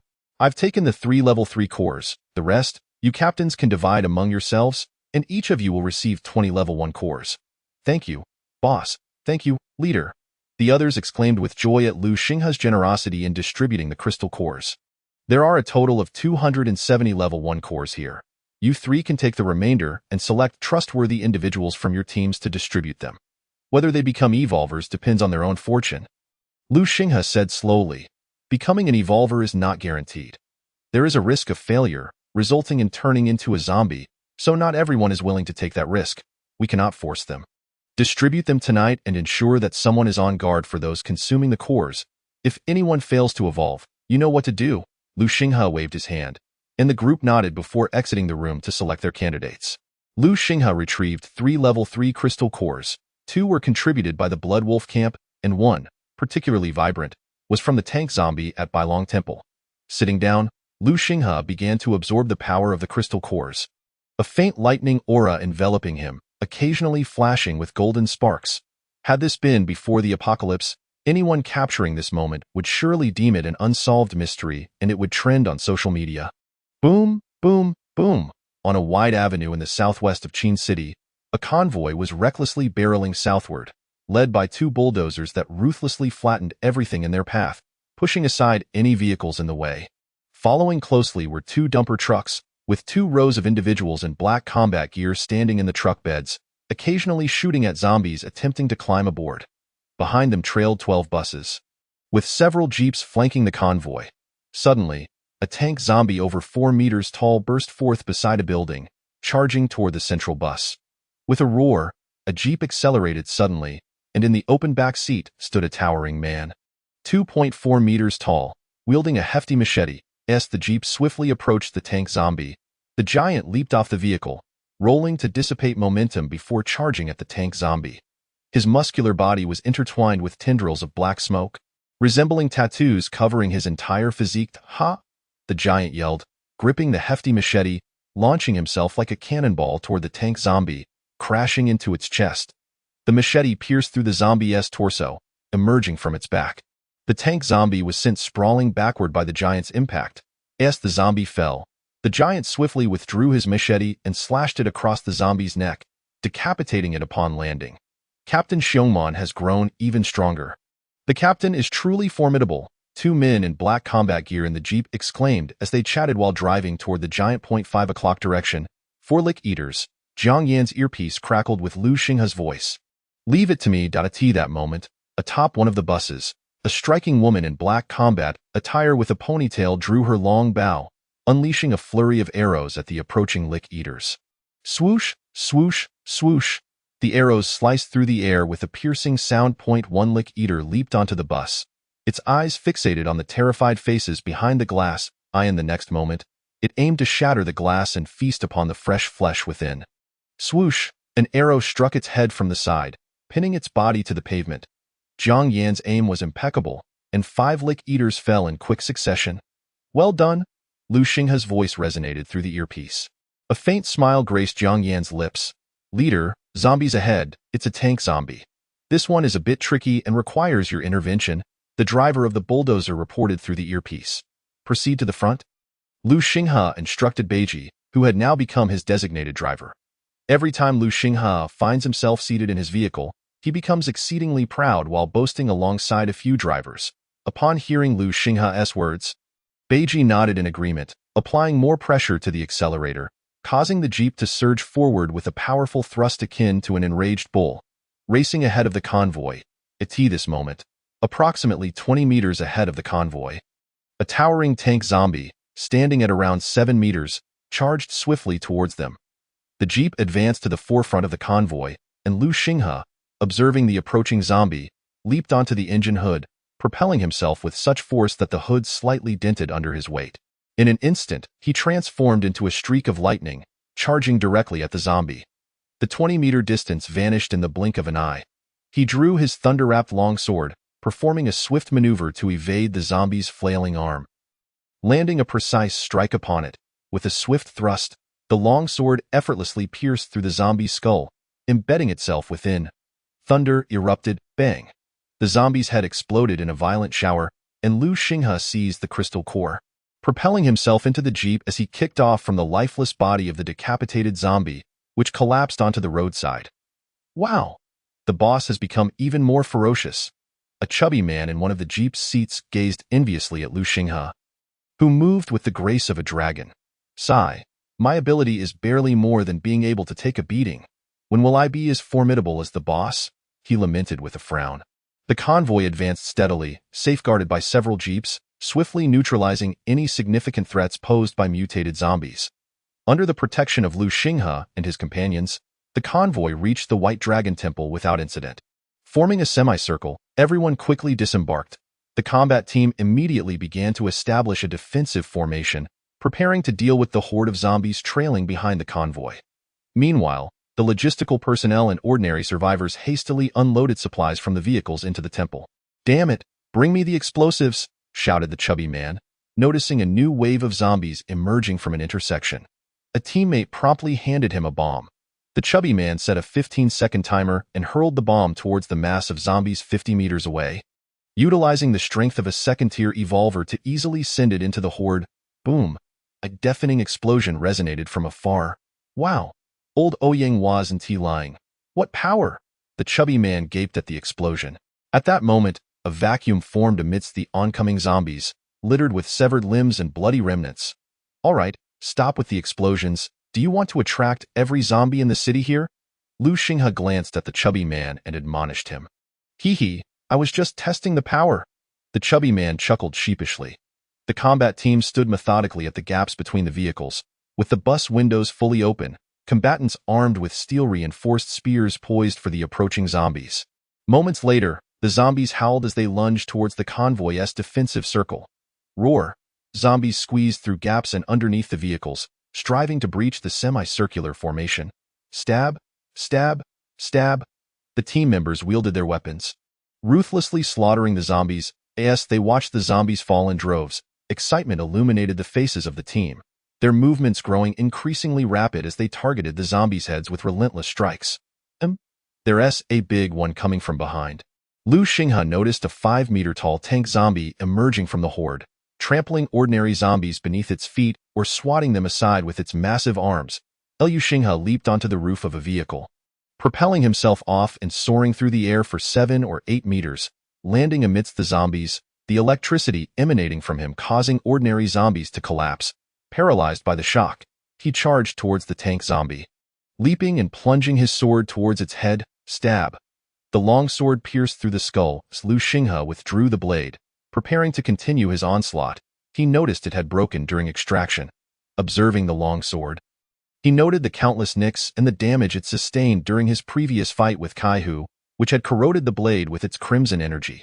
With a sigh, he realized this weapon had reached its limit. It was time to find a replacement. Discarding the broken sword, Lu Xinghe enveloped his hands in electricity, weaving through the horde, his electrified hands slicing through zombies as if they were mere fodder. Witnessing Lu Xinghe's impressive display of power, Xiong Man and a few others rushed out from behind the defensive line. Xiong Man, surrounded by black smoke, wielded a hefty cleaver, spinning it like a fan, shattering zombies with every touch, severed limbs raining down around him. Wei Yan, clad in rocky armor, barreled through the masses, his fists pounding down upon the zombies' heads with the force of sledgehammers, akin to smashing watermelons. The chubby man, relying on his formidable defenses, showed no fear of the zombies' grasp, wielding 2 machetes in a wild frenzy of slashing. He soon found his clothing torn to shreds, exposing his pale flesh. Yet he remained oblivious, hacking down any zombie that came within reach. Jiang Yin and Ingzi appeared more composed. One glided like a specter, while the other perched atop a vehicle, expertly picking off the hidden lurkers among the horde. After an hour of fierce combat, the square and streets outside the White Dragon Temple were awash with blood, strewn with dismembered bodies. Dark blood pooled into small streams, flowing towards the nearby drainage. "I am exhausted." The chubby man wiped the sweat from his brow, only to find his forehead stained with crimson. At this moment, he was left in nothing but tattered shorts, a testament to his efforts to protect himself. Though a hole had formed at the back, yet no one laughed at him. After an hour of battle, this once pudgy figure had transformed into a figure drenched in blood, surrounded by the corpses of zombies. The other team members regarded him with a mix of awe and admiration, no one daring to mock him. "Boss, I did well this time, didn't I?" I took down as many as that big brute Xiong Man. The chubby man approached Lu Xinghe, still clad in his tattered shorts. I took down 3 tank zombies. Xiong Man chuckled. Damn it, I was stuck inside and couldn't get out, or I would be taken down a few too. The chubby man protested. Hee hee. Xiong Man responded with a smile, saying nothing further. Chubby, you should go wash up and change your clothes. You've torn your shorts. Don't you feel embarrassed? Lu Xinghe remarked with a smirk as everyone headed towards the temple. A short while later, in a grand hall, Lu Xinghe stood with the captains and vice-captains of the combat teams, along with logistical staff Qin Ruyue, medical team members Chen Rui and Zhao Chong. Mechanical team members Zhuo Wenba and Ouyang Pengfei. Lu Xinghe addressed the assembly. Next, I will outline the plan for our next steps. Qin Ruyue, please provide an update on the personnel and resources at the camp. Yes, Qin Ruyue stood up. Currently, over the past 2 days, through announcements, we have gathered a total of 658 survivors at the reincarnation camp, including those rescued from Blood Wolf camp, excluding the 240 combat team members. We have 418 survivors remaining. Among the new arrivals, 21 have joined the medical team, 32 the mechanical team, and 18 the research team. The logistics team has 58 members, leaving 289 individuals without assigned roles. After a brief pause, she continued, we have approximately 8 tons of various grains and flours, 3 tons of vegetables, and 4 tons of meat. Additionally, we possess around 7 tons of compressed and convenient food.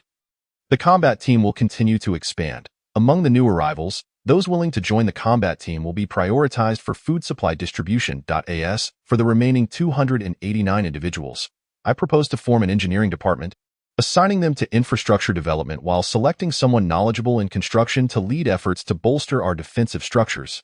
I've already identified 2 individuals among the new survivors who were architects before the apocalypse. They are on their way here, Qin Ruyue confirmed. Lu Xinghe nodded, satisfied with her management skills. Starting tomorrow, the 3 combat teams will expand gradually from the White Dragon Temple, clearing out surrounding zombies, collecting crystal cores, and various resources.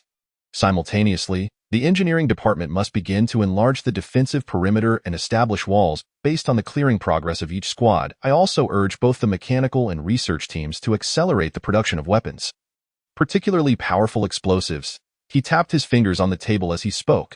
Zhuo Wenba, ensure our radio station operates smoothly and facilitates communication with as many survivors as possible.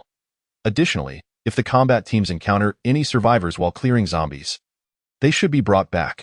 Once the meeting concluded, everyone prepared for the upcoming operations and began to rise. Qin Ruyue, wait a moment, Lu Xinghe called out to her as she turned to leave. She turned back to face him. Take this. Lu Xinghe took out a small pouch containing 10 first-level crystal nuclei and 1 second-level crystal nucleus. Upon receiving the pouch, Qin Ruyue's excitement surged. In truth, during the past few days, every time Lu Xinghe and the others ventured out to gather supplies and hunt zombies, Qin Ruyue yearned to join them. However, she feared being a burden and could only remain at the camp to assist with logistics. Deep down, she still aspired to become an evolver, aiding her companions in battle. Now, gazing at the crystal nuclei in her hand, she found herself momentarily speechless. She decided to consume the first-level crystal nucleus first. And once her evolution was complete, she would absorb the second-level one. Lu Xinghe patted Qin Ruyue on the shoulder and walked outside. Thank you, Qin Ruyue softly said. Watching Lu Xinghe's retreating figure, Lu Xinghe waved his hand without turning back. Outside the courtyard, he turned out of the gate. Shadow, Lu Xinghe called softly. A shadow slowly solidified behind him. Keep an eye on Qin Ruyue. If she fails, you may take action, Lu Xinghe instructed, not waiting for a response before continuing south toward Bailong Temple. I hope you succeed, he murmured, as a gentle sigh drifted away with his footsteps. Chapter 19. The transmission of enlightenment at Bailong Temple. In the southern courtyard, Lu Xinghe strolled along the small path toward the courtyard of Master Wuzhen and his companions. Upon passing through the densely wooded path, he noticed a young novice monk, no more than 8 or 9 years old, standing at the entrance, gazing at him. Approaching the novice, Lu Xinghe asked, Little master, are you waiting for me? The young monk joined his hands in a respectful gesture and replied, The abbot said that the benefactor would come. I am here to wait again. Stepping aside, the novice made a gesture inviting Lu Xinghe to enter. Lu Xinghe walked into the courtyard, with the novice jogging a few steps to his side, guiding him toward a central building. Abbot, the benefactor has arrived, the young monk announced. gently knocking on the door. "Please, benefactor, come in." A gentle yet slightly aged voice emanated from within, revealing that it was Master Wuzhen. "Benefactor, the abbot is waiting for you inside. Please enter," the young monk said before darting off, revealing a hint of youthful playfulness. Lu Xinghe smiled at the novice's retreating figure and slowly pushed open the door to enter. Inside, Master Wuzhen sat cross-legged on a cushion, with a low table before him. A pot of steaming tea emitted gentle wisps of vapor, and 2 teacups rested on the table, their contents clear and transparent. "Benefactor, please," Master Wuzhen gestured, inviting Lu Xinghe to sit. "Thank you, Master, for the disturbance. I hope you will excuse it," Lu Xinghe said as he took a seat cross-legged on the cushion opposite the master. "Excellent tea," Lu Xinghe exclaimed, taking a sip from the cup before him. The tea slid down his throat, subtly awakening his internal abilities. "Master, what is this tea?" Lu Xinghe asked, astonished, looking at Master Wuzhen. "Umitba, to be candid with you. Benefactor, this tea is harvested from an ancient tree cultivated in our temple. In these tumultuous times, it seems the tea tree has gained a kind of spirit, rendering it extraordinary," Master Wuzhen replied, hands clasped together. Initially, Lu Xinghe had thought that Bailong Temple only possessed the mutated ginkgo tree. He was pleasantly surprised to discover that an ancient tea tree had also undergone mutation. After the blood rain, he suspected that the tea leaves would possess even more remarkable effects. With this thought, Lu Xinghe felt a surge of joy within. "Master, you must have a purpose in offering me such exceptional tea," he remarked, observing Master Wuzhen. Master Wuzhen nodded, taking a sip from his cup before slowly beginning to speak. "In these times of great upheaval, numerous terrifying demons have emerged, while you, benefactor, possess extraordinary powers akin to the celestial beings of ancient texts. Given time, you may indeed transcend to the legendary status of those celestial beings, capable of moving mountains and filling seas." Master Wuzhen's voice resonated steadily. "When I first met you, I sensed that despite the aura of slaughter surrounding you, your gaze remained cleared. In this calamity, you are among the rare few who can maintain their true selves. Therefore, I hope you will hold on to your essence and perform good deeds to protect the suffering beings of this world," Master Wuzhen said, hands clasped together. "Master's words are indeed an elevation of my character. In this apocalyptic world, where everyone lives in fear, humanity has become as unpredictable as the catastrophe itself. The darkness within human hearts has been magnified infinitely. I too have stained my hands with blood, as there are indeed both villains and virtuous individuals. I can only strive to ensure my own safety while trying to eliminate those who deserve it," Lu Xinghe replied, looking at Master Wuzhen. "Umitba, your sincerity is commendable. You are truly a forthright individual. I only hope that you can embrace compassion within your capacity," Master Wuzhen said slowly. "Rest assured, Master. Although I cannot claim to be a good person, I promise not to harm those who do not cross my bottom line or those who are irredeemably wicked," Lu Xinghe stated earnestly, meeting Master Wuzhen's gaze. "With your assurance, I can rest easy." "Please, enjoy your tea," Master Wuzhen said, offering the teacup to Lu Xinghe. As Lu Xinghe reached out to take the cup, Master Wuzhen suddenly thrust his fingers toward Lu Xinghe's wrist. Startled, Lu Xinghe's hand flickered slightly, using the back of his hand to deflect the incoming fingers. Despite being a third-level evolver, his strength was not to be underestimated. However, when his hand connected with Master Wuzhen's fingers, it felt as though he had struck a leaf that offered no resistance. Effortlessly dissipating his force in that instant, Master Wuzhen transformed his fingers into claws, the bony tips resembling the talons of a fierce eagle, gripping Lu Xinghe's wrist. Lu Xinghe's eyes narrowed, preparing to evade, but Master Wuzhen seemed to anticipate his movement. Deftly capturing his wrist, startled, Lu Xinghe felt a surge of power within him. A faint flash of lightning coursed through his wrist, causing Master Wuzhen's claws to tingle slightly. Seizing the moment, Lu Xinghe withdrew his arm and drank the tea in one gulp. "That was unexpected," Lu Xinghe remarked. "Benefactor, what do you think of my technique?" Master Wuzhen asked slowly. Lu Xinghe, puzzled by Master Wuzhen's intentions, pondered for a moment before responding. "Master, this must be the essence of martial arts from Huaxia. Without my third-level evolver strength, I could never hope to match you." Master Wuzhen nodded. "Indeed, this is one of the martial arts techniques passed down in our temple. Martial arts have been practiced since ancient times. Yet now, few have achieved mastery. This decline is not only due to the challenges of training but also because of the progress of the times, which has relegated martial arts to the background. Yet now, with the great upheaval of heaven and earth, some individuals have regained incredible abilities, reminiscent of the mighty beings of ancient times. Martial arts enable these individuals to better harness their power. The reason I demonstrated this technique to you, benefactor, is that I wish to teach you this martial art, Master Wuzhen said, his eyes twinkling with kindness as he regarded Lu Xinghe. Lu Xinghe's heart leaped with joy. And he solemnly replied, Master, your magnanimity is admirable. If I am granted the opportunity to learn this martial art, I assure you I will not tarnish its reputation nor wield it for evil. Benefactor, you may come here daily. I will teach you for 2 hours each day, Master Wuzhen announced. Master, with your mastery of martial arts, why do you not step out of Bailong Temple to save more people? Lu Xinghe inquired gently. While I too wish to aid the world, I do not wish to accumulate further bloodshed. In these chaotic times, human hearts have grown distant from the past. I truly wish to avoid staining my hands with blood. Master Wuzhen sighed, shaking his head. In Buddhism, Ksitigarbha Bodhisattva vowed not to achieve Buddhahood until hell was empty. Since Master Wuzhen does not wish to create further bloodshed, I, Lu Xinghe, in gratitude for his teachings, also wish to make a vow. If I, Lu Xinghe, can reach the pinnacle, I will protect humanity, Lu Xinghe said, clasping his hands together and bowing to Master Wuzhen. Master, among my companions, some possess the ability to evolve as well. May they join in the learning? Lu Xinghe asked slowly. I have a disciple named Shansuan. Your friends may seek him for suitable methods, Master Wuzhen replied. Thank you, Master, Lu Xinghe said as he prepared to take his leave.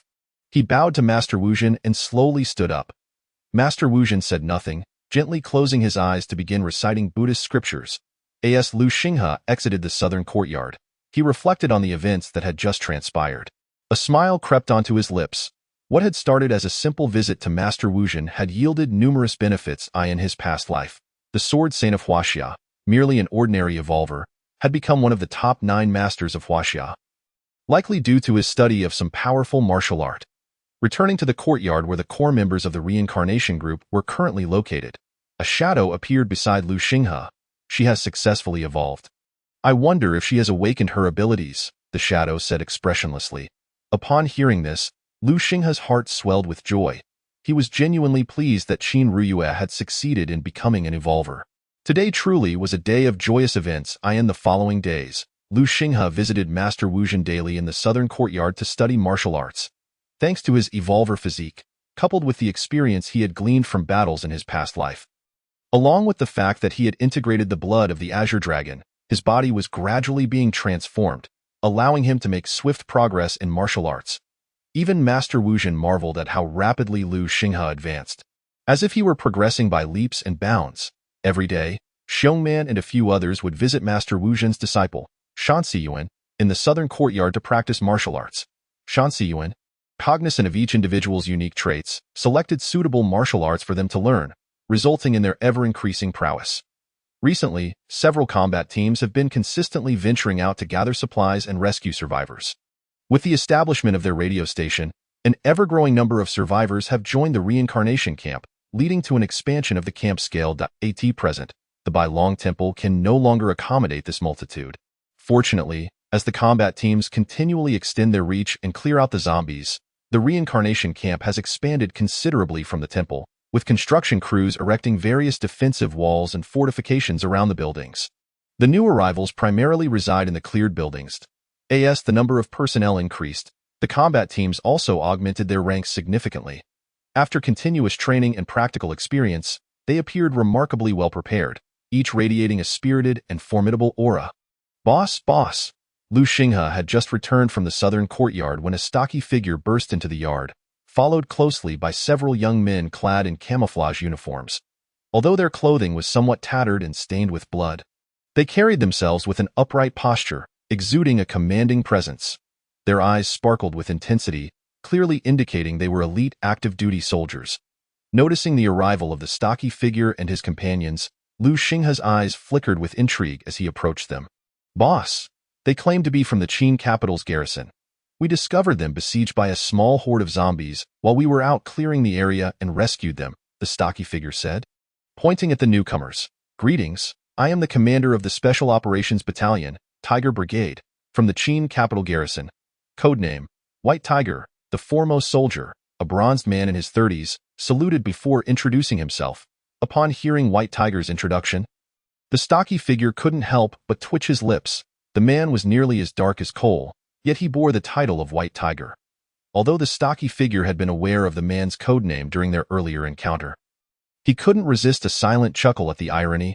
"Hello, I am Lu Xinghe," he replied slowly. Not being a soldier himself, he was unsure how to return the salute, so he simply nodded in acknowledgement. "You are from the garrison. What brings you here? If I recall correctly, the garrison is located to the west, isn't it?" Lu Xinghe inquired of White Tiger. With a sigh, White Tiger responded, "We were initially tasked with rescuing an important individual. By the time we arrived, the person had vanished. We searched the vicinity but found no traces, likely devoured by zombies. We had to return to the garrison to report our findings, but upon reaching the outskirts, we discovered something amiss. A vast horde of zombies had surrounded the garrison, preventing our entry. We then prepared to seek opportunities to infiltrate, only to be detected by the zombies. We fought our way back. And it was then that Brother Pang Zhu rescued us," he concluded, shaking his head in resignation, lamenting their inability to return. Hearing White Tiger's words, Lu Xinghe furrowed his brow slightly. This was indeed troubling. The garrison housed an entire division of active-duty soldiers. Even in the aftermath of the catastrophe, when most had turned into zombies, the combination of abundant firearms and elite soldiers should have posed no threat to the garrison. The fact that the garrison was besieged without attempting to clear out the zombies indicated they lacked the confidence to eliminate the encroaching horde. In that case, you may rest at our reincarnation camp for the time being. We will find a way to help you return to the garrison, Lu Xinghe said to the newcomers. "You are the reincarnation camp?" White Tiger exclaimed in surprise upon hearing Lu Xinghe's words. "Is there a problem?" Lu Xinghe asked, puzzled by White Tiger's sudden outburst. "We previously received your radio signals and heard your broadcasts. Your camp must have a radio station, correct?" White Tiger asked excitedly. "Indeed, we have a radio. We have been broadcasting in hopes of reaching more survivors," Lu Xinghe replied slowly. "When we received the broadcasts, it mentioned a bomb shelter. I did not expect you to be here. The garrison had even debated whether to rescue you," White Tiger remarked. Before Lu Xinghe could respond, White Tiger continued, "Could we use the radio? I wish to contact the garrison." Lu Xinghe nodded and led the group to a room. Inside, Zhu Wenba was seated at the radio. "Chief," Zhu Wenba said, quickly rising upon seeing Lu Xinghe. Lu Xinghe nodded and turned to White Tiger, saying, "This is the radio." He gestured for Zhu Wenba to step aside. White Tiger approached the radio and began adjusting the settings, tuning it to a specific channel before donning a headset to initiate contact. Moments later, an expression of surprise lit up his face, indicating he had established communication with the garrison. "Special Operations Battalion, Tiger Brigade, reporting," White Tiger stated solemnly. "Proceed, White Tiger," a voice responded from the other end. "We were tasked with rescuing Mayor Wu, but we found no trace of him, and his fate remains unknown. We were blocked by a horde of zombies while attempting to report back and are currently taking refuge at the reincarnation camp," White Tiger conveyed. There was a pause on the other end before a deep voice replied, "Tiger, do not think about returning for now. The garrison may not be able to withstand this, Commander." White Tiger's expression suddenly turned animated upon hearing the man's voice. "Commander, we will find a way to draw the zombies away. Do not take risks. Your team is not equipped for this. This horde of zombies is unusual. We have tried drawing them away before, but all attempts have failed. Only a few stray zombies have followed, while the bulk of the horde remains unperturbed." Lu Xinghe, overhearing the conversation, began to furrow his brow. Something felt off. Typically, zombies would mindlessly pursue any sound or movement. The fact that only small groups were following indicated something was amiss. To the west, "It's those two."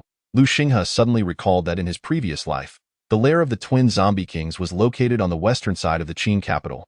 It seemed they might be involved in this situation. "Enough, Tiger. Do not be foolish. Survive. Do not return to the garrison," the voice instructed firmly. "Commander." White Tiger's eyes glistened with emotion, his gaze reddening slightly. At that moment, Lu Xinghe took the headset from White Tiger. The latter was momentarily taken aback, unsure of Lu Xinghe's intentions. "Hello, Commander. I am the leader of the reincarnation camp, Lu Xinghe. I would like to know the current status of the personnel at the garrison.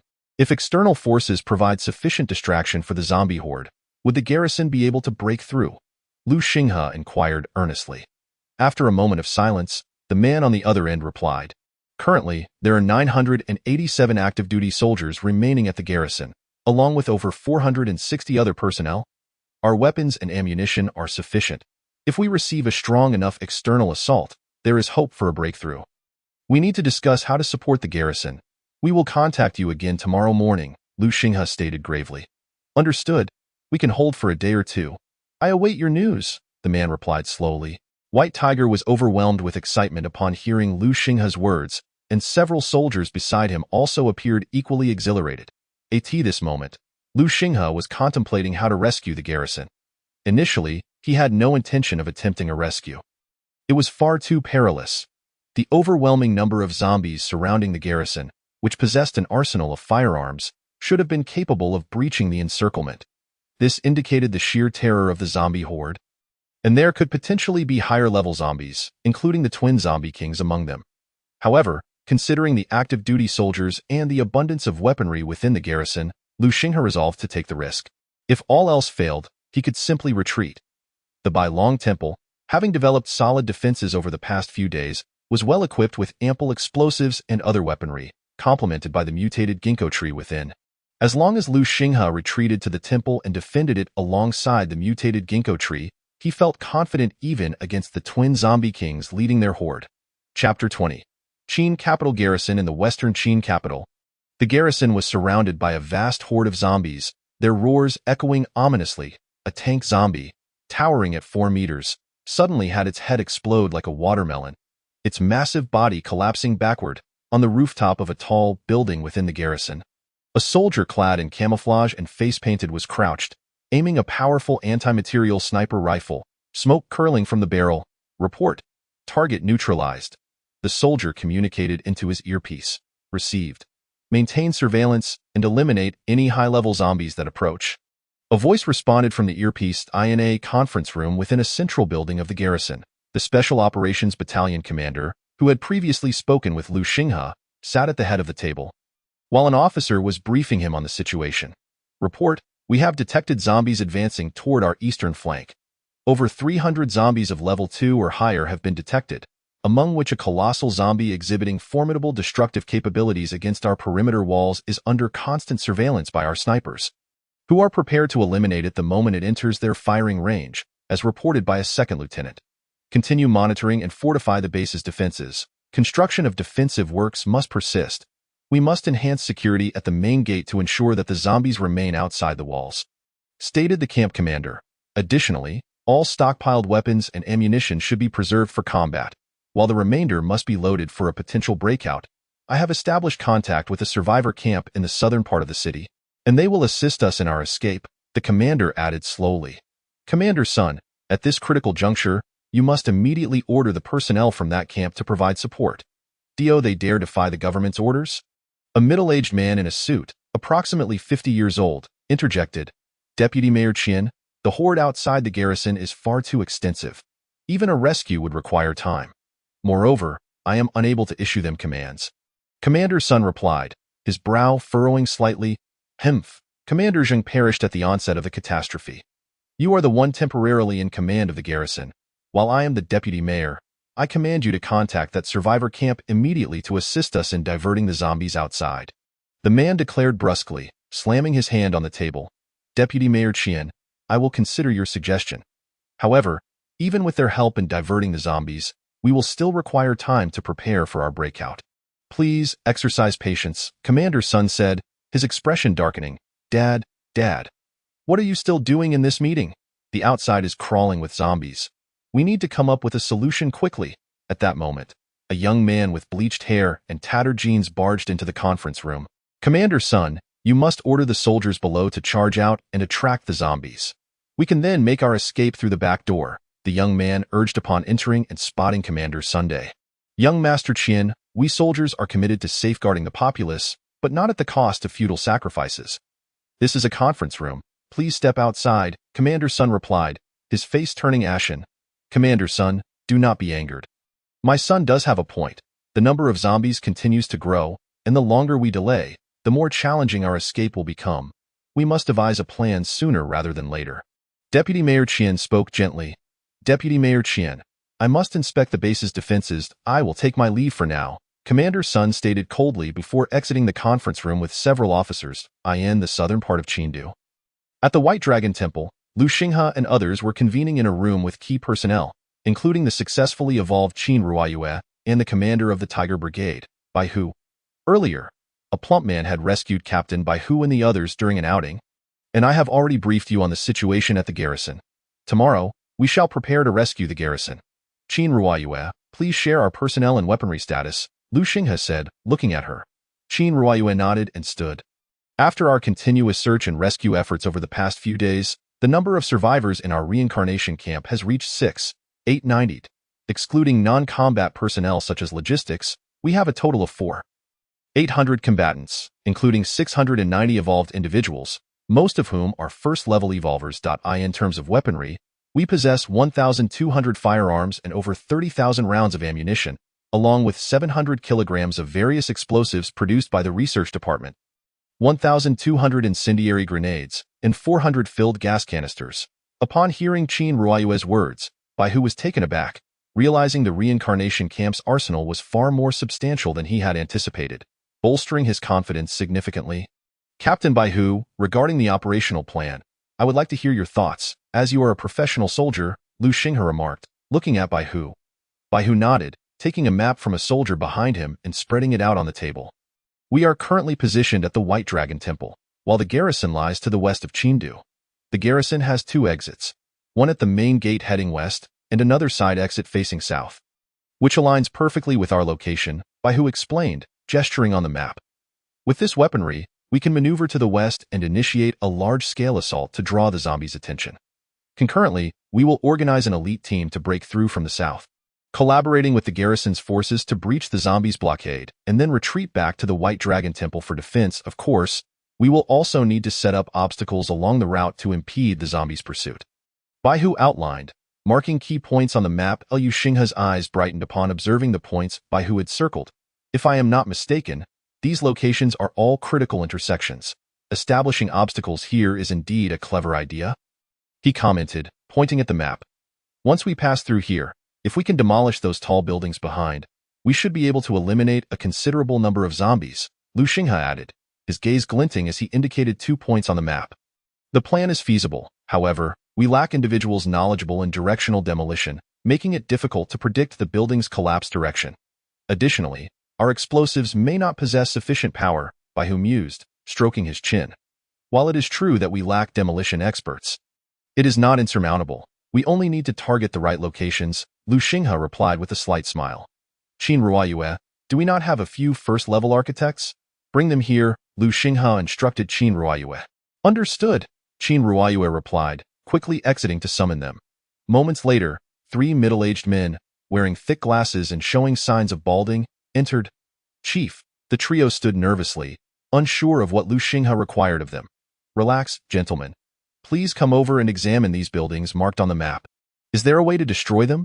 Lu Xinghe beckoned them closer. The three approached and scrutinized the buildings indicated on the map. This one is no problem. I helped construct it alongside Old Xie. We are familiar with its structural integrity. As long as we demolish a few key load-bearing pillars, it will collapse, one of the men confidently asserted, pointing to a neighboring architect. This one is also feasible. I was involved in its design, another architect chimed in. However, this tallest structure was designed and constructed by a foreign architectural firm. To ensure accuracy, we must inspect the site, the architect named Xie added slowly after examining another building. In that case, once the meeting concludes, we shall conduct a site survey, Lu Xinghe proposed. All cleanup and rescue operations for today are temporarily halted. The combat department will mobilize all personnel to gather gasoline to the fullest extent. He directed the leaders present. Yes, boss, understood, chief, the crowd responded in unison. All right, meeting adjourned. With a grand gesture, Lu Xinghe led the 3 architects, Bai Hu, and several soldiers out. Lu Xinghe drove a jeep with Bai Hu and the 3 architects, while several soldiers followed in a pickup truck loaded with explosives. The vehicles sped toward the buildings marked on the map. Upon arrival, Bai Hu halted the vehicle in front of one of the structures. Lu Xinghe exited the car, and the soldiers formed a protective circle around the architects as they approached the building entrance. As they entered, several wandering zombies within the building detected their presence and charged toward them. Shrieking, "Bang, bang, bang!" The soldiers swiftly raised their weapons, firing silenced rifles that accurately struck the zombies between the eyes. The architects, situated amidst the crowd, trembled slightly, beads of sweat forming on their foreheads. "Oh, not be afraid. Just guide us," Lu Xinghe reassured the anxious architects. The group swiftly navigated through the building, dispatching any zombies that appeared with precise shots. Gradually, the architects grew more at ease, attentively assessing the entire structure's layout while directing the placement of explosives. After successfully installing explosives in all 3 buildings, the architects finally exhaled in relief. "Let us return," Lu Xinghe said slowly. Just as they exited the building, a voice suddenly called out, "Be careful," from the awning of the building. A long tongue shot out, wrapping around one soldier's neck in an attempt to drag him away. The tongue of the licker tightened around the soldier, causing his face to flush as he struggled to free himself. Observing the licker on the awning, Lu Xinghe frowned slightly. "This creature appears to be level 3. This could pose a problem. My knife was broken last time, and I have yet to forge a new one. I should have procured a temporary substitute earlier." Seeing the soldier ensnared, Lu Xinghe's hands emanated a deep blue lightning as he grasped the licker's tongue. "Roar!" The licker howled in pain as Lu Xinghe's electrified grip constricted its tongue, causing it to release the soldier. With a powerful tug, Lu Xinghe yanked the licker down from the awning. "Roar!" The licker, unable to escape Lu Xinghe's grasp, let out a furious roar and lunged at him. Its sharp claws aimed at Lu Xinghe's chest.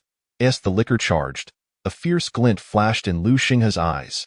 "You seek death?" Lu Xinghe grasped the tongue of the licker with one hand, while his other hand crackled with lightning, fingers splayed like the talons of an eagle. This was an opportune moment to put into practice the martial arts he had learned from Master Wu Jin. Lu Xinghe mused inwardly as the licker lunged towards him. He deftly sidestepped, simultaneously locking 3 fingers onto the shoulder joint of the licker's right arm and twisting with force. Crack! To his astonishment, he dislocated the licker's right arm. Leaving it dangling limply, roaring in fury, the licker spun around, swinging its left claw towards Lu Xinghe. At this moment, the licker's tongue remained firmly in Lu Xinghe's grip, rendering it incapable of utilizing its speed advantage. It could only engage in a direct confrontation. Crack! Once again, Lu Xinghe employed the same technique, dislocating the licker's right arm as well. The licker, now reduced to snapping its jaws at Lu Xinghe, posed no threat given its loss of both arms. Lu Xinghe, having lost interest, felt a flash of murderous intent in his eyes. "Die," he declared, as the lightning in his hand erupted into a brilliant radiance. With his left hand shaped like a blade, he thrust towards the licker's neck. Thud! Lu Xinghe's palm pierced through the licker's neck, driving upwards into its brain. With a vigorous pull, he extracted a crimson crystal core, crackling with energy. "Let us depart," Lu Xinghe commanded, stowing the crystal core away and addressing the others with a calm demeanor. Bai Hu and several soldiers exchanged glances of awe. Lu Xinghe's formidable power had earned their respect. The 3 architects, witnessing their leader's prowess, felt a renewed sense of security, and they all boarded the vehicle, racing towards the reincarnation camp. Upon returning to the camp, Lu Xinghe and Bai Hu immediately contacted Captain Sun of the security zone. "Hello, Captain Sunday, this is Lu Xinghe." He spoke into the earpiece. "Greetings, Brother Lu Xinghe. This is Sun Lei," came the deep voice from the earpiece. "We are preparing to launch an assault on the zombies in the security zone tomorrow morning.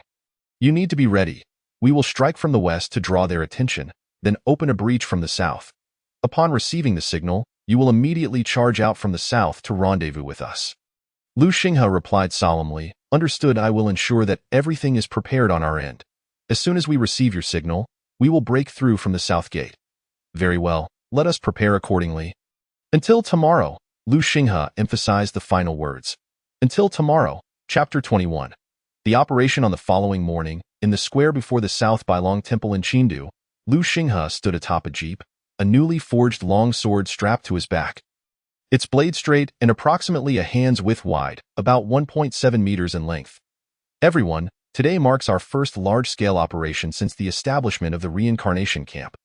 Our compatriots are besieged by zombies in the Western Security Zone. Today's mission is to rescue the survivors trapped within," Lu Xinghe announced, Surveying the assembled troops. Three combat teams stood in formation, their spirits renewed from recent hunts that had rid the area of zombies. Each member looked at their leader with unwavering determination. Before joining the reincarnation camp, many had been imprisoned or lived in constant fear, but this man had rescued them from despair, granting them hope and the strength to protect themselves and their families. As Lu Xinghe's gaze swept over a contingent of 200 elite members, their eyes burned with pride and confidence. This team, personally selected by Lu Xinghe, comprised evolutionaries, with Shadow and Jiang Yin serving as vice-captains, while Lu Xinghe himself commanded. Today, our primary objective is to rescue the survivors in the security zone.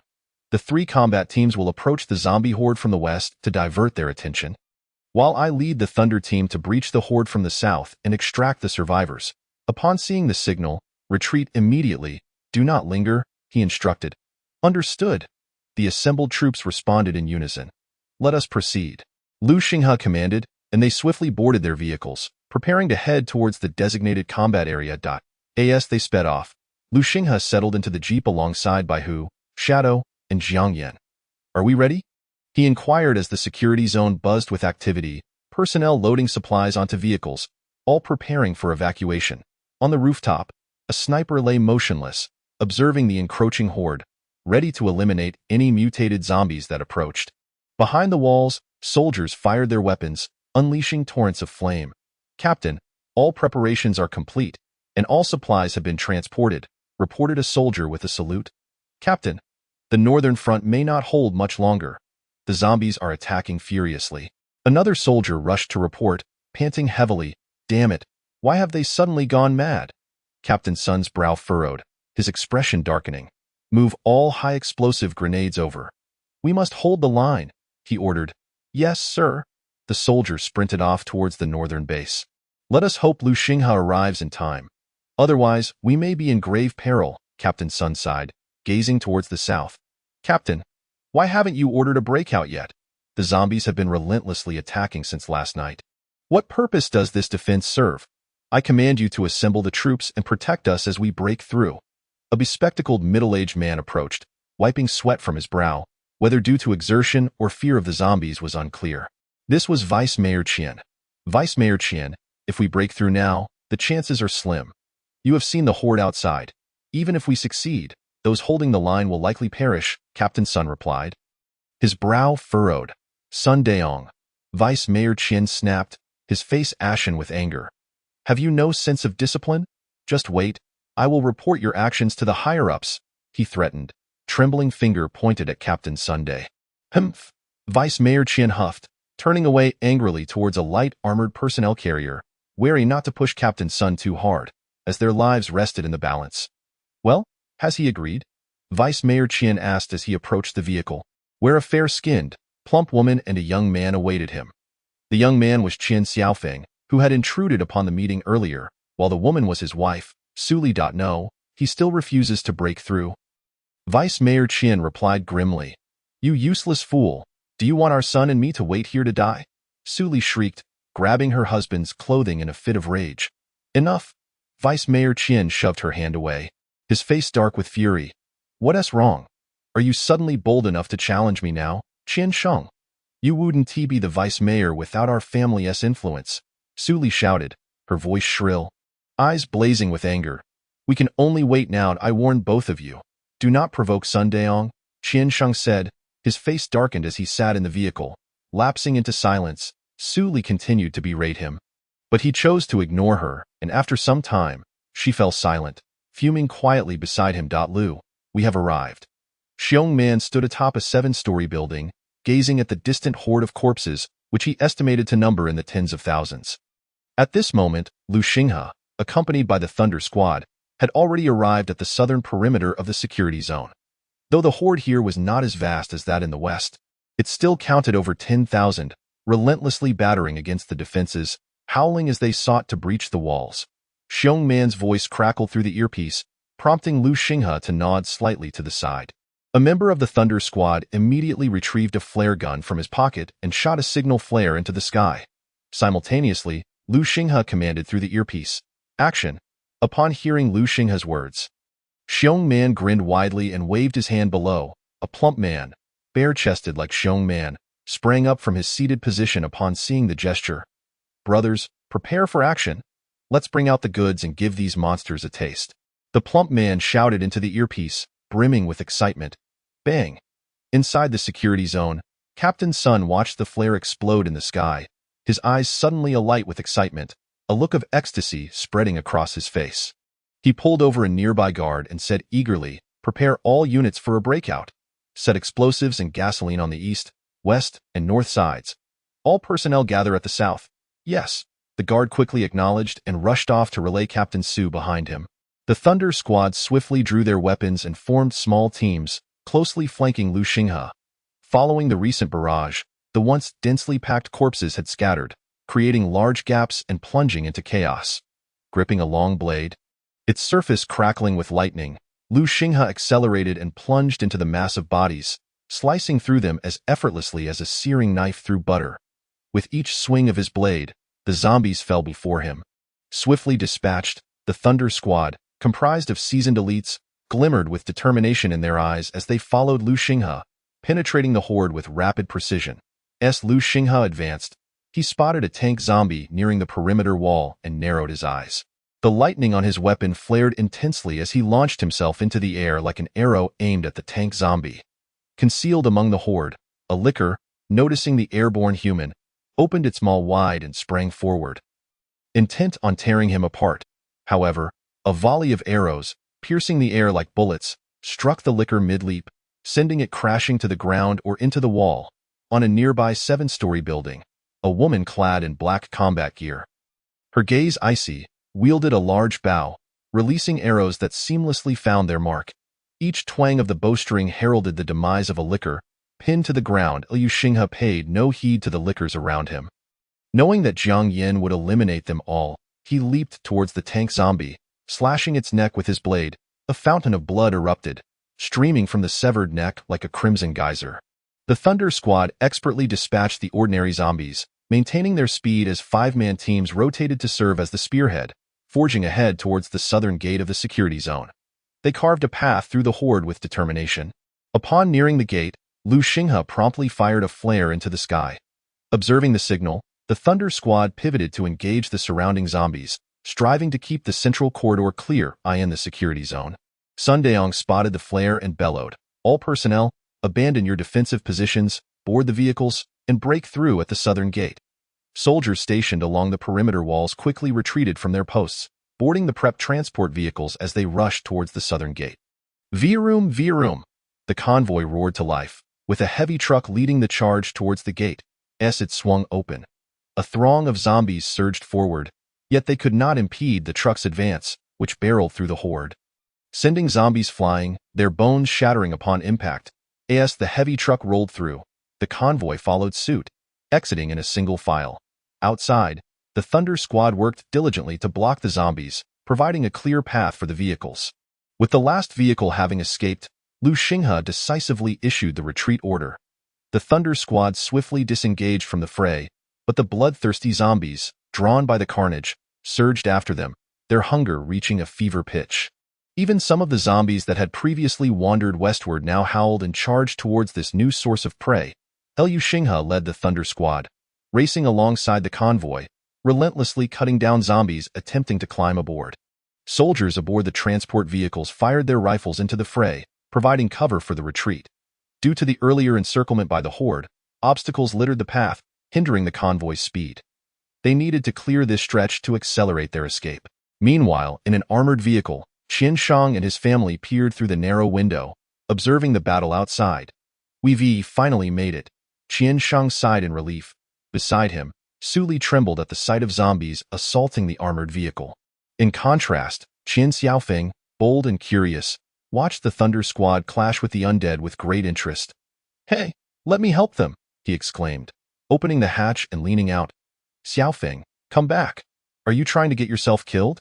Su Li yelled, alarmed at her son's reckless behavior. "Mom, it's fine. Can't you see those people are fighting off the zombies? We're safe here. I want to help them," Qian Xiaofeng replied nonchalantly, producing a grenade from his pocket, pulling the pin, and tossing it outside. Although he aimed it towards the zombies flanking the Thunder Squad, It landed too close for comfort. The explosion erupted with a deafening bang, obliterating nearby zombies into a shower of gore. The Thunder Squad members were taken by surprise, some of them getting thrown back by the blast. Fortunately, the explosion occurred slightly behind them, sparing them from a more dire fate. The ejected squad member was quickly assisted by his comrades, who helped him up as he coughed up blood. "Are you all right?" A teammate inquired. "I'm fine. I don't know who the idiot was that threw the grenade. But they almost blew me to bits," he replied, shaking his head. "Just take a breather," his teammate suggested, nodding as they rushed towards a nearby transport vehicle. Liu Xinghe had noticed the explosion immediately, realizing that he hadn't ordered anyone to deploy explosives. It was uncharacteristic for anyone to do so, as the risks of friendly fire were too great. Besides, Liu Xinghe was maneuvering the Thunder Squad alongside the convoy, intending to lure the zombies for a grand trap. Hearing the blast, he turned his attention to the source, spotting a young man in the transport vehicle, his face alight with excitement. Liu Xinghe's eyes narrowed dangerously as he observed the encroaching horde. Increasing the pressure on the Thunder Squad, he suppressed the urge to confront the young man and instead sought to alleviate the squad's burden. Under the lead of the heavy truck, the convoy finally navigated through the treacherous streets. Picking up speed, the team prepared to distance themselves from the relentless zombies. As the truck passed by where Liu Xinghe and the others had parked their vehicles, it came to a halt. Soldiers on board swiftly manned their rifles, unleashing a barrage of fire upon the zombies. The Thunder Squad rapidly disengaged, sprinting towards the parked vehicles. "Get in, move," Liu Xinghe urged as they distanced themselves from the horde. Bang, bang, bang. As the Thunder Squad regrouped, the soldiers intensified their fire, buying precious time for their comrades to board. Moments later, the Thunder Squad successfully boarded the vehicles. "Get in, retreat," Sun Deong shouted from the jeep. Soldiers hastily climbed aboard the transport vehicles as the convoy sped towards the Bailong Temple in the south. However, the convoy did not immediately shake off the zombies, as they maintained a close pursuit, with scattered zombies joining the throng along the streets. As the convoy passed an intersection, Liu Xinghe's vehicle slowed, observing the horde trailing behind. With the influx of scattered zombies, the size of the horde swelled to around 10,000, a sea of the undead. Among them, massive tank zombies trampled over their smaller counterparts. Pushing forward relentlessly, "Now!" Liu Xinghe shouted as they neared the buildings rigged with explosives. Seated in the jeep, Bai Hu, brimming with excitement, produced a remote control. "Filthy zombies, I'll send you off to the afterlife," he declared, fervently pressing the trigger. Boom! The ground shook as explosions erupted simultaneously. The three buildings at the intersection toppled towards the horde like a natural calamity. The convoy, moving slowly, witnessed the earth-shattering scene with wide-eyed astonishment. A colossal cloud of dust engulfed the area, obscuring everything in sight. After surveying the aftermath and seeing no zombies rushing forward, Liu Xinghe turned to Beiji and said, "Let us go." Beiji maneuvered the jeep swiftly, catching up with the front of the convoy. To the west, 3 combat squads had retreated to their final line of defense. Behind each of the 4 lines lay a multitude of corpses.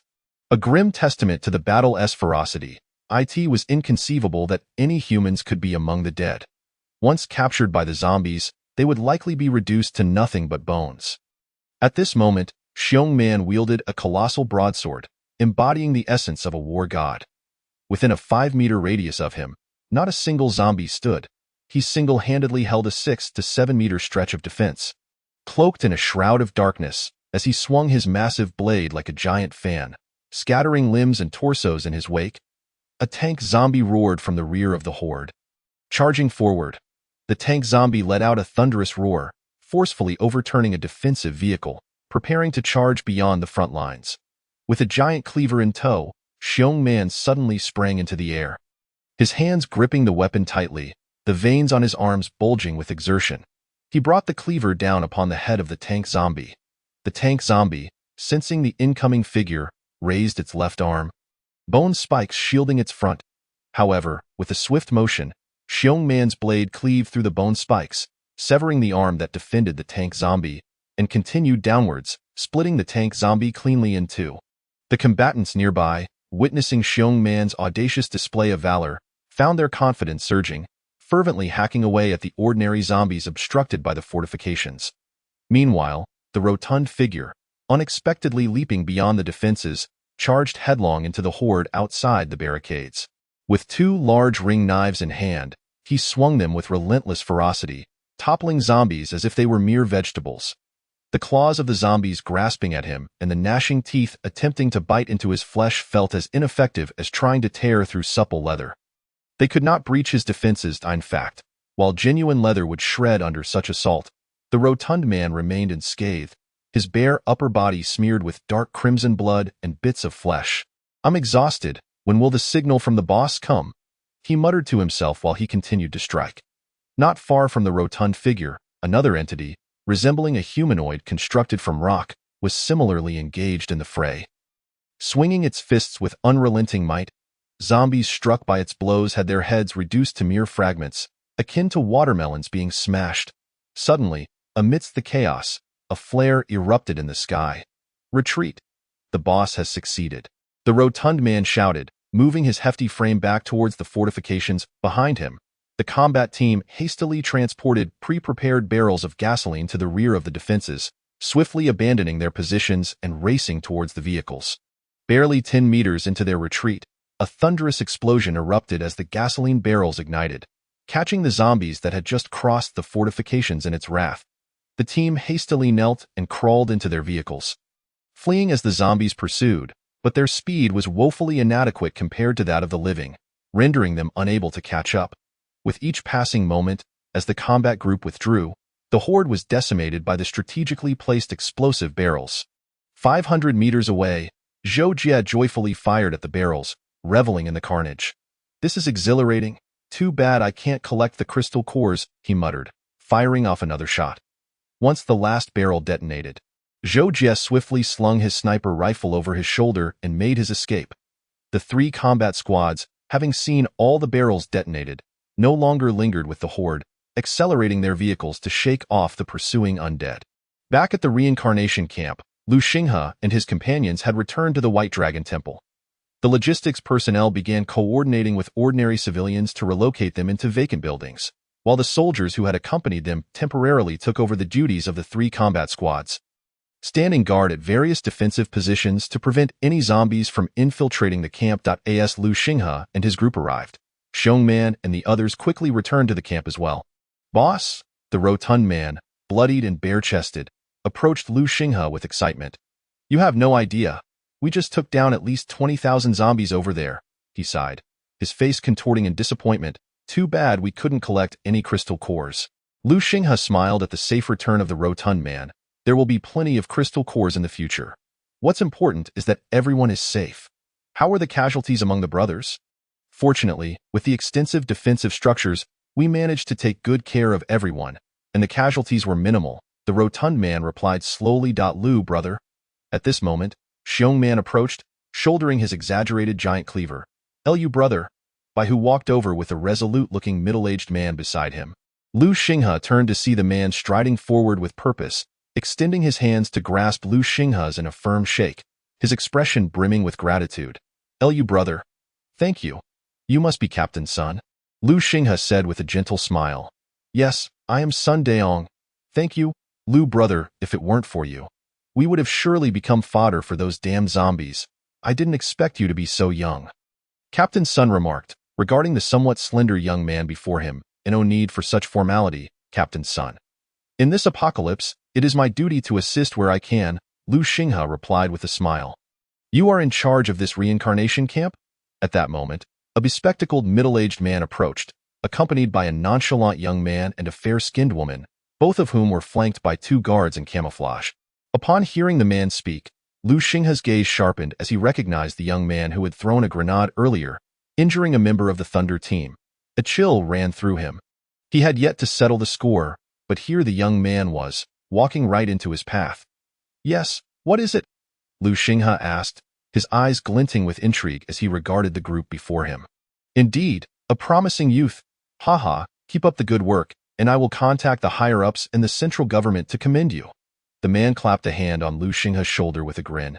"I am the deputy mayor of this city, Qiansheng. That I trust everyone has heard of me. Rest assured, the government will ensure your safety. If you all trust in the government's leadership and perform your respective duties, we will eventually eradicate these zombies, so do not worry." Qian Shang proclaimed solemnly to the crowd.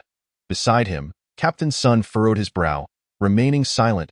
Liu Xinghe regarded Qian Shang with a hint of mockery tugging at the corners of his mouth.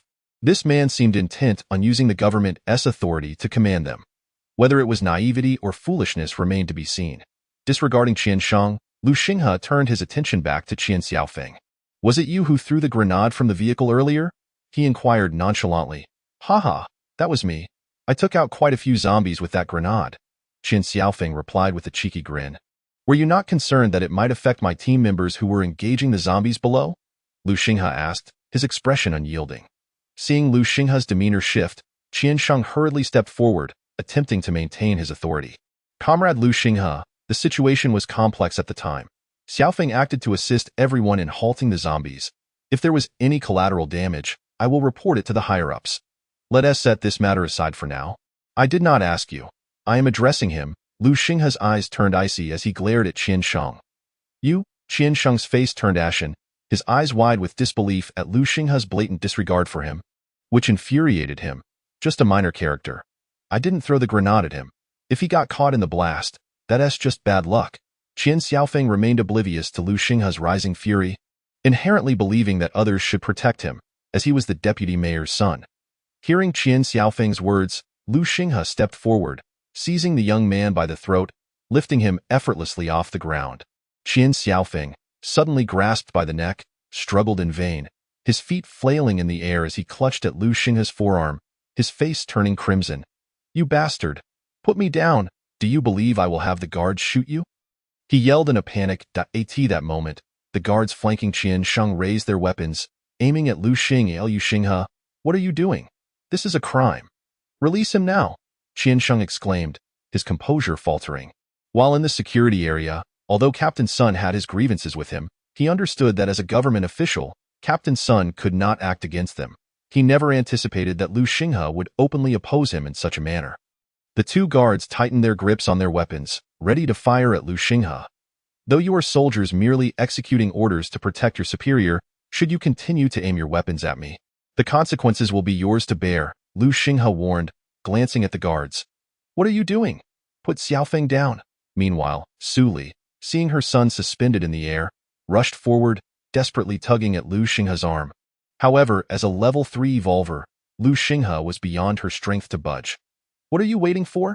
Shoot him! Shoot him now!" Su Li shouted at the guards. Seeing the scene unfold, Captain Sun and Bai Hu exchanged glances. Unable to contain himself, Captain Sun intervened. "Liu brother, perhaps you should just let him go and discuss this calmly." Liu Xinghe regarded Captain Sun, recognizing that this soldier still adhered to his moral compass and sense of justice. However, Qian Xiaofeng had already crossed the line with Liu Xinghe. It was inconceivable for Liu Xinghe to let him off the hook. Yet, at this moment, Liu Xinghe sought to recruit Sun Deong and the soldiers from the garrison. Thus he was compelled to spare Qian Xiaofeng for the time being. Nevertheless, Liu Xinghe was determined not to allow Qian Xiaofeng to live. There were numerous ways to resolve this matter. "Since that is the case, I shall grant you this favor."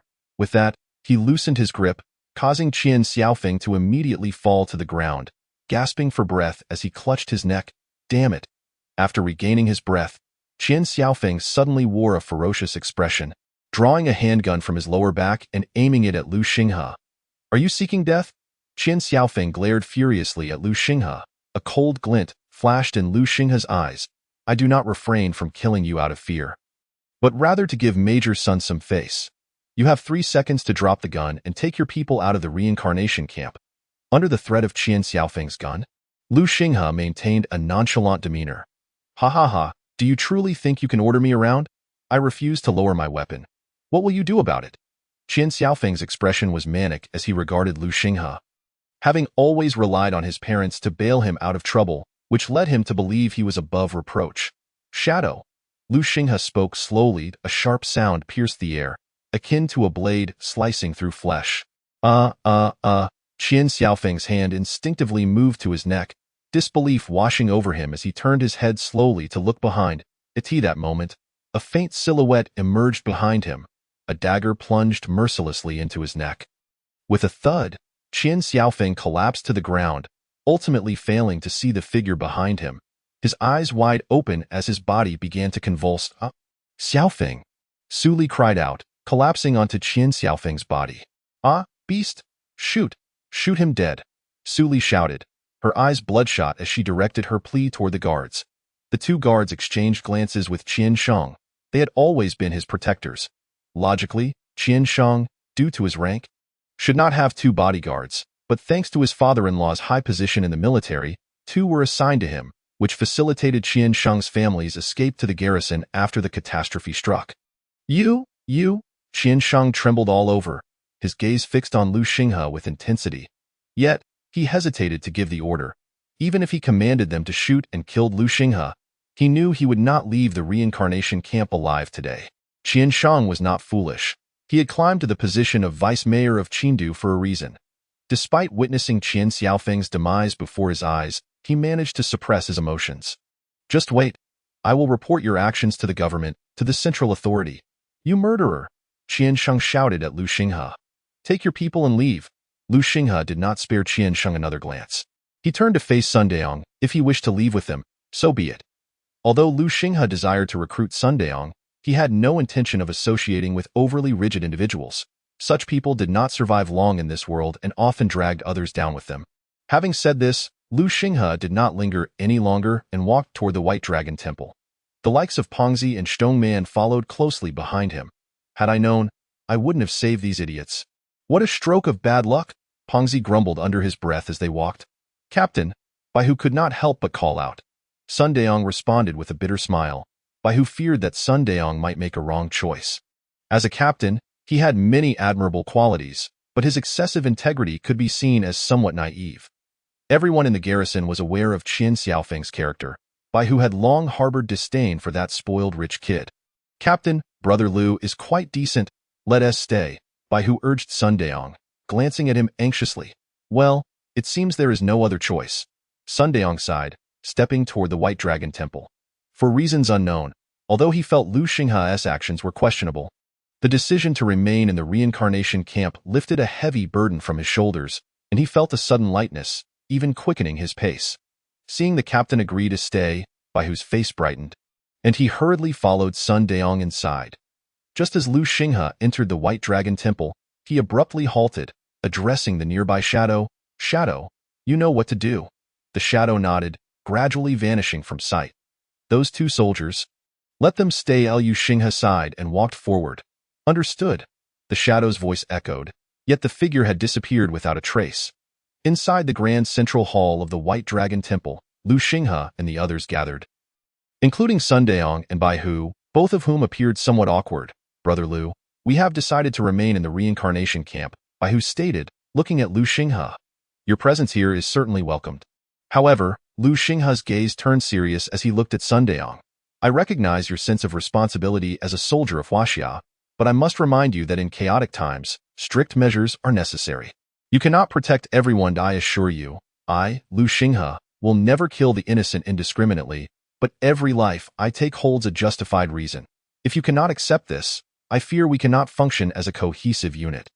Brother Lu, you need not say more. I understand that I have been too rigid in the past. I hope to rely on your guidance moving forward. Sun Deong spoke with unwavering determination, looking intently at Lu Xinghe. Excellent. With that, I warmly welcome Captain Sun and Brother Baihu to join the reincarnation camp. Lu Xinghe smiled at the others, including Xiong Man, also broke into laughter. Hey, I told you all not to be so sentimental. Qian Xiaofeng clearly had it coming, and you still hesitated. You're more saintly than the Virgin Mary, Pongzi joked from the side. Upon hearing Pongzi's words, Sun Deong did not retort, his expression betraying a hint of awkwardness. He acknowledged that he had indeed been overly kind.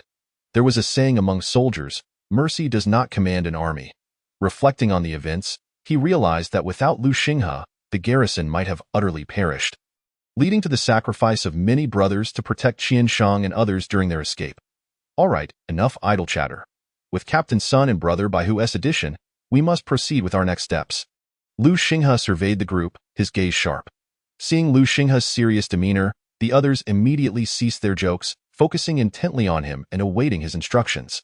Our reincarnation camp has expanded significantly. I hope everyone can accelerate the cleansing of the surrounding zombies over the next half-month, making every effort to gather crystal nuclei and various supplies, as well as survivors, Liu Xinghe continued. Looking at Sun Deong, Captain Sun, lead the brothers from the garrison to join the combat division. You will serve as the leader of Group 4. This, Brother Liu. I'm not sure that's appropriate, Sun Deong replied, caught off guard by Liu Xinghe's immediate assignment. No, you are the most suitable candidate. The garrison brothers naturally fall under your command, and one is more fit for this position than you. With Bai Hu as your deputy, Liu Xinghe stated firmly, addressing the two. All right. Since the leader places his trust in me, I shall have no objections. I, Sun Deong, will not disappoint the leader's faith. Sun Deong nodded resolutely. Also, instruct Ouyang Pengfei and the others to expedite the production of explosives, demolishing all the high-rise buildings surrounding the reincarnation camp, and ensure the engineering department hastens the construction of the walls. Our current defenses will not withstand a massive zombie assault. Liu Xinghe looked towards Qin Ruyue, speaking slowly. Qin Ruyue nodded earnestly. By the way, you previously mentioned to me, Zhang Yin, that you awakened your abilities? Liu Xinghe inquired gently, having been too preoccupied to ask earlier. Qin Ruyue smiled faintly, waving her hand over a potted green plant on the table.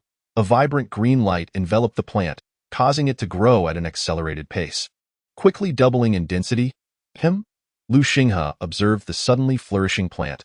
A look of delight crossing his face. Why ability doesn't he possess combat prowess?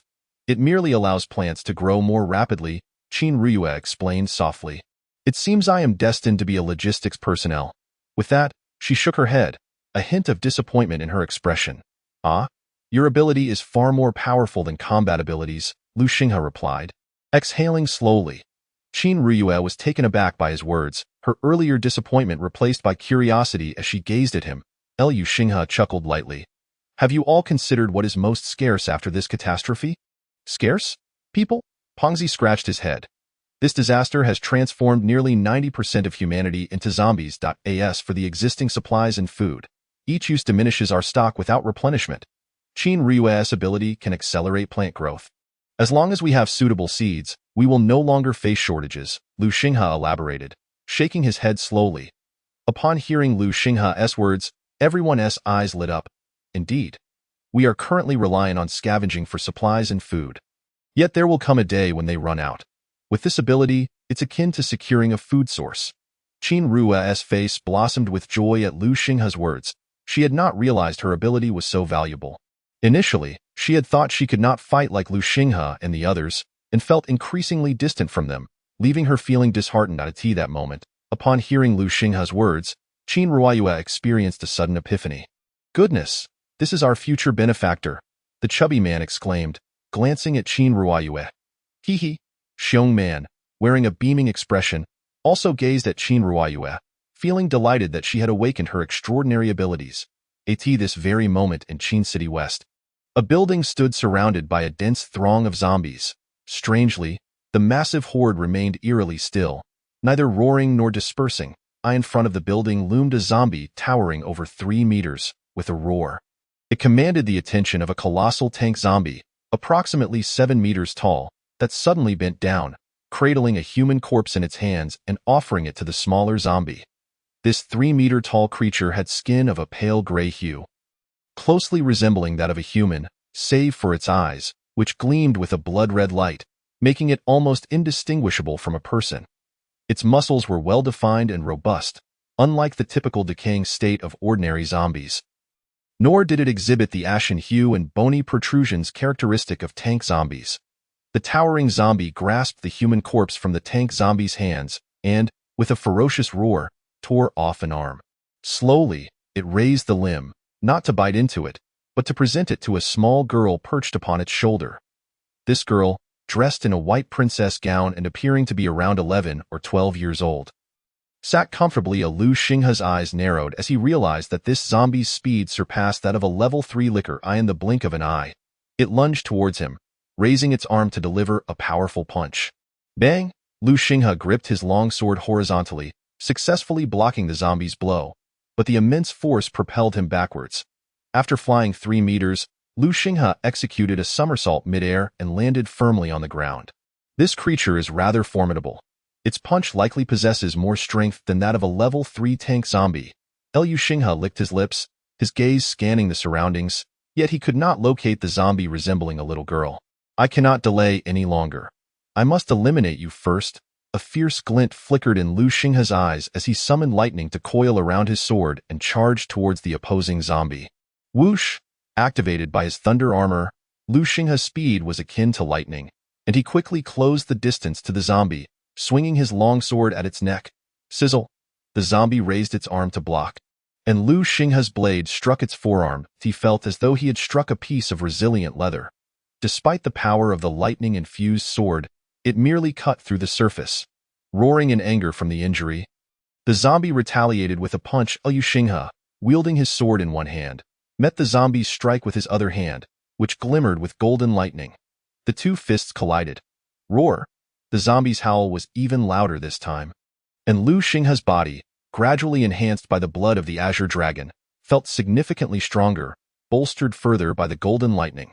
As the towering zombie and Lu Xinghe's fists met, the impact seemed to shatter the bones in the zombie's palm, leaving singed marks on its skin. Lu Xinghe suddenly dodged to the side, feeling a sharp pain in his waist. Turning around, he was astonished to find that the little girl had stealthily approached him from behind. Launching a surprise attack. At that moment, her delicate fingers bore nails that had elongated to a dangerous length, glinting with a sharp, cold light, and faint traces of blood were visible on her right hand. She now stood beside the towering zombie. When did she get behind me? Lu Xinghe was taken aback. He had been vigilant to prevent such an ambush, yet he had still been caught off guard. He touched his waist and felt relieved that the injury was not severe. He had narrowly evaded the full brunt of the assault, sustaining only a few superficial cuts. The two zombies stood together, fixated on Lu Xinghe. Roar! The towering zombie bellowed, striding rapidly towards him. The little girl, her speed astonishing, vanished from sight in an instant. Clang! Lu Xinghe swung his longsword sideways, but the little girl had already darted to his flank. Suddenly, she let out a piercing scream. Lu Xinghe's longsword, crackling with golden lightning, collided with the little girl's claws, severing one of her nails cleanly. At that moment, the towering zombie had reached Lu Xinghe, who pushed off the ground, leaping to the side to create distance from the little girl, and then unleashed a series of lightning strikes at the towering zombie. The zombie raised one arm defensively, allowing the lightning strikes to hit its forearm, creating several charred holes. Roar! Ignoring Lu Xinghe's attack, the towering zombie charged at him. Meanwhile, the little girl had also reached Lu Xinghe's front. With a fierce glint in his eyes, Lu Xinghe disregarded the little girl's claws aimed at his shoulder, unleashing a powerful downward strike with his sword imbued with golden lightning against the towering zombie. Roar! The blade cleaved down from the zombie's left shoulder to its abdomen, nearly exposing bone. Simultaneously, the little girl's sharp nails grazed Lu Xinghe's shoulder, tearing away flesh and drawing blood. Ugh! Lu Xinghe grunted, swiftly delivering a powerful kick to the little girl, sending her sprawling away and quickly retreating. The little girl stammered, standing beside the towering zombie as she softly touched the wound on its body. Lu Xinghe's eyes widened in shock. These two creatures had indeed begun to exhibit intelligence. Without waiting for the zombies to launch their next attack, he retreated swiftly, activating his thunder armor to accelerate towards the exit. Roar! The towering zombie, noticing Lu Xinghe's escape, attempted to pursue him but was halted by the little girl's delicate hand. After observing the lusterless crystal core in his hand, he casually tossed it aside. Lu Xinghe once again retrieved 2 level 3 crystal cores, his eyes betraying a hint of hesitation. The absorption of the power contained within the crystal cores must be approached gradually. Consuming the energies of 2 cores of the same level simultaneously could very well expose him to the zombie virus, potentially transforming him into a zombie. Taking a deep breath, Lu Xinghe pondered when he had become so indecisive. In this apocalyptic world, every second was fraught with danger. Absorbing 2 crystal cores was a trivial matter. With this thought, a sharp glint illuminated his eyes as he resolved to proceed. Both hands grasped a crystal core, and he began the slow process of absorption. The moment the 2 energies surged into his body, a wave of searing heat enveloped him. The energies coursed through him, and the zombie virus embedded within began to corrode Lu Xinghe's flesh. The veins beneath his skin bulged forth, gradually darkening to a sinister black. Should the virus infiltrate his brain, the likelihood of him becoming a zombie would increase significantly. As the energies continued to pour into him, The virus accelerated its destructive assault on Lu Xinghe's body, causing him to emit muffled groans of agony. Just as he felt the urge to cease the process, he noticed golden particles akin to fine dust materializing within his bloodstream, enveloping the zombie virus and gradually devouring it, ultimately transforming into pure supernatural energy that fused with Lu Xinghe's body. The golden lightning also began to amalgamate with the energy from the crystal cores. Witnessing this phenomenon, Lu Xinghe cast aside his hesitations, enduring the excruciating pain as he relentlessly absorbed the energies from the two crystal cores. In the quiet room, only the occasional muffled groan from Lu Xinghe could be heard. Approximately an hour later, the lightning that danced across Lu Xinghe's skin began to recede. Exhaling deeply, he slowly opened his eyes, which now shimmered with a hint of lightning. Rising with a stretch, he felt a series of crackling sounds as he extended his body, noticing that he seemed to have grown an additional 2 centimeters in height. Shaking his head with a smile, he was pleasantly surprised that reaching level 4 had also granted him a slight increase in stature. His thoughts drifted to Xiong Man, and a wry smile crossed his lips. 2 centimeters hardly seemed significant. "Chief, Captain Xiong Man and the others are in the council chamber, requesting your presence," came the voice of a guard at the door. "Understood. I shall be there shortly," Lu Xinghe replied, adjusting his attire before stepping out and following the guard toward the council hall. As he entered, the assembled crowd rose, calling out, "Chief, boss, please, take your seats. What brings you here?" Lu Xinghe inquired as he gracefully took his place at the head of the table. Sun Daong, observing the nods of agreement from the others, stood up to address the group. "Yesterday, I led a team of 4 to the eastern outskirts of Qingdu. There lies a warehouse containing explosives, governed by the military and the government. I intended to retrieve the supplies, but we discovered that the area has been overrun by mutated beasts." "Oh, an armory, what a valuable location," Lu Xinghe remarked, raising an eyebrow at Sun Dayong's revelation. "Did Man and the others not accompany you?" "Upon discovering the presence of the mutated beasts, I returned to inform Captain Xiong Man and the others. They have all gone to investigate. Our team should have been able to handle the mutated beasts with ease, but an unexpected turn of events occurred." Sun Daong continued solemnly, "Boss, you won't believe it. There's a mutated lion-tiger beast there, along with over 10 mutated tigers and 7 or 8 mutated lions. This mutated lion-tiger possesses powers akin to yours, related to lightning, making it quite formidable. It left my hair standing on end, and with the interference from the other mutated beasts, we feared for our team's safety and decided to withdraw." The hefty man interjected. A mutated beast with awakened abilities?" Lu Xinghe mused, stroking his chin with a smirk. "This could prove interesting. What should we do? Boss, why don't we venture back together and deal with that lion-tiger beast? It clearly mocked us as we retreated." "It must possess intelligence," the hefty man said through gritted teeth. "Indeed, we shall return. It is fortuitous that I have reached level 4. It will serve as a good opportunity to stretch my limbs." Lu Xinghe replied with a grin. "Wow, boss, you truly are incredible, achieving level 4 so swiftly," the hefty man exclaimed, his eyes wide with admiration. "Oh, and be sure to bring Xiao Xing along," Lu Xinghe suddenly called out to the shadow beside him. The shadow nodded in acknowledgement without uttering a word. "Let us go and take a look at this pack of mutated beasts," Lu Xinghe declared as he rose, leading the group toward the exit. Virum, virum, virum. 3 jeeps and a heavy truck sped out of the gates of the reincarnation camp, racing toward the eastern outskirts of Qingdu. In one of the jeeps, Lu Xinghe sat alongside Inzi Yi Wuxing. "Brother Xinghe, where are we headed?" Yi Wuxing asked excitedly, having not ventured outside since arriving at the reincarnation camp. Due to her abilities being of little use in combat and her tender age, everyone had been cautious about taking her on outings. "We're going to the eastern outskirts, where some large cats have taken over resources we need. Perhaps you can communicate with them using your abilities," Lu Xinghe said, affectionately ruffling her hair. "The eastern outskirts? Is that like a zoo? I love zoos," Yi Wuxing exclaimed with glee. Upon hearing her enthusiasm, Lu Xinghe stroked his chin in thought. Indeed, the Qingdu Zoo was located in the eastern outskirts, and these mutated lions and tigers might have escaped from there. Brother Xinghe is taking us to the zoo." Yi Wuxing turned to share her excitement with the shadow. The shadow smiled warmly at his sister. "Chief, we have arrived." Suddenly, Sun Dayong's voice crackled through the earpiece. "Biajie, stop the vehicle." Lu Xinghe instructed the driver. The screech of brakes echoed as everyone quickly exited the vehicles. That's the place, right in front of us. Sun Deong pointed ahead. About 50 meters away stood a formidable wall, approximately 3 meters high, adorned with coils of electric fencing at the top, with the words military restricted area, unauthorized personnel keep out emblazoned across its surface. The wide iron gates were ajar, likely left open by Sun Dayong's team during their previous visit. Let us approach and investigate. Oh man, you look after Shaoxing, Lu Xinghe called out to his companions. Stepping forward, given that the shadow lacked the combat prowess of Xiong Man, Lu Xinghe insisted that Shaoxing remain with Xiong Man for her safety.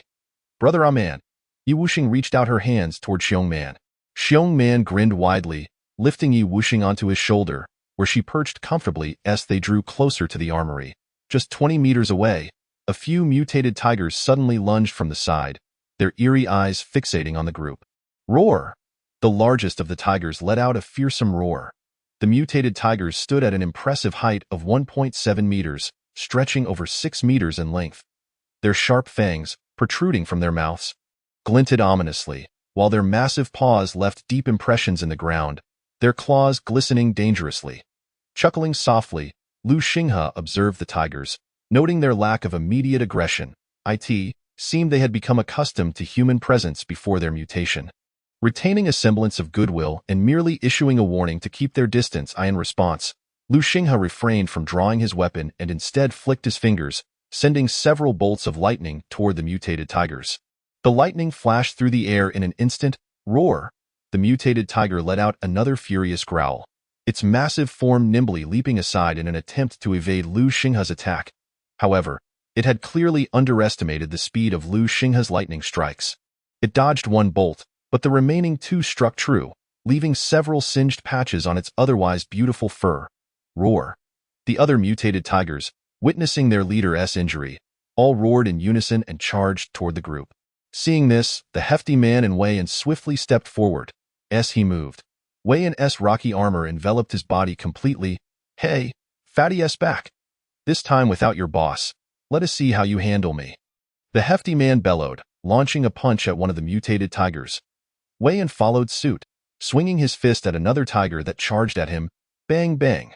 The two men collided with the 4 tigers. The hefty man's punch landing squarely on the tiger's head, causing its neck to twist awkwardly, while the tiger retaliated with a swipe of its paw, tearing the hefty's clothing apart. Meanwhile, Wei Yan fared somewhat better, as his body was shielded by the sturdy rocky armor, engaging in a fierce tussle with 2 tigers, their claws flying as they clawed away at the armor. Dislodging numerous fragments, Wei Yan's fists pounded fiercely against the bodies of the 2 tigers, causing them to roar incessantly in fury.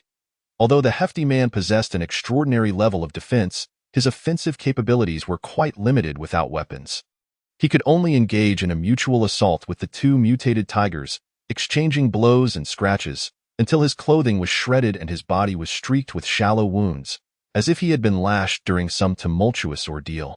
You really think I, Fatty, am helpless against you? He exclaimed, covered in claw marks. With that, his hands began to envelop in a grayish glow. This time, Fatty did not strike the tigers with his fists.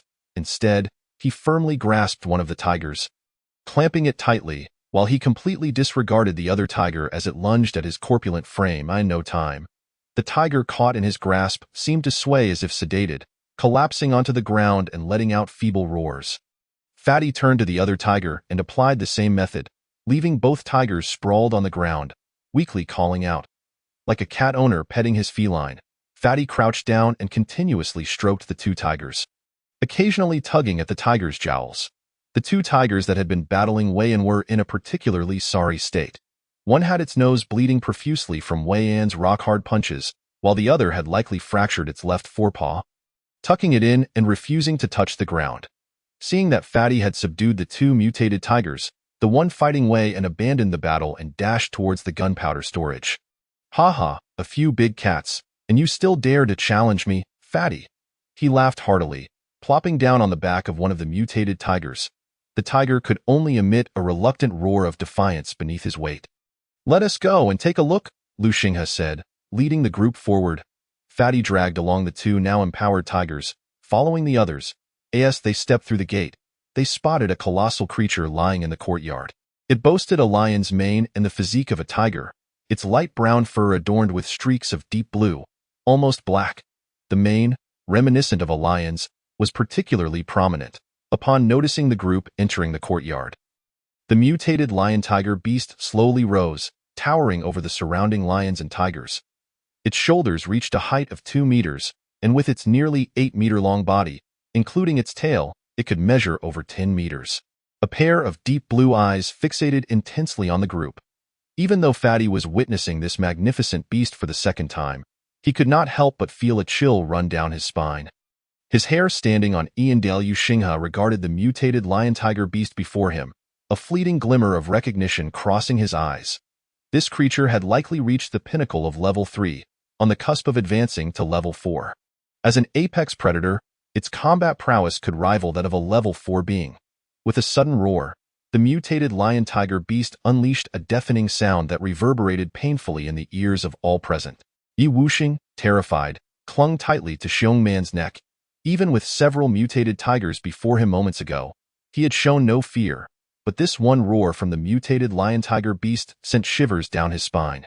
A testament to its formidable presence, Liu Xinghe stepped forward a few paces, positioning himself in the courtyard. Your intellect should comprehend my words. Vacate this place. It holds what we require, he spoke slowly to the mutated lion-tiger beast. The beast responded with a furious roar. As the most powerful predator, its territorial instincts were fiercely protective, unwilling to permit this bipedal creature to encroach upon its domain. The mutated lion-tiger beast slightly lowered its posture, assuming a stance ready to attack. Looks like a confrontation is unavoidable. Liu Xinghe cracked his neck, producing a series of sharp pops, and slowly grasped the long knife strapped to his back. Come on. Big cat, he teased with a slight smile, beckoning the mutated lion-tiger beast with a gesture. The beast, seemingly provoked, let out a ferocious roar and lunged toward Liu Xinghe so swift. Liu Xinghe thought, his eyes narrowing as the enormous beast closed the distance in an instant. The mutated lion-tiger beast swung its massive paw toward Liu Xinghe. With a determined gaze, Liu Xinghe sidestepped, narrowly avoiding the blow. A sharp whoosh pierced the air. Suddenly, a shadow appeared within Liu Xinghe's line of sight. Bang! The shadow struck like a whip, sending Liu Xinghe hurtling away. Boom! He crashed against the wall, creating a sizable dent. Boss leader! The crowd gasped in alarm. Fatty drew his twin blades, ready to charge in. Cough, I'm fine. Just reached level 4 and mismanaged my power. Liu Xinghe reassured, brushing off his clothes and waving to the others. This big cat is indeed formidable. He licked his lips, and a surge of thunderous energy enveloped him. Thunder armor, he shouted, his form transforming into a flash of lightning in the air. In the next moment, he reappeared before the mutated lion-tiger beast, swinging his long knife toward its forepaw. Clang. The blade met the beast's paw, producing a sound akin to metal clashing. The thunderous energy coursed along the beast's paw. Yet it did not become paralyzed. Instead, it emitted sparks of electricity, absorbing Liu Xinghe's lightning power. Realizing this, Liu Xinghe withdrew his knife, leaping into the air and delivering a powerful kick to the mutated lion-tiger beast's head. Bang! His foot connected with the side of the beast's face, toppling it to the ground. Even though the thunder had no effect, his body, gradually transformed by the blood of the Azure Dragon, rendered Liu Xinghe's strength far beyond that of an ordinary level 4 evolved being. Roaring in disbelief, the lion-tiger beast realized this bipedal creature was a formidable opponent. It rose and lunged at Liu Xinghe once more. The two engaged in a fierce struggle, the mutated lion-tiger beast utilizing its claws, fangs, and tail as weapons against Liu Xinghe. Liu Xinghe remained vigilant, dodging the beast's assaults while occasionally countering with his own punches and kicks. However, the mutated lion-tiger beast's defenses were exceptional. Even Liu Xinghe's sharp long knife could not pierce its resilient fur, and the thunderous energy was absorbed instead. Suddenly, Liu Xinghe created distance between himself and the beast. The mutated lion-tiger beast let out a low growl. I've played with you long enough, and I've become familiar with your strength. It's time to end this. Liu Xinghe chuckled lightly. With a flourish, he swung his long knife, golden lightning crackling along its blade as he advanced toward the mutated tiger. Chapter 26. Subduing the Thunder King. The mutated lion-tiger beast's eyes fixated on the long knife in Liu Xinghe's hand. emitting a threatening roar. It sensed danger emanating from the golden lightning entwining the blade. Noticing the beast's reaction, Lu Xinghe smiled slightly and vanished in an instant. With his newfound level 4 speed, he felt the explosive power within him, enveloped in golden lightning in a heartbeat. He appeared beside the mutated lion-tiger beast, slashing the long knife toward its ribcage. The beast leaped aside, but it was a fraction too slow. The knife, entwined with golden lightning, effortlessly sliced through its tough hide, leaving a scorched wound. Drip, drip. Blood began to flow down from the gash. Roaring in agitation, the mutated lion-tiger beast became increasingly restless, its body twitching slightly. It was clear it could not absorb Lu Xinghe's golden lightning power. Having landed a successful blow, Lu Xinghe wasted no time, closing in on the mutated lion-tiger beast and firing off several bolts of golden lightning from his fingers. Sealing off its escape routes, he then swung his long knife in an arc toward the beast's front. Clang! The beast raised its paw to defend itself, but the collision of knife and claw produced a metallic clash. Lu Xinghe's arm bulged as he exerted tremendous force. Crack! The long knife sliced through one of the beast's claws, severing it completely. Roaring once more, the mutated lion-tiger beast began to retreat, clearly showing signs of hesitation. Seizing the opportunity, Lu Xinghe charged at the beast again. The two resumed their fierce struggle, but this time, Lu Xinghe held the upper hand. The mutated lion-tiger beast was continuously struck by Lu Xinghe's lightning bolts and long knife. Its once resilient and beautiful fur now charred and blackened in numerous places. Roar! The mutated lion-tiger beast suddenly let out a thunderous roar, its body shimmering with flashes of lightning, while arcs of electricity crackled from its mouth. It directed its fierce gaze towards Lu Xinghe and unleashed a deep blue lightning sphere, hurtling towards him. With fierce determination gleaming in his eyes, Lu Xinghe raised his right hand, enveloped in golden lightning that cascaded down his arm, and boldly reached out to seize the lightning sphere. With a sharp hiss, Lu Xinghe grasped the lightning sphere released by the mutated lion-tiger beast, the two forces colliding in his grasp with a sizzling sound. Suddenly, the brilliance of the golden lightning intensified, and with a fierce grip, he extinguished the lightning sphere. At that moment, as he extinguished the sphere, he passed by the mutated lion-tiger beast. The long knife, wrapped in golden lightning, flashed through the air, carving out a crescent of gold. With a resounding thud, the colossal mutated lion-tiger beast collapsed to the ground, a massive wound gaping from its front legs to its neck. The beast, now sprawled on the ground, emitted a low whimper. Lu Xinghe slowly rose to his feet. Roar, roar. The surrounding mutated lion-tigers, witnessing their king's fall, gathered around, emitting low growls and adopting aggressive postures. Xiaoxing, try to communicate with this big cat and see if it is willing to follow you. It seems rather decent. If you can converse with it, it could protect you. If it refuses, I will have no choice but to eliminate it, Lu Xinghe said to Yi Wuxing. Yi Wuxing possessed the unique ability to communicate with mutated beasts. If she could tame this mutated lion-tiger beast, it would indeed be a formidable ally, sufficient to safeguard her. I'll give it a try, Yi Wuxing whispered, cautiously approaching the formidable creature. Its massive size, even when temporarily incapacitated, made her hesitate to draw too close. Standing before the mutated lion-tiger beast, Yi Wuxing closed her eyes, a subtle wave of energy emanating from her. Roar! The mutated lion-tiger beast evidently sensed this wave, responding with a gentle growl towards Yi Wuxing. Moments later, she opened her eyes. How did it go? Lu Xinghe asked, ruffling Yi Wuxing's hair with a smile. It doesn't want to follow me, she pouted, furrowing her brow and stamping her foot. Lu Xinghe sighed, raising his weapon, prepared to end the life of the mutated lion-tiger beast. Wait, brother Xinghe, it says it wants to follow you, Yi Wuxing interjected, glancing at the beast, which appeared indifferent to her presence, and turned to Lu Xinghe. Dado? It wishes to accompany me? Lu Xinghe raised an eyebrow, looking at the mutated lion-tiger beast with surprise. Upon noticing his gaze, the beast let out a low growl, as if attempting to convey something. It says you are strong. Moreover, it believes that your golden lightning would benefit it. Yi Wuxing translated from the side. Lu Xinghe regarded the mutated lion-tiger beast, thoughtfully stroking his chin. This creature seemed quite sincere. Possessing lightning abilities, the golden lightning should indeed be advantageous to it. Furthermore, it was currently at the peak of level 3. If it could reach level 4, it would become even more formidable. The prospect of taming it was appealing. With this thought, Lu Xinghe turned and approached the mutated lion-tiger beast. Roar, roar. The surrounding mutated lion-tigers growled lowly as they observed Lu Xinghe approaching their king. Roar. The prostrate mutated lion-tiger beast let out an angry roar. The other mutated lions momentarily ceased their growling and slowly retreated. Lu Xinghe crouched down before the beast, smiling lightly as he spoke. You can follow me, but if you harbor any ill intentions, I assure you, I will sever those claws of yours.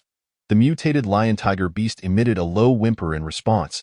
Lu Xinghe reached out, gently patting the creature's large head. Rather than flinching, the beast squinted its eyes in pleasure. Heh, Lu Xinghe chuckled at this scene. This fellow adapts quickly. Ha ha, boss, you've managed to acquire a big cat this time. At that moment, Fatty approached, circling the mutated lion-tiger beast in awe. Roar.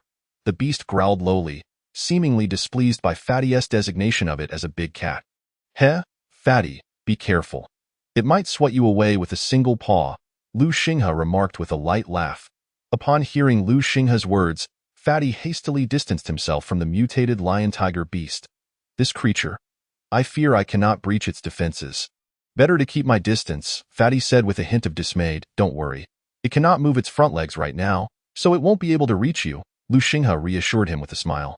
However, he soon furrowed his brow, realizing that the creature's front legs were incapacitated due to his earlier attack. They couldn't simply wait for it to heal. Suddenly, an idea sparked in Lu Xinghe's mind. He possessed the blood of the Azure Dragon, which could accelerate healing. He wondered if offering some to the beast would be beneficial. With that thought, Lu Xinghe cut his wrist, bringing it close to the mutated lion-tiger beast's mouth. Allowing his blood to flow into it, the beast sniffed the air, its eyes brightening, clearly recognizing the blood as something valuable. It opened its mouth wide, eagerly lapping up the flowing crimson. After a short while, the lightning coursed through Lu Xinghe's wrist, and the wound gradually healed, ceasing to bleed. Roar. The mutated lion-tiger beast emitted a low growl, as if still craving more.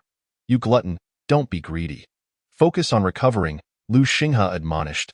Tossing a level 3 crystal core to the beast, he then placed his palm on its head, allowing golden lightning energy to flow into its body. Roar. The mutated lion-tiger beast, with the crystal core clamped in its mouth, squinted its eyes, savoring the infusion of golden lightning energy. It emitted a contented rumbling from its throat, clearly relishing the sensation. After a moment, Lu Xinghe ceased supplying energy.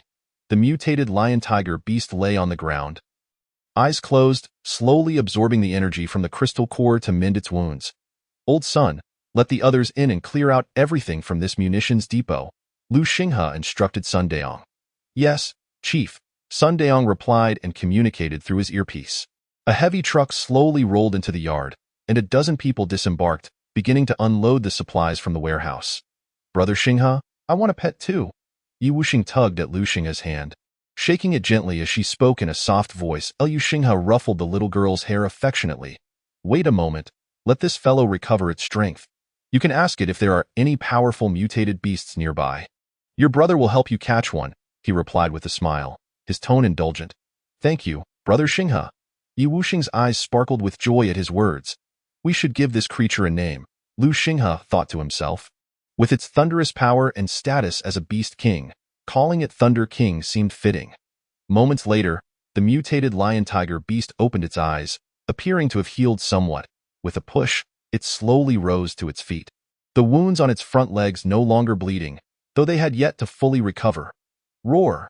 The mutated lion-tiger beast gazed at Lu Xinghe and let out a low growl. After this, I shall call you Thunder King, Lu Xinghe declared, patting its head. Roar! Thunder King squinted its eyes, evidently more pleased with this name than with being referred to as a big cat.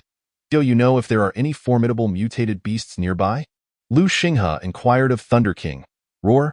Thunder King responded with a series of growls. It says there is a powerful bear near the zoo, and they have fought many times, Yi Wuxing translated, having listened closely to Thunder King's growls. Oh, if you haven't defeated it, it must be quite formidable. Let us go take a look. Lu Xinghe's eyes sparkled with excitement. Once you finish moving the supplies, head back. I will take Xiao Xing and Shadow with me. Lu Xinghe instructed the group. Yes, boss, they replied in unison. Liu Xinghe nodded, scooping Yi Wuxing into his arms. With a swift motion, he grasped Thunder King's fur and climbed onto its back. Let us go, he urged, patting Thunder King. Roar! Thunder King let out a growl towards the surrounding mutated lions before sprinting towards the Qin Capital Zoo with Liu Xinghe and Yi Wuxing aboard. The other mutated lions, upon hearing the call, followed suit, racing towards the zoo, with the largest mutated lion carrying Shadow alongside Thunder King. Roar! Thunder King's speed was remarkable. In less than 10 minutes, it came to a halt. Liu Xinghe leaped off its back. Before him lay a low hill adjacent to the Qin Capital Zoo, dense woods obscuring the view, making it impossible to see through. Roar! Thunder King suddenly unleashed a powerful roar. Liu Xinghe remained still, quietly observing the woods ahead. Roar! Moments later, a massive roar echoed from within the trees, and an enormous creature charged forth. It was a giant brown bear. Upon seeing Thunder King, the bear stood upright, letting out a tremendous roar. The bear's size was slightly smaller than Thunder King's, standing nearly 7 meters tall when upright, and its girth surpassed that of Thunder King, exuding an imposing presence. This little bear is quite impressive, Liu Xinghe remarked with a smile as he surveyed the formidable creature before him. However, at that moment, Thunder King, though roaring loudly, did not charge forward as it had previously. After all, having just sustained serious injuries, it was uncertain whether he could contend with this formidable brown bear. The bear, too, warily observed the several humans accompanying Lei Wang, its gaze particularly fixed on Liu Xinghe. Its instincts warned it that this human was exceedingly dangerous. Liu Xinghe took a few deliberate steps forward, proclaiming, "Submit or perish." "The choice is yours." A light chuckle escaped his lips. Roar! The brown bear unleashed a thunderous growl, clearly indicating that mere words would not suffice to compel its submission. It appeared that a more forceful approach was necessary. Shaking his head, Liu Xinghe felt a surge of thunderous energy envelop him. In an instant, he vanished like a flash of lightning, reappearing before the massive bear and delivering a powerful kick to its large, round head. Thud! The impact landed squarely on the bear's skull. Roar! The giant bear emitted an enraged roar, swiping its massive paw towards Liu Xinghe. However, despite its strength, its speed was considerably lacking, failing to make contact. Liu Xinghe chuckled lightly, effortlessly evading the attack, and retaliated with a swift kick to the bear's chin. The bear, unable to reach Liu Xinghe, could only roar in fury, flailing wildly and causing significant destruction around it. Liu Xinghe exhaled softly, furrowing his brow. The creature's defenses were indeed formidable. Each of his strikes, imbued with the power of thunder, seemed to have little effect, as the bear appeared largely unscathed. Every blow elicited a flicker of earthy yellow light. Could it be that this bear possessed some form of extraordinary ability? No wonder Lei Wang struggled against it. It truly was quite resilient. Reluctant to resort to blades, Liu Xinghe had no desire to grant this bear another opportunity for recovery. With a glint of determination in his eyes, he resolved to use his fists instead.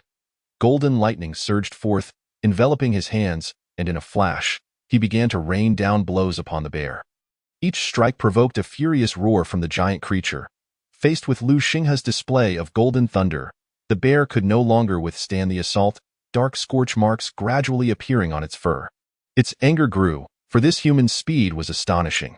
It could not land a single blow in a matter of moments. Blood began to flow from the bear's mouth, clearly indicating that Liu Xinghe's relentless attacks had inflicted internal injuries. Submit? Liu Xinghe's gaze hardened as he dodged another of the bear's swipes, delivering a fierce punch to the top of its head. Roar! The bear let out a mournful howl, its body swaying unsteadily as it collapsed to the ground, panting heavily and coughing up blood. Phew, that was exhausting, Liu Xinghe remarked, coming to a halt and releasing a breath of relief. Observing the downed bear, he beckoned to Yi Wuxing. Upon seeing Liu Xinghe's gesture, Yi Wuxing hurriedly approached. "Shaoxing, it's your turn," Liu Xinghe announced, standing aside. Yi Wuxing gazed at the prostrate bear, her beautiful eyes twinkling as she produced a few candies from her pocket, placing them at the bear's mouth. She then closed her eyes and began to communicate with the creature. Giggle. After a short while, Yi Wuxing's melodious laughter rang out. "Brother Xinghe, it's willing to follow me," she exclaimed joyfully, bouncing in place. Lu Xinghe gently patted her head and cast a glance at the bear, noting that it wasn't foolish after all. Go ahead and eat. If you follow me, I'll bring you sweets in the future. I'll also help you find delicious honey.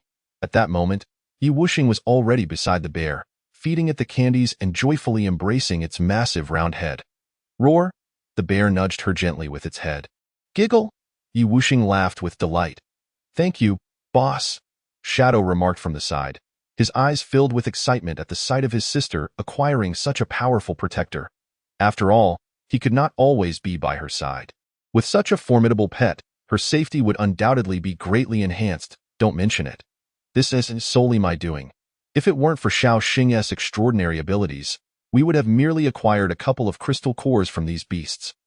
Lu Xinghe waved his hand dismissively, choosing not to elaborate further. His gaze shifted toward the distant Qindu Zoo, where he had sensed a powerful presence lurking within since earlier.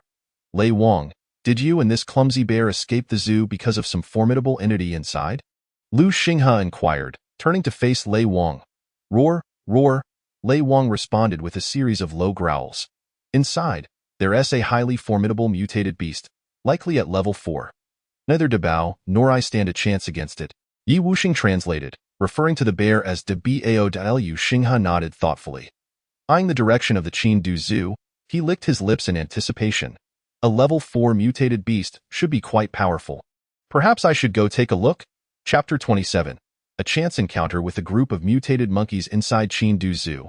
Lu Xinghe stealthily made his way in. The earlier awakening of both Lei Wang and the giant bear to extraordinary abilities had raised his suspicions. For such powers were significantly rarer than evolution. The fact that both mutated beasts possessed these abilities compelled Lu Xinghe to investigate the zoo further. He might even seize the opportunity to acquire the crystal core of that level 4 beast. At this moment, Qindu Zoo lay in ruins, the barriers once used to separate animals from visitors utterly destroyed. Scattered throughout were the remnants of both animals and humans, suggesting that fierce battles had erupted here. As Lu Xinghe ventured deeper into the zoo, he sensed that the outskirts were populated primarily by weaker level 1 or 2 mutated beasts.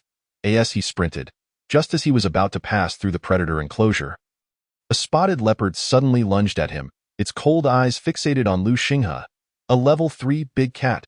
Lu Xinghe regarded the leopard with indifference. Roar!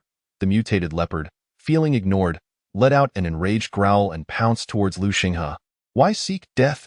Lu Xinghe sighed, his left hand slowly gripping the hilt of his knife. With a flash, he sheathed the blade and turned to confront the leopard.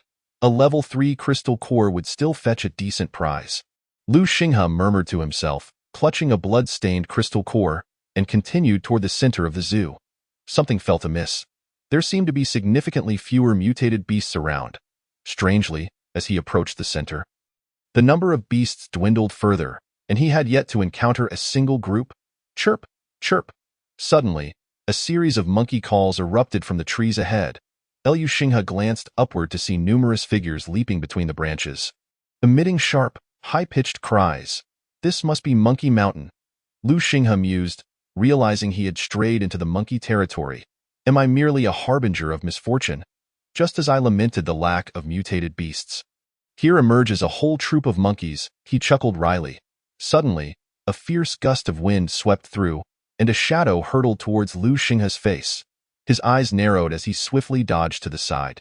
A spear made of branches lodged itself in the ground where he had just stood, its tip showing signs of having been sharpened.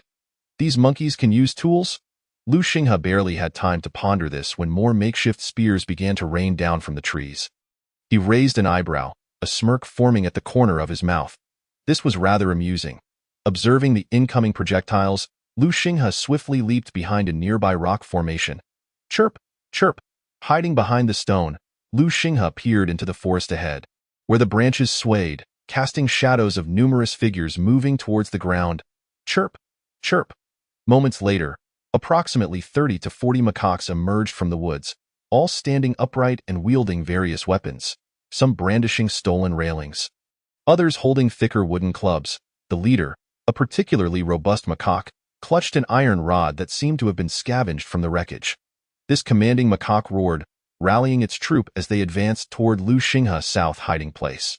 With the mutated monkeys descending from the trees, Lu Xinghe decided to abandon his concealment and stepped out from behind the rock. Chirp! Chirp! The sight of Lu Xinghe prompted an uproar among the troop. Their cacophony escalating. Chirp! The lead mutated macaque let out a commanding screech, silencing the chaos as a few burly macaques approached Lu Xinghe, emitting strange calls. Bang!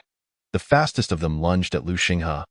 Swinging its wooden club, Lu Xinghe deftly drew his long knife, effortlessly parrying the blow. The remaining macaques soon joined in, brandishing their clubs and striking at Lu Xinghe. Lu Xinghe deftly evaded the assaults of several macaques, wielding his long knife to fend off their attacks. These monkeys were rather intriguing. Aside from one particularly robust specimen at level 3, the others were all level 2 mutated beasts, however, armed with weapons. They proved somewhat more challenging than typical mutated creatures. As Lu Xinghe skillfully parried the monkey strikes, he quietly observed their patterns of attack. The most imposing leader among them, clutching an iron rod, fixed its gaze intently on Lu Xinghe. Refraining from striking, these smaller monkeys seemed capable of easily overwhelming a level 3 mutated beast, demonstrating considerable power with their wooden sticks. As Lu Xinghe contemplated this, he continued to dodge their advances. I shan't play with you any longer. Let us see how the leader fares, he thought, a glint of cold determination flashing in his eyes. Suddenly, he accelerated, his figure flickering through the air until he stood before the level 3 mutated macaque. With a swift motion, he unleashed a strike imbued with thunderous energy toward the beast. The macaque raised its wooden stick in an attempt to block the blow, unaware that Lu Xinghe had merely been gauging the capabilities of this group. Now, with his knife entwined in lightning, he unleashed an astounding force that effortlessly severed the stick, cleaving through the macaque's shoulder down to its waist, splitting it in two. Chirp! Chirp! The moment the level 3 mutated macaque fell to Lu Xinghe's blade, the troop erupted in chaos, screeching in alarm. The remaining mutated macaques, sensing their leader's demise, sought to flee, yet Lu Xinghe would not grant them such an opportunity. In a blur, he struck down several of them before they even registered his presence. The leader, now seething with rage, emitted a fierce roar, its face contorting into a surprisingly human-like expression of fury as it bared its fangs and growled ominously. Unable to contain yourself, are you? I was waiting for this. He mused, standing nonchalantly as he twirled his knife, watching the furious macaque. Chirp! The mutated leader charged forward, iron rod in hand, propelling itself at Lu Xinghe with astonishing speed. With a resounding thud, the macaque leapt. Swinging the rod downwards, Lu Xinghe nimbly sidestepped, allowing the rod to crash into the ground. As he followed the trajectory of the rod, his eyes narrowed slightly. The ground beneath it had charred slightly, and flames flickered along the iron rod. This monkey has awakened an extraordinary ability, he pondered. It seems this zoo conceals many oddities. First the Thunder King, then Daba, and now this mutated macaque. With that thought, Lu Xinghe's actions remained unhurried. He flicked his fingers, sending several bolts of lightning forth. Then, in a flash, he swung his knife toward the mutated macaque. Clang! Lu Xinghe's knife met the iron rod, the flames crackling with heat. The macaque opened its mouth, expelling a fireball aimed directly at Lu Xinghe's face. Not daring to underestimate the threat, he leaped aside, narrowly evading the fiery projectile. The mutated macaque, relentless, swung its heavy rod toward Lu Xinghe's head. Clang! Lu Xinghe raised his knife to block the strike while simultaneously delivering a swift kick to the macaque's chest, sending it sprawling. Chirp! The creature howled, fixating its gaze on Lu Xinghe, the flames on its iron rod burning even brighter. Chirp! The mutated macaque charged again, wildly swinging its rod as it engaged Lu Xinghe in combat. This macaque was nearly at the peak of level 3, perhaps slightly inferior to the Thunder King. Yet it proved more troublesome due to its weaponry. Each seemingly erratic swing aimed at vital points. Clang! The rod collided with Lu Xinghe's knife as he pressed forward, his blade now entwined with golden lightning. With a swift motion, Lu Xinghe surged forward like a bolt of lightning, his eyes glinting with ferocity as he brought his knife down upon the retreating mutated macaque. The creature hastily raised its rod to defend. Clang! The sound of metal clashing echoed as Lu Xinghe's knife sliced through a section of the rod. Caught off guard by the sudden severing of its weapon, the mutated macaque stood momentarily stunned. Seizing the opportunity, Lu Xinghe, infused with golden lightning, reached out and grasped the macaque's arm. Chirp! It screeched in anger as flames erupted around its arm. A searing sensation coursed through Lu Xingha's hand. But he tightened his grip. Snap! He audibly broke the macaque's wrist. Chirp! It howled, violently retracting its arms. As it retreated, the mutated macaque shouted to rally the troop. Responding to their leader's call, the horde of monkeys surged toward Lu Xingha. It seems a massacre is imminent. A bloodthirsty light flickered in Lu Xingha's eyes as he gripped his knife and charged into the throng. Chapter 28. Slaughter of the monkey horde with a resounding thud. Lu Xingha blocked the attack of a mutated macaque, his left hand unleashing a bolt of lightning that pierced the creature's skull. A sudden burst of movement. He plunged into the midst of the mutated monkeys. Chirp! The mutated monkey king, witnessing Lu Xingha wreak havoc among its kin, erupted in fury, charging forward with its iron rod, the air whistling around it as it swung at Lu Xingha. Clang! Lu Xingha parried the king's strike, preparing to retaliate when a second mutated macaque lunged at him from behind, swinging its wooden stick toward the back of his head. With a swift motion, Lu Xingha ducked and delivered a powerful kick to the monkey king, sending it flying. Taking advantage of the opening, the horde closed in on him. A smirk graced Lu Xingha's lips. Thunder Domain. Suddenly, the thunderous energy surrounding him erupted, radiating outward from his very being, filling the air within a 5-meter radius with flickering bolts of lightning. This was a skill he had comprehended upon reaching level 4, and the continuous increase in his powers had significantly amplified both the strength and range of his lightning. Chirp! Chirp! The mutated monkeys, now ensnared within Lu Xingha's thunder domain, shrieked in agony as the lightning struck, their flesh scorching and some unfortunate ones pierced fatally. The acrid scent of burnt flesh enveloped Lu Xingha. Those who survived the initial onslaught were rendered incapacitated, their bodies convulsing, movement hindered. Seeing this, a fierce glint ignited in Lu Xingha's eyes. Thunder armor. Enveloped in a shroud of lightning, he darted through the horde like a tempest. Moments later, the once bustling clearing stood eerily silent, with Lu Xingha the sole figure remaining, his knife dripping with blood. Drip, drop. Blood fell from the blade's tip onto the ground as Lu Xingha approached the mutated monkey king. Chirp! The king, witnessing the carnage of its kin, erupted in frantic screeches, retreating slowly as fear flickered in its eyes upon Lu Xingha's approach. It's time for you to reunite with your kin. Lu Xingha chuckled softly, raising his knife to point at the monkey king. Chirp! In a sudden panic, the monkey king hurled its iron rod toward Lu Xingha, then turned to flee. The flaming rod whistled through the air as it sped toward Lu Xingha. Clang! With a deft flick, Lu Xingha deflected the rod and pursued the fleeing monkey king. The two figures raced toward the heart of the zoo. This monkey seems to be fleeing with intent. Lu Xingha mused as he trailed the king, observing its frantic dash ahead. Glancing up, he sensed an overwhelming aura lurking just beyond the monkey king's path, akin to a lurking predator. Chirp! The mutated monkey king suddenly called out. Disappearing into the thicket, Lu Xingha accelerated, weaving through the trees. Beyond the forest lay a vast clearing, where the monkey king had reached the center. Upon spotting it, Lu Xingha's eyes widened in astonishment, though massive. He gasped involuntarily as he beheld the monkey king standing beside an enormous elephant. The colossal creature lay sprawled on the ground, its body akin to a heavy truck, measuring approximately 15 meters in length and standing 4 meters tall even in repose. Its tusks resembled towering pillars, and its trunk, when casually swayed, stirred the air with a fierce whoosh. Chirp! Chirp!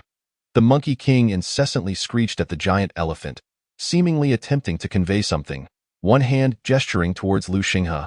At that moment, the elephant raised its head to gaze in Lu Xingha's direction, slowly rising to its full height. Its amber-hued eyes fixated on Lu Xingha. Under the elephant's intense scrutiny, Lu Xingha felt an involuntary tension course through his body, a primal instinct warning him of danger. The mere gaze of this giant creature instilled a profound sense of peril within him. Roar! The colossal elephant extended its trunk and let out a thunderous roar. The immense sound reverberated through the air like a tidal wave crashing upon the shore. It felt as though one were at the epicenter of a tremendous explosion, as Lu Xingha was jolted by the elephant's roar, causing a sharp ache in his ears. Meanwhile, outside the zoo, Yingzi and Yi Wuxing also heard the resounding bellow. With a grave expression, Yingzi gazed toward the zoo, while Lei Wang, who had been lying on the ground, immediately rose to his feet, crackling with flickers of lightning, emitting a low growl as his eyes fixated on the direction of the zoo. The giant bear, previously knocked down by Lu Xinghe, scrambled to its feet, turning its gaze towards the zoo as well. Dabao, what is happening? Yi Wuxing whispered to the giant bear beside him. Roar, Dabao let out a low growl in response. You mean to say that this is the most formidable mutated beast in the zoo, and even you and Lei Wang together cannot defeat it? Yi Wuxing exclaimed in astonishment. His eyes then filled with concern as he looked toward the zoo. Softly saying, Brother, should we go and assist Xinghe? Dabao claims this mutated beast is incredibly powerful. Could Xinghe be in danger? Let us approach cautiously. This mutated beast indeed seems terrifying. Its roar has already reached us. We will assess the situation, and if Lu Xinghe finds himself in peril, I shall find an opportunity to rescue him, Ingzi replied slowly. You should ride on Dabao with me. Let us make our way there. Ingzi instructed Yi Wuxing as he began to head toward the zoo. Dabao, you must protect me, Yi Wuxing said, gently patting the giant bear's head before climbing onto its back. Roar, Dabao responded with a low growl, rising to join Lei Wang as they followed Ingzi toward the zoo. Inside the zoo, after the elephant's mighty roar, it did not immediately attack Lu Xinghe but remained rooted in place, staring intently at him. Strange, it hasn't moved at all, Lu Xinghe mused as he observed the elephant, refraining from making any rash moves. Suddenly, his eyes narrowed as he caught sight of a small tree peeking out from behind the elephant. The tree stood a little over a meter tall, its trunk robust and powerful, reminiscent of a coiled dragon, exuding an ancient aura. The trunk was a deep brown, radiating a jade-like luminescence, while the leaves adorning its branches were pure white and crystalline. At that moment, a crimson fruit hung from the treetop.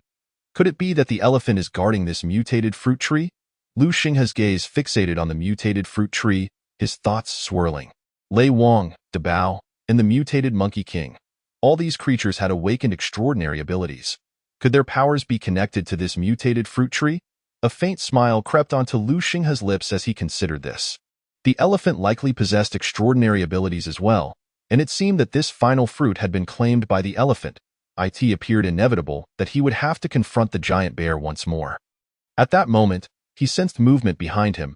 Lu Xinghe's expression shifted as he turned to look. First, Ingzi emerged from the woods, followed closely by two massive figures that also broke through the underbrush. What are you doing here? Lu Xinghe asked.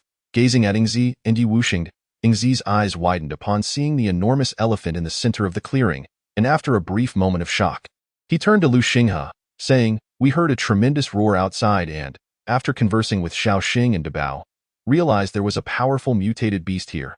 We couldn't help but come and check on you. Lu Xinghe's gaze shifted to Yi Wuxing, who was perched atop the giant bear's back. Worry etched across her face as she looked at him. It's fine. You two stay here. I will test my strength against this mutated elephant. Lu Xinghe said with a relaxed smile. Be careful, Xinghe brother.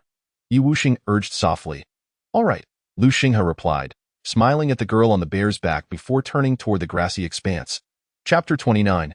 Fierce battle with the elephant. Lu Xinghe approached the center of the lawn, halting 10 meters away from the elephant. The colossal creature fixed its gaze upon him, positioning itself in front of the mutated fruit tree, seemingly wary of damaging it. Thunder armor. Faced with the formidable elephant, Lu Xinghe dared not underestimate it and immediately summoned his thunder armor to envelop his entire body. With a powerful thrust of his legs, he surged forward toward the elephant. As the elephant perceived Lu Xinghe's charge, it swung its long trunk toward him. Bang! The blade struck the elephant's trunk with a muffled sound, akin to striking a mass of rubber. The blade bent but failed to cleave through the trunk. The immense force of the trunk sent Lu Xinghe flying backward, his feet carving deep grooves into the grass as he retreated 4 or 5 meters before regaining his balance. After this initial probe, Lu Xinghe realized the creature's strength was utterly extraordinary. He had already exerted 80% of his power and still could not sever the trunk. Instead, he had been repelled, and it was worth noting that Lu Xinghe's body, having been reinforced by the blood of the Azure Dragon, far surpassed that of an ordinary evolved human and was nearly on par with the strength of the bear. Yet, in the presence of the elephant, his power was completely overwhelmed. Exhaling a breath, Lu Xinghe flicked his fingers, unleashing arcs of golden lightning toward the elephant's eyes. His form darted forward, propelling himself toward the elephant. The elephant turned its head, causing the lightning to miss its target and strike its shoulder instead. The golden lightning still inflicted damage, leaving several small wounds on the elephant's shoulder, from which crimson blood began to flow. However, the wounds were shallow, mere centimeters deep, barely breaking the skin and failing to inflict significant harm on the giant creature. Roar! The wounded elephant emitted an enraged bellow, swinging its trunk once more toward the advancing Lu Xinghe. Lu Xinghe ducked, narrowly avoiding the trunk as he aimed to strike at the elephant's massive forelegs, reminiscent of colossal pillars. With a flash of golden lightning, he managed to carve a wound into the beast. Blood trickled down its foreleg. Just as Lu Xinghe felt a moment of triumph, the elephant lowered its head. Its massive tusks, sharp as spears, lunged toward Lu Xinghe. Clang! Lu Xinghe quickly raised his blade to parry the tusk. The impact propelled him backward, narrowly evading the attack. Seeing his strike fail, the elephant finally advanced, charging toward Lu Xinghe. Even Lu Xinghe felt a trickle of sweat forming in response to the oncoming beast. The charging elephant thundered forward like a freight train, its hooves pounding the ground, causing tremors beneath. Not daring to confront the elephant head-on, Lu Xinghe swiftly dodged to the side, grateful for his speed. The elephant's bulk allowed him to evade the collision. Suddenly, a dark shadow lunged toward Lu Xinghe. Bang! There was no time to evade. He could only raise his arm to shield himself. The shadow struck his arm with a solid impact, leaving it bruised and bloodied. Ugh! Lu Xinghe emitted a muffled groan and quickly rolled to avoid the elephant's stampede. Upon focusing, he realized it was the elephant's tail. Initially, Lu Xinghe had not paid attention because the elephant had been facing him directly. But now, its tail had elongated, resembling that of a feline predator, covered in scales akin to those of a snake, reminiscent of a giant python. Brother, is Xinghe injured? Is he in danger? Yi Wuxing's eyes remained glued to the battlefield. Unable to contain her concern, Yingzi, too, stared intently at the scene, slowly shaking his head without speaking. Yet, his tense posture suggested he could spring into action at any moment. Lu Xinghe shook his arm, the one struck by the elephant's tail still tingling. Blood dripping down. This beast certainly packs a punch, he thought, his gaze icy as he focused on the elephant. With a stomp of his feet, he launched himself toward the creature. Having learned from his previous encounter, Lu Xinghe remained vigilant against the elephant's tail, continuously swinging his blade at its limbs and neck, aiming to inflict as many wounds as possible. The fierce battle unfolded on the grassy expanse. The elephant rampaging with its immense bulk, its pillar-like legs trampling the ground and creating numerous craters. Lu Xinghe moved with agility, evading the elephant's attacks while steadily adding to its injuries, determined to wear down this formidable mutated beast.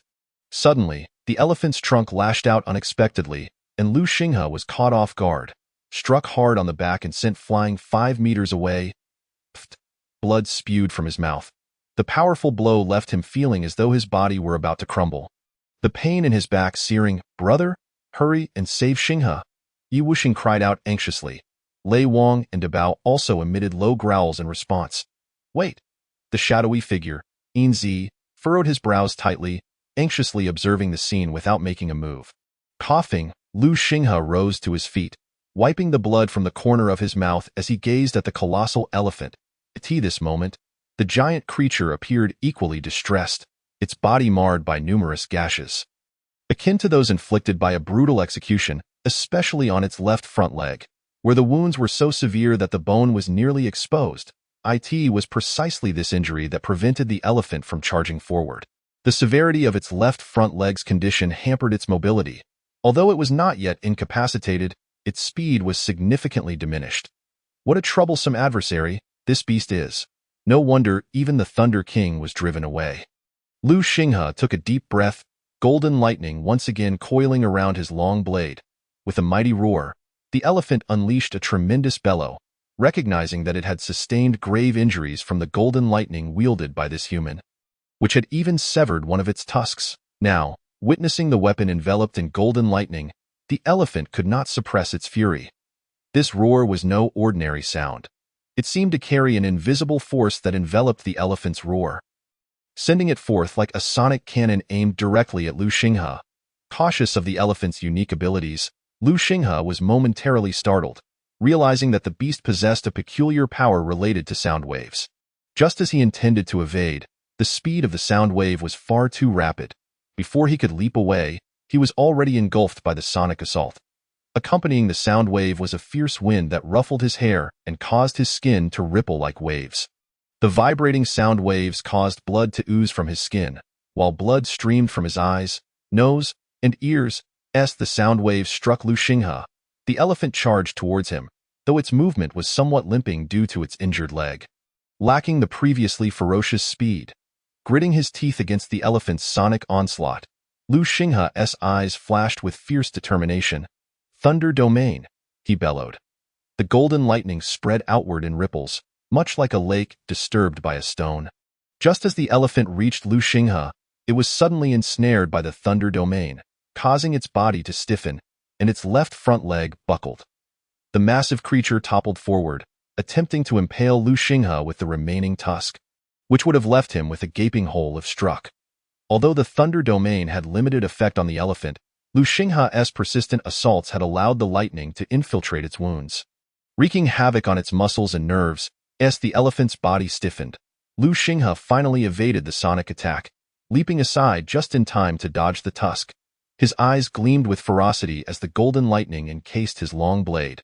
Flowing like a river, gripping the blade tightly, he propelled himself forward like a cannonball toward the giant's neck.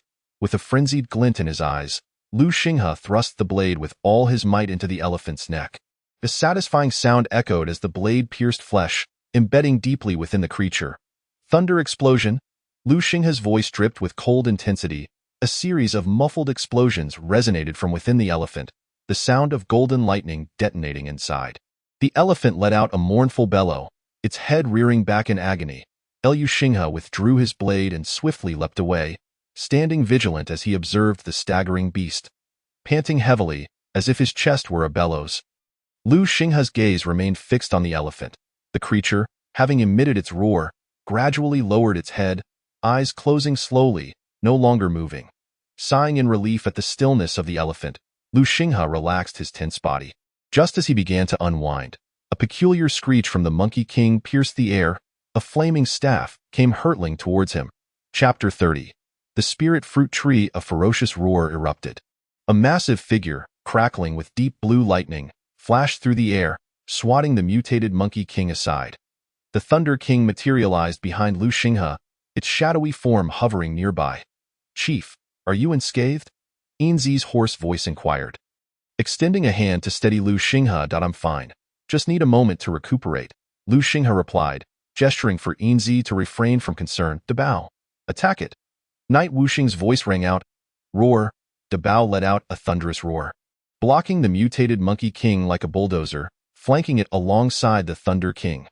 The mutated Monkey King, caught between them, emitted frantic cries. Lu Xinghe turned to observe the trapped creature with keen interest. At that moment, the Monkey King darted its head side to side, searching for an escape route, but with the Thunder King and Dabao closing in, it was utterly cornered, forced to emit desperate shrieks. The mutated Monkey King might possess slightly greater strength than Dabao. However, Dabao's rugged resilience rendered it unafraid, while the Thunder King had reached the pinnacle of level 3, just a hair's breadth away from breaking into level 4. Surpassing the Monkey King in its prime, the Monkey King might have been slightly stronger due to its weaponry, but now, with its left arm broken by Lu Xinghe, its combat prowess had severely diminished. The Thunder King and Dabao growled menacingly at the Monkey King. This mutated creature had clashed with them on numerous occasions. Originally, the fruit tree bore 5 fruits, of which it and Dabao had claimed 1 each, while the mutated Monkey King had allied with the giant elephant to secure another.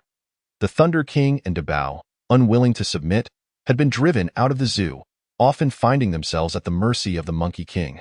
Emboldened by the presence of the giant elephant, this time, they sought to reclaim their losses with interest. "Stop dawdling. Finish it quickly," Lu Xinghe's calm voice commanded. Upon hearing Lu Xinghe's words, the Thunder King hesitated no more.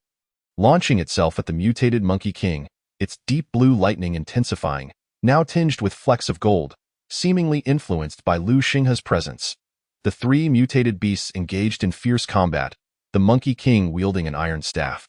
Swinging it wildly as flames danced across the weapon, occasionally scorching the Thunder King and Dabao, relying on its thick hide, charged headlong at the Monkey King, raising its massive paw to strike, sending the creature hurtling towards the Thunder King. With a fierce glint in its eyes, the Thunder King swiftly unleashed its claws, crackling with lightning, raking deep gashes into the Monkey King's body, the electric energy surging within.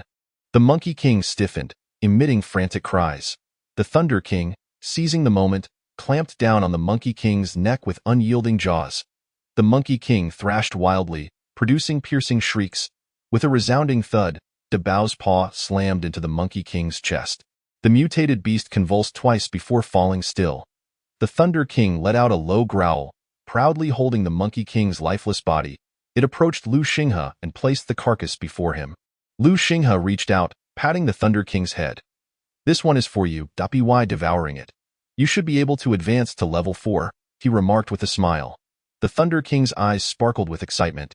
Without hesitation, it sank its teeth into the mutated Monkey King, beginning to consume it. Dabao, eager for a share, let out a low growl from the side, but the Thunder King ignored it, facing away. Lu Xinghe glanced at Dabao, who looked on longingly, a smile creeping across his face. "You lucky creature, you'll benefit from this." Approaching Dabao, Lu Xinghe made a small incision on his wrist, offering his arm before the eager beast. Sniffing the air, Dabao's eyes widened with excitement, its mouth opening to catch the droplets of blood that fell from Lu Xinghe's arm. Lu Xinghe's blood contained the potent energy of the Azure Dragon. A rare boon for these mutated beasts, akin to the fabled flesh of a saint. Dabao, wide-mouthed, was careful not to miss a single drop of the golden-tinged blood. After a moment, Lu Xinghe lifted his hand, halting the flow of blood. Having just emerged from a fierce battle, he had forced out some Azure Dragon blood, leaving his complexion slightly pale. "All right, you glutton, digest this well," Lu Xinghe chuckled, patting Dabao on the head as he moved toward the small tree in the center of the clearing. Reaching up, he plucked the last fruit from the tree, gazing thoughtfully at it. This fruit, which could supposedly awaken latent abilities, had never been mentioned among the major powers of his previous life, as someone who had been relatively inconspicuous. Lu Xinghe had only heard whispers of such things, lacking any concrete knowledge. There were even more obscure rumors he had merely caught wind of. I recall a tale from my past life about 3 fortunate individuals who stumbled upon an unknown spirit fruit in the wild, awakening their abilities upon consumption, eventually establishing a survivor camp. Could this be that very fruit? Contemplating, he mused, I already possess the power of thunder. I wonder if this fruit could still be of use to me. Lu Xinghe quietly contemplated while holding the fruit. Never mind, I'll put it away for now and try it when I return. Even if it doesn't work out, there's no real loss. With that thought, Lu Xinghe tucked the fruit into his pocket and turned his gaze toward the nameless fruit tree on the ground. Since it can awaken abilities in evolutionary beings, let us call it the Transformation Spirit Fruit. This fruit tree is indeed a valuable find. Planting it in the reincarnation camp might yield more such fruits, especially with Qin Ru Yu's abilities. Without further ado, Lu Xinghe summoned Shadow, and the two swiftly uprooted the tree. To preserve its vitality, they carefully wrapped some soil around the tree's roots. Brother Xinghe, what kind of tree is this? It looks so beautiful. Yu Wuxing approached, gazing curiously at the fruit tree they had unearthed. Hee, this is a treasure, you'll know more about it later. Little star? Lu Xinghe chuckled, gently ruffling the girl's hair. Shadow found a piece of cloth nearby to wrap the fruit tree, securing it on his back. Lu Xinghe then turned towards the massive form of the giant elephant. First, he pried open the colossal head and extracted the 4th-level crystal core, then retrieved the giant heart, wrapping it in cloth. This is indeed a splendid find. The flesh and blood of a 4th-level mutated beast are saturated with immense energy, far superior to that of ordinary livestock, he mused. However, they could only carry so much at the moment. So they decided to take the heart and plan to bring the giant elephant back to the camp as food later. That moment, the Thunder King was consuming the corpse and crystal core of the mutated Monkey King. Lying still on the ground, digesting the energy within, Dabao, glowing with a golden light, was rhythmically breathing, as if undergoing a gradual transformation. Both creatures had received blood infused with the essence of the Azure Dragon from Lu Xinghe. And it was likely that some changes would occur, especially for the Thunder King, who shared the same elemental affinity with Lu Xinghe and had absorbed some golden lightning, gaining even greater benefits. Let us rest for a bit until these two finish absorbing their energy, then we'll head back, Lu Xinghe said, sitting down. After numerous battles, he too needed a moment to recuperate, and although he bore significant injuries, he was quite satisfied with his gains. Chief, we've picked all the fruits from this tree. Will it still be useful for us to take it? Shadow inquired, sitting beside Lu Xinghe. Have you forgotten Qin Ruo's abilities? Lu Xinghe smiled gently at Shadow. Shadow paused, pondering the potential use of the fruit. Look at the Thunder King, Dabeo, and this giant elephant and monkey king. All four mutated beasts have awakened abilities. Doesn't that strike you as odd? I suspect the secret lies within this fruit tree, Lu Xinghe stated, casting a glance at Shadow. Upon hearing Lu Xinghe's words, Shadow's eyes widened in realization, his expression turning animated. If that were the case, it would be monumental news for the reincarnation camp. Each fruit could equate to an ability user. If they could obtain them in abundance, the number of ability users in the camp would surely multiply. Moments later, the Thunder King and Dabeo rose to their feet. Seeing this, Lu Xinghe and Shadow also stood. Let us go. It's time to return, Lu Xinghe said slowly, then leaped onto the back of the Thunder King. Dabeo lifted Yi Wuxing and Shadow, and the two mutated beasts sprinted southward towards Qin City. Chapter 31. Wings of Wind and Thunder. Upon returning to the reincarnation camp, Lu Xinghe immediately shut himself in his room. I wonder if the transformation spirit fruit will still be useful to me. I can only try, he mused, examining the crimson fruit from the zoo. After a moment, he popped the fruit into his mouth, chewing a few times before swallowing. The fruit was like jelly, its texture springy and juicy, releasing a unique fragrance that filled Lu Xinghe's mouth. Before he could fully savor the delightful taste, a warm current surged through him, gradually raising his body temperature until he felt a burning sensation. Seems this fruit shouldn't be consumed carelessly, Lu Xinghe thought as the energy from the transformation spirit fruit coursed through him, becoming increasingly intense, akin to lava eroding his body. Ugh! Lu Xinghe let out a muffled groan, gritting his teeth against the pain surging within. His body temperature continued to rise, turning him as red as a cooked shrimp, while steam began to escape from his skin, releasing tendrils of lightning uncontrollably. Lu Xinghe cried out in agony as the lightning flared fiercely, tearing his clothes apart. The room began to fill with swirling currents of air. Endure it! I must hold on!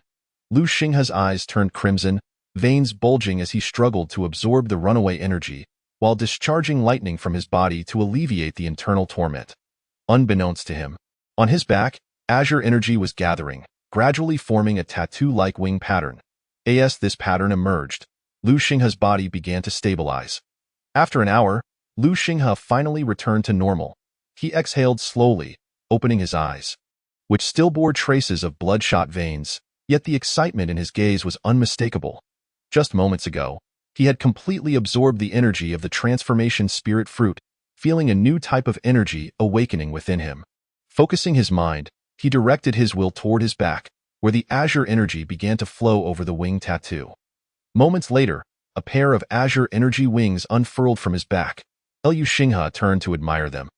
His excitement palpable that I did it. This transformation spirit fruit granted me a second ability. It is rare for an ordinary evolutionary being to awaken even one ability, yet I now possess two. With a flicker of thought, the azure energy wings began to shimmer with arcs of lightning. With a sudden movement, Lu Xinghe shot forward, crashing into the wall of the room. That was too fast. He raised his hands, azure energy swirling, forming a tiny vortex that began to expand into a miniature tornado. As he clasped his hands, dissipating the azure energy, a satisfied smile crept onto his lips. I must go outside and test just how fast I am now. Lu Xinghe donned a piece of clothing and stepped out of the room, making his way to a secluded corner of the reincarnation camp. With a determined expression, he unfurled the azure wings behind him. With a powerful flap, he soared into the air, akin to a great bird taking flight. The scenery below rushed by in a blur, even leaving behind afterimages. This speed is astonishing. Lu Xinghe closed his eyes, concentrating his energy. Soon, deep blue lightning enveloped the azure wings. Upon opening his eyes, he flapped the wings again. Whoosh! In an instant, Lu Xinghe vanished from sight, reappearing over 100 meters away. The azure wings, now infused with his lightning power, were even faster than before, akin to teleportation. Wait, the energy is depleting rapidly. The consumption of the wings was indeed considerable. Realizing this, Lu Xinghe hastily descended from the air. He exhaled softly, feeling the azure energy within him nearly exhausted. With a wry smile, he shook his head, having thought he could soar freely, only to discover the high energy cost. Seems I need at least to reach level 6 or even king level to sustain the energy drain of these azure wings. Considering they can harness lightning power and are wind-based abilities, I shall name these wings the Wings of Wind and Thunder. Lu Xinghe stood still for a moment to regain his energy before preparing to return to the White Dragon Temple. Though his flight was brief, he had covered nearly 1,000 meters, and now he could only rely on his legs to walk back. Fortunately, the distance was not too far, and soon, Lu Xinghe arrived at the entrance of the White Dragon Temple. After greeting the guards at the door, he slowly entered the temple. When did the chief go out? I don't know. I didn't see him leave. The two guards exchanged puzzled glances as Lu Xinghe walked in. Once inside the White Dragon Temple, Lu Xinghe headed toward the mutated ginkgo tree. Ever since he returned, the Thunder King and Debao seemed inexplicably drawn to that spot, both lying beneath the ginkgo tree. There must be something about the tree that caught the attention of the two mutated beasts, prompting them to settle there. Seizing the opportunity, Lu Xinghe planned to investigate, hoping to uncover some hidden secret. Chief, finally found you. At that moment, Sun Daong rushed up to Lu Xinghe. "Oh? It's old Sunday, what brings you here?" Lu Xinghe inquired, noticing Sun Daong's urgency. "Today, our radio received a distress signal from the eastern part of the city." Sun Daong replied solemnly. Lu Xinghe remained silent as he walked alongside Sun Daong toward the conference hall, awaiting further information. The signal originated from the National Defense Science and Technology University in the northeast of the eastern city. It houses important confidential research units of the state. I suspect the distress signal originated from there. As Sun Daong spoke, he and Lu Xinghe swiftly made their way towards the conference hall. Upon entering, they found that the core members of the reincarnation camp had already taken their seats. Lu Xinghe settled into the chair at the head of the table and, gazing at the assembled core members, began to speak softly. "I have already grasped the situation that Old Sun just described." After a brief pause, he turned to the side and addressed Ingzi, instructing a few members of the Thunder team to accompany him to the Northwest National Defense Technology University for reconnaissance. "Yes," Ingzi replied, promptly exiting the conference hall. "Man, you all prepare yourselves. There's no need to bring too many this time. We're going to rescue people, so just the few of you will suffice," Lu Xinghe said to Xiongman and the others. "Indeed, Brother Lu." "Understood, boss." Xiongman and the others exchanged glances and nodded in agreement. By the way, how is the little tree I brought back?" Lu Xinghe inquired, looking at Qin Riyue. "The little tree has been planted, and I've been using my abilities to nourish it daily for the past 2 days, but it hasn't shown any response. If it were an ordinary plant, there should have been significant changes by now due to my intensive nurturing." Qin Riyue replied with a wry smile, shaking her head slowly. Lu Xinghe nodded, feeling unsurprised. After all, the fruit of the spirit transformation tree is incredibly potent. It would be unrealistic to expect it to yield results so easily. To obtain the fruit of the spirit transformation tree, it likely requires immense energy for sustained absorption. Thus, one must not be hasty. With that thought, Lu Xinghe chose to disregard the spirit transformation tree for now. Allowing it to grow, surely, there would come a day when it bore fruit. "Old Sun, do not concern yourself with the matters in the eastern part of the city. Focus on commanding and organizing several combat teams to swiftly gather any remaining survivors and supplies outside. It is imperative to maximize the collection of resources and personnel before June 15th, Lu Xinghe said to Sun Daong in a serious tone.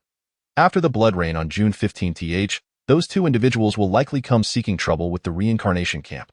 Lu Xinghe's gaze drifted across the hall towards the western side of Qindu, lost in thought. Chapter 32. The Black-Robed Zombie to the east of Qindu, on the outskirts of the Northwest National Defense Technology University. "Have we confirmed this?" Lu Xinghe stood atop a building, quietly inquiring. Behind him stood Xiongman, who carried a massive broadsword, along with the stout man in Weian, Jiang Yin, and others, each prepared for the task ahead. "It should be in that building. We have scouted the entire campus, and that experimental building is surrounded by numerous zombies. Seems that someone inside must have startled the nearby undead," Ingzi stated. Standing behind Lu Xinghe. "In that case, Let us approach the experimental building with caution, Liu Xinghe commanded. Looking at Xiongman and A-Man, you and the stout man, Weiyan, approach from the front. Jiang Yin, find a vantage point to observe the campus and relay information as needed. Yes, boss. The group nodded in agreement and sprinted downstairs. Let's go, Ingzi, and investigate the zombie you mentioned, Liu Xinghe said to Ingzi, leaping from the rooftop. Just before landing, 2 gusts of wind formed beneath his feet, allowing him to touch down lightly. Boss, is that the power generated by the spirit transformation fruit? Ingzi asked in surprise as he untied a rope. Yes, the spirit transformation fruit has awakened a new ability within me, Liu Xinghe replied with a smile, not concealing the truth. Ingzi cast an envious glance at Liu Xinghe and dashed ahead, leading him towards the experimental building. During their earlier reconnaissance, Ingzi had spotted a peculiar zombie that did not join the horde surrounding the experimental building. Instead, it stood motionless nearby, as if observing or directing the other zombies in their assault on the structure. Unfortunately, the entrance to the experimental building was a heavy steel door, preventing the horde from breaching it for the time being. This discovery startled Ingzi. This particular zombie appeared to possess intelligence. As Ingzi contemplated further observation, the zombie seemed to sense him, turning its gaze toward his hiding spot. Fortunately, Ingzi quickly entered stealth mode to avoid detection. We arrived. Liu Xinghe and Ingzi swiftly approached the experimental building, managing to get there ahead of Xiongman and the others. If they had entered through the front door, they might have encountered some scattered zombies. Suggesting that a battle had taken place, Liu Xinghe and Ingzi concealed themselves behind a building, peering towards the experimental structure. At that moment, the building was surrounded by over 100 zombies. However, the experimental building was quite sturdy, with iron bars covering the windows, preventing the horde from entering. Liu Xinghe's gaze suddenly fixated on a strange zombie. This undead creature was clad in a long black robe, its massive hood obscuring its entire head, rendering its features indistinguishable. It stood outside the horde, intently observing the zombies as they relentlessly assaulted the doors and windows of the experimental building. This creature must be akin to the twin zombie kings. Having evolved to a preliminary level of intelligence and demonstrating potential as a zombie king, Liu Xinghe observed the black-robed zombie from a distance. A-Man, are you in position? Liu Xinghe whispered into his earpiece. We just encountered a small wave of zombies and dealt with them. We're approaching the experimental building now, came Xiongman's voice through the earpiece. Moments later, Xiongman, the stout man, and Weiyan appeared from an alleyway in front of the experimental building. At that moment, the previously motionless black-robed zombie suddenly turned its head to face Xiongman and the others. Roar! The black-robed zombie let out a ferocious roar. The horde halted their assault upon hearing the roar and turned to confront the newcomers. What the hell? Why are all these zombies looking at us? The stout man exclaimed in surprise, drawing his 2 large broadswords. Roar! The black-robed zombie howled once more, and the horde surrounding the experimental building charged toward Xiongman and his companions. Xiongman grinned widely, gripping the massive broadsword resting on his shoulder. Hee, big man Xiong, let us see who can slay more, the stout man replied, displaying no fear, instead revealing a look of excitement as they faced the oncoming zombies. The trio were akin to bulldozers on the battlefield, their defenses impenetrable to ordinary zombies. Confronting such foes was merely a slaughter. Even Xiongman, who was most vulnerable to being injured, possessed the ability of physical liberation, allowing him to recover faster than any damage inflicted by the ordinary undead. The 3 charged into the horde, and once Xiongman activated physical liberation, he became a veritable deity of death. His massive broadsword cleaved through the zombies, leaving a trail of destruction in his wake. The stout man wielded his 2 broadswords with unrelenting ferocity, displaying an exhilarating demeanor as he fought through the horde.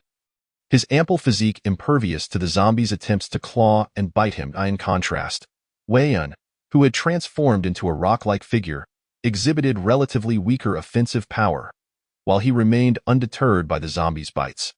He could only engage in a prolonged struggle with them, appearing significantly less formidable than Xiongman and the stout man. Rock spike?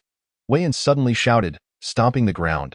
Before him, numerous rock spikes erupted, impaling 6 or 7 zombies in a display reminiscent of candied hawthorn. Oh? Weiyan's new skill is quite impressive. It must be a technique he acquired after reaching level 3, Liu Xinghe observed, stroking his chin with keen interest. Wow, old Wei, that move was awesome. The stout man marveled at Wei Yan's recent display while continuing to dispatch zombies. Hee hee, I learned it after breaking through to level 3.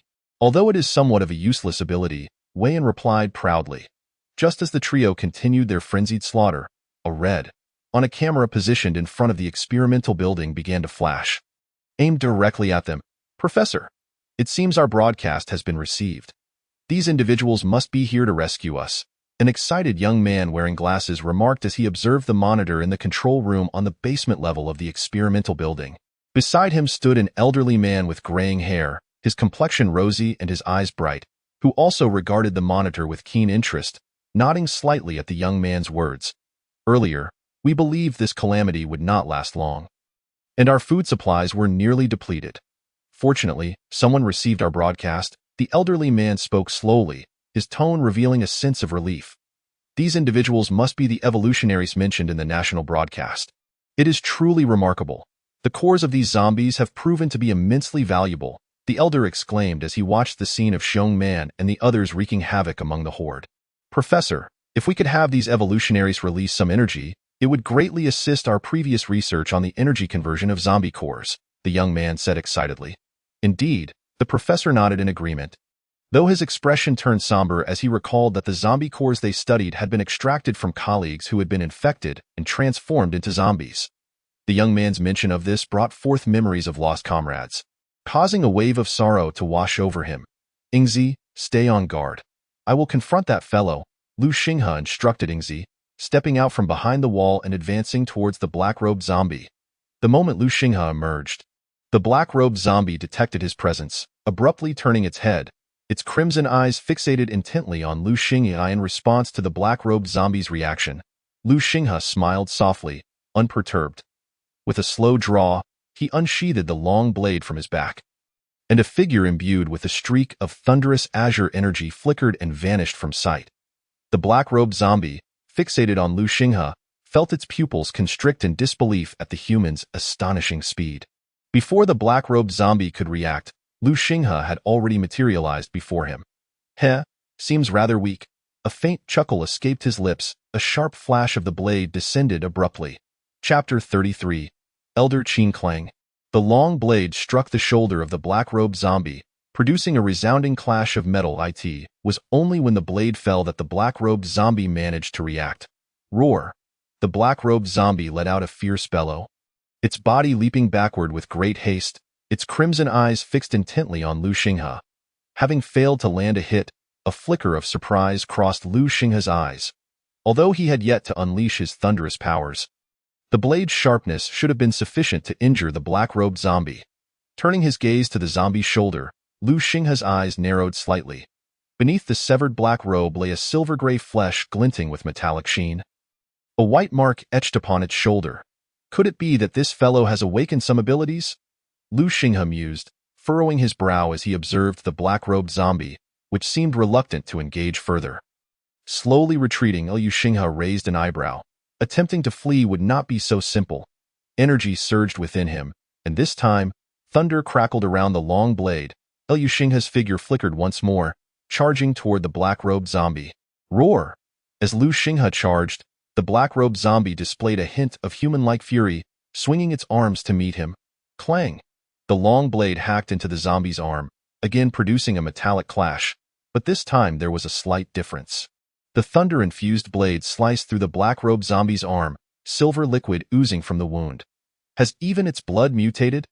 Lu Xinghe pondered, observing the silver liquid staining his blade, yet his hands remained swift. Raising his left hand, he flicked his fingers. Strikes of lightning shot forth, directly hitting the black-robed zombie's body. The searing power of thunder obliterated its black robe, revealing its true visage, an emaciated middle-aged man. With long gray-white hair and deep-set eye sockets housing two blood-red orbs, his pale face bore a scar that sliced from his left cheekbone to his right jaw, as if cleaving his head in two. Lu Xinghe noted the distinct differences between the zombie's head and neck. The skin on its head bore a color not unlike that of an ordinary person, though slightly pallid, while the neck downward was entirely silver-gray. It seems this creature has yet to fully evolve. A faint smile crept across Lu Xinghe's lips. With a swift flick of his blade, he surged forward toward the black-robed zombie. Roar! Enraged, the black-robed zombie retaliated. Its formidable defenses disregarding Lu Xinghe's blade as it swung both arms towards Lu Xinghe's vital points. Now endowed with wind abilities, Lu Xinghe's speed surpassed all previous limits, no matter how hard the black-robed zombie tried. It could not even graze the hem of Lu Xinghe's garment, instead becoming a passive target. Amidst their fierce entanglement, Lu Xinghe relentlessly slashed with his blade, and only when targeting the zombie's head did it raise an arm in defense. Completely ignoring the rest of his assaults, it appeared that the head was its weak point. If this creature were to evolve to level 4, its defensive capabilities would indeed prove challenging, Lu Xinghe contemplated while engaging the black-robed zombie. However, this level of defense was still insufficient. With a low growl in his heart, a fierce glint sparked in Lu Xinghe's eyes. The long blade, enveloped in thunder, suddenly coiled with a layer of azure energy that flowed rapidly around it. As the energy swirled, it gradually took the form of a blade along the edge of the long knife. In its fluid motion, the blade's sharpness became apparent. Even a slight proximity induced a sense of imminent dismemberment. Perfect for testing the sharpness of my thunderstorm blade, Lu Xinghe thought, a smile gracing his lips. In a flash, he appeared before the black-robed zombie, the long blade descending with lethal intent. Seeing the blade approaching, the black-robed zombie raised its arm in a futile defense. By now, its forearms were riddled with cuts, yet they barely penetrated its flesh, amounting to mere superficial wounds. Swish! The blade descended, severing a segment of the silver-gray arm. Roar!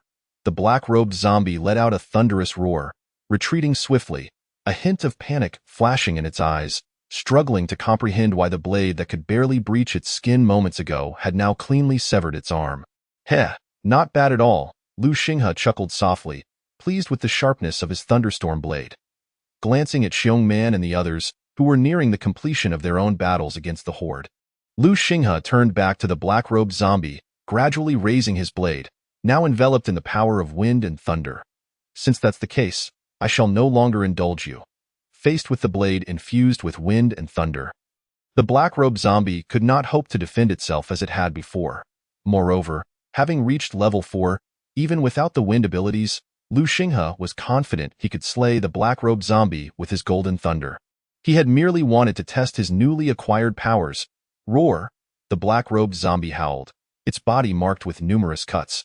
One particularly deep gash on its shoulder nearly severed the entire limb. Die! Lu Xinghe's eyes gleamed with ferocity.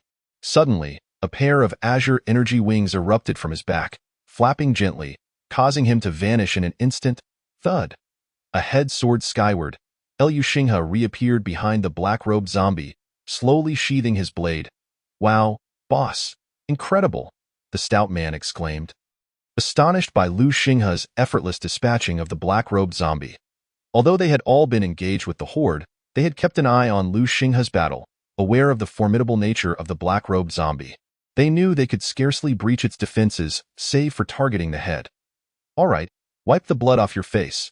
You look more like a zombie than the zombies do, Lu Xinghe chuckled lightly, glancing at the stout man, who was now splattered with zombie blood, his face smeared with gore. Crack! Just as they finished speaking, the door to the laboratory slowly creaked open from within. The group turned to gaze at the entrance. A slender young man with glasses, mid-length tousled hair, and a few freckles stepped out, standing at the threshold.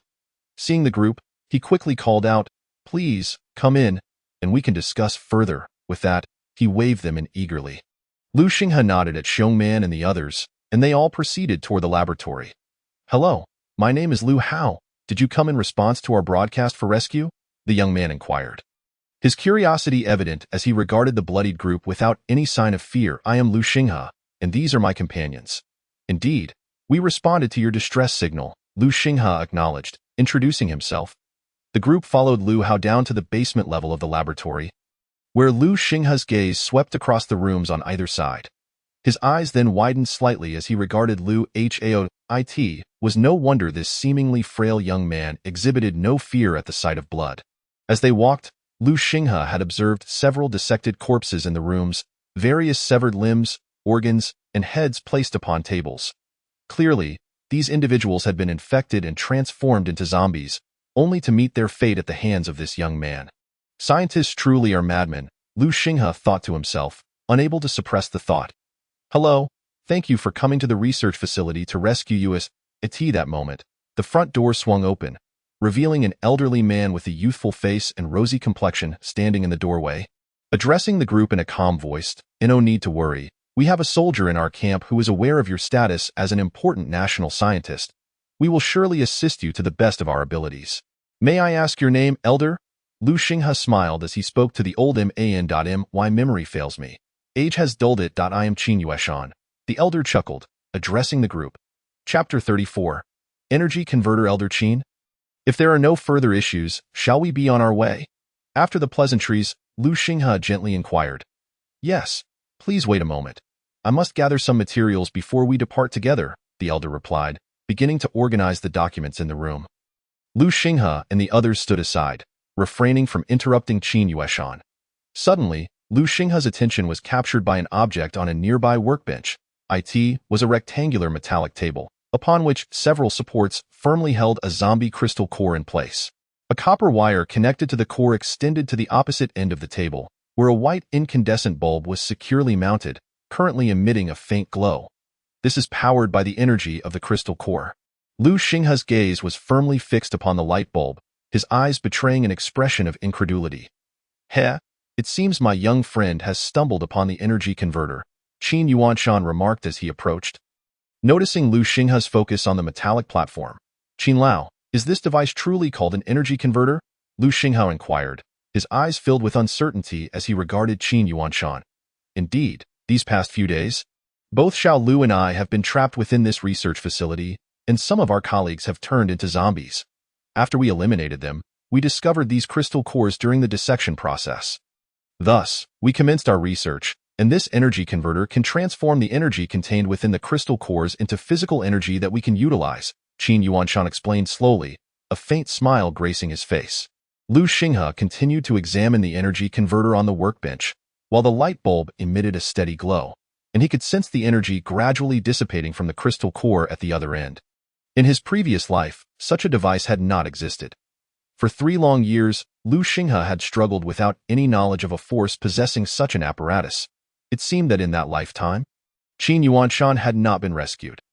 Although this device could merely illuminate a single bulb at present, Lu Xinghe understood that if Qin Yuanshan continued his research, its potential would extend far beyond this initial function.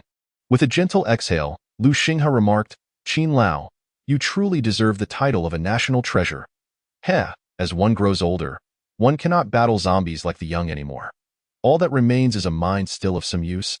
Qin Yuanshan replied with a slow smile, Leader, a massive horde of zombies is heading toward the school, including numerous level 3 zombies. A cold voice suddenly echoed in Lu Xinghe's earpiece, belonging to Jiang Yin. Understood that we must evacuate immediately, Lu Xinghe responded in a low voice into the earpiece. What's wrong, young friend? Qin Yuanshan inquired, puzzled. Qin Lao, we must leave at once. A large wave of zombies is approaching, and there are quite a few advanced ones. Lu Xinghe stated firmly. All right, Xiao Lu, gather the materials. Young friend, I will need you to assist in carrying this energy converter. Qin Yuanshan instructed Lu Xinghe. Amon, grab the energy converter. We are leaving, Lu Xinghe called out to Xiong Man as he led Qin Yuanshan toward the exit. Xiong Man swiftly hoisted the energy converter onto his shoulder and followed the group outside. Though the device appeared relatively small, it surprisingly weighed over 100 kilograms, and had it not been for their status as evolved beings, it would have been quite arduous to transport. As the group emerged from the research facility, they were met with a massive horde of zombies rushing toward them. Fatty, Weiyan, you two carry Qin Lao and Lu Hao and retreat swiftly. Lu Xinghe commanded, drawing his long knife as he surveyed the oncoming zombies. Understood, boss, Fatty replied, promptly hoisting Qin Lao onto his back, while Weiyan did the same for Lu Hao. The two, being level 3 evolved beings, found it easy to carry 2 individuals without losing speed as they dashed toward the school gate. Roar! The zombie horde quickened their pace, eager to pursue the fleeing group. Thunder Domain, Lu Xinghe shouted, brandishing his long knife and standing firm in the path of the oncoming horde. With a crack, visible arcs of lightning radiated outward from Lu Xinghe, forming a formidable barrier. The zombies that stumbled into his Thunder Domain were instantly electrocuted, collapsing to the ground in charred remains. With his long knife in hand, Lu Xinghe charged into the heart of the zombie horde. Swish! A flash of the blade severed a licking eater in half. Incapacitated by the lightning coursing through its body, from a distance atop a high-rise building, Jiang Yin knocked arrows to her bow, releasing a barrage of projectiles that struck the licking eaters and tank zombies like high-caliber bullets. The steel arrows penetrated the zombies' bodies, creating gaping wounds even if they missed vital points, while ordinary zombies were rendered limb from limb. Liu Xinghe, wielding his knife, navigated through the swarm, eliminating the advanced zombies with ease. The level 2 licking eaters and tank zombies were as fragile as dolls before him, their blood spilling in torrents with each swing of his blade. Jiang Yin, watch out for the licking eaters. Do not let them through. Liu Xinghe's voice crackled through the earpiece. That moment, he found himself entangled with 4 level 3 tank zombies, towering approximately 9 meters tall, even more colossal than those he had encountered at the White Dragon Temple. They were at the pinnacle of level 3, teetering on the brink of level 4. Roar. The tank zombies bellowed in rage, yet Liu Xinghe moved with the swiftness of thunder, evading their strikes effortlessly while leaving new marks upon their bodies. Suddenly, a colossal tank zombie swung its spiked arm toward Liu Xinghe's back while he aimed to strike at another tank zombie before him. If he completed the attack, he would also be pierced by the one behind him. In a split second, Liu Xinghe pivoted, retracting his blade. Clang! The bony spike collided with the blade, the force propelling Liu Xinghe toward another tank zombie. Roar! As Liu Xinghe flew through the air, the tank zombie let out a roar, attempting to ensnare him in its grasp, an ambitious thought. Indeed, Liu Xinghe regarded the approaching hand with a smirk. Emerging behind him were azure energy wings, and in a swift motion, Liu Xinghe vanished from sight. Reappearing atop the tank zombie's arm, the tank zombie, stunned by the sudden appearance of a human on its arm, had no time to react. Liu Xinghe's eyes glinted with ferocity as he propelled himself toward its enormous head. His long knife enveloped in a layer of azure energy. With a low growl, Liu Xinghe tore past the tank zombie, leaving a sleek incision across its massive cranium, cleaving it in two from the base of its nose downwards, the upper half slowly sliding off to the ground below. The sharpness of this wind energy surpassed even that of lightning. Liu Xinghe surveyed his handiwork with satisfaction, gradually descending toward the ground. Roar! The demise of one tank zombie did not instill fear in the mindless horde. Rather, the splattering blood ignited their insatiable bloodlust.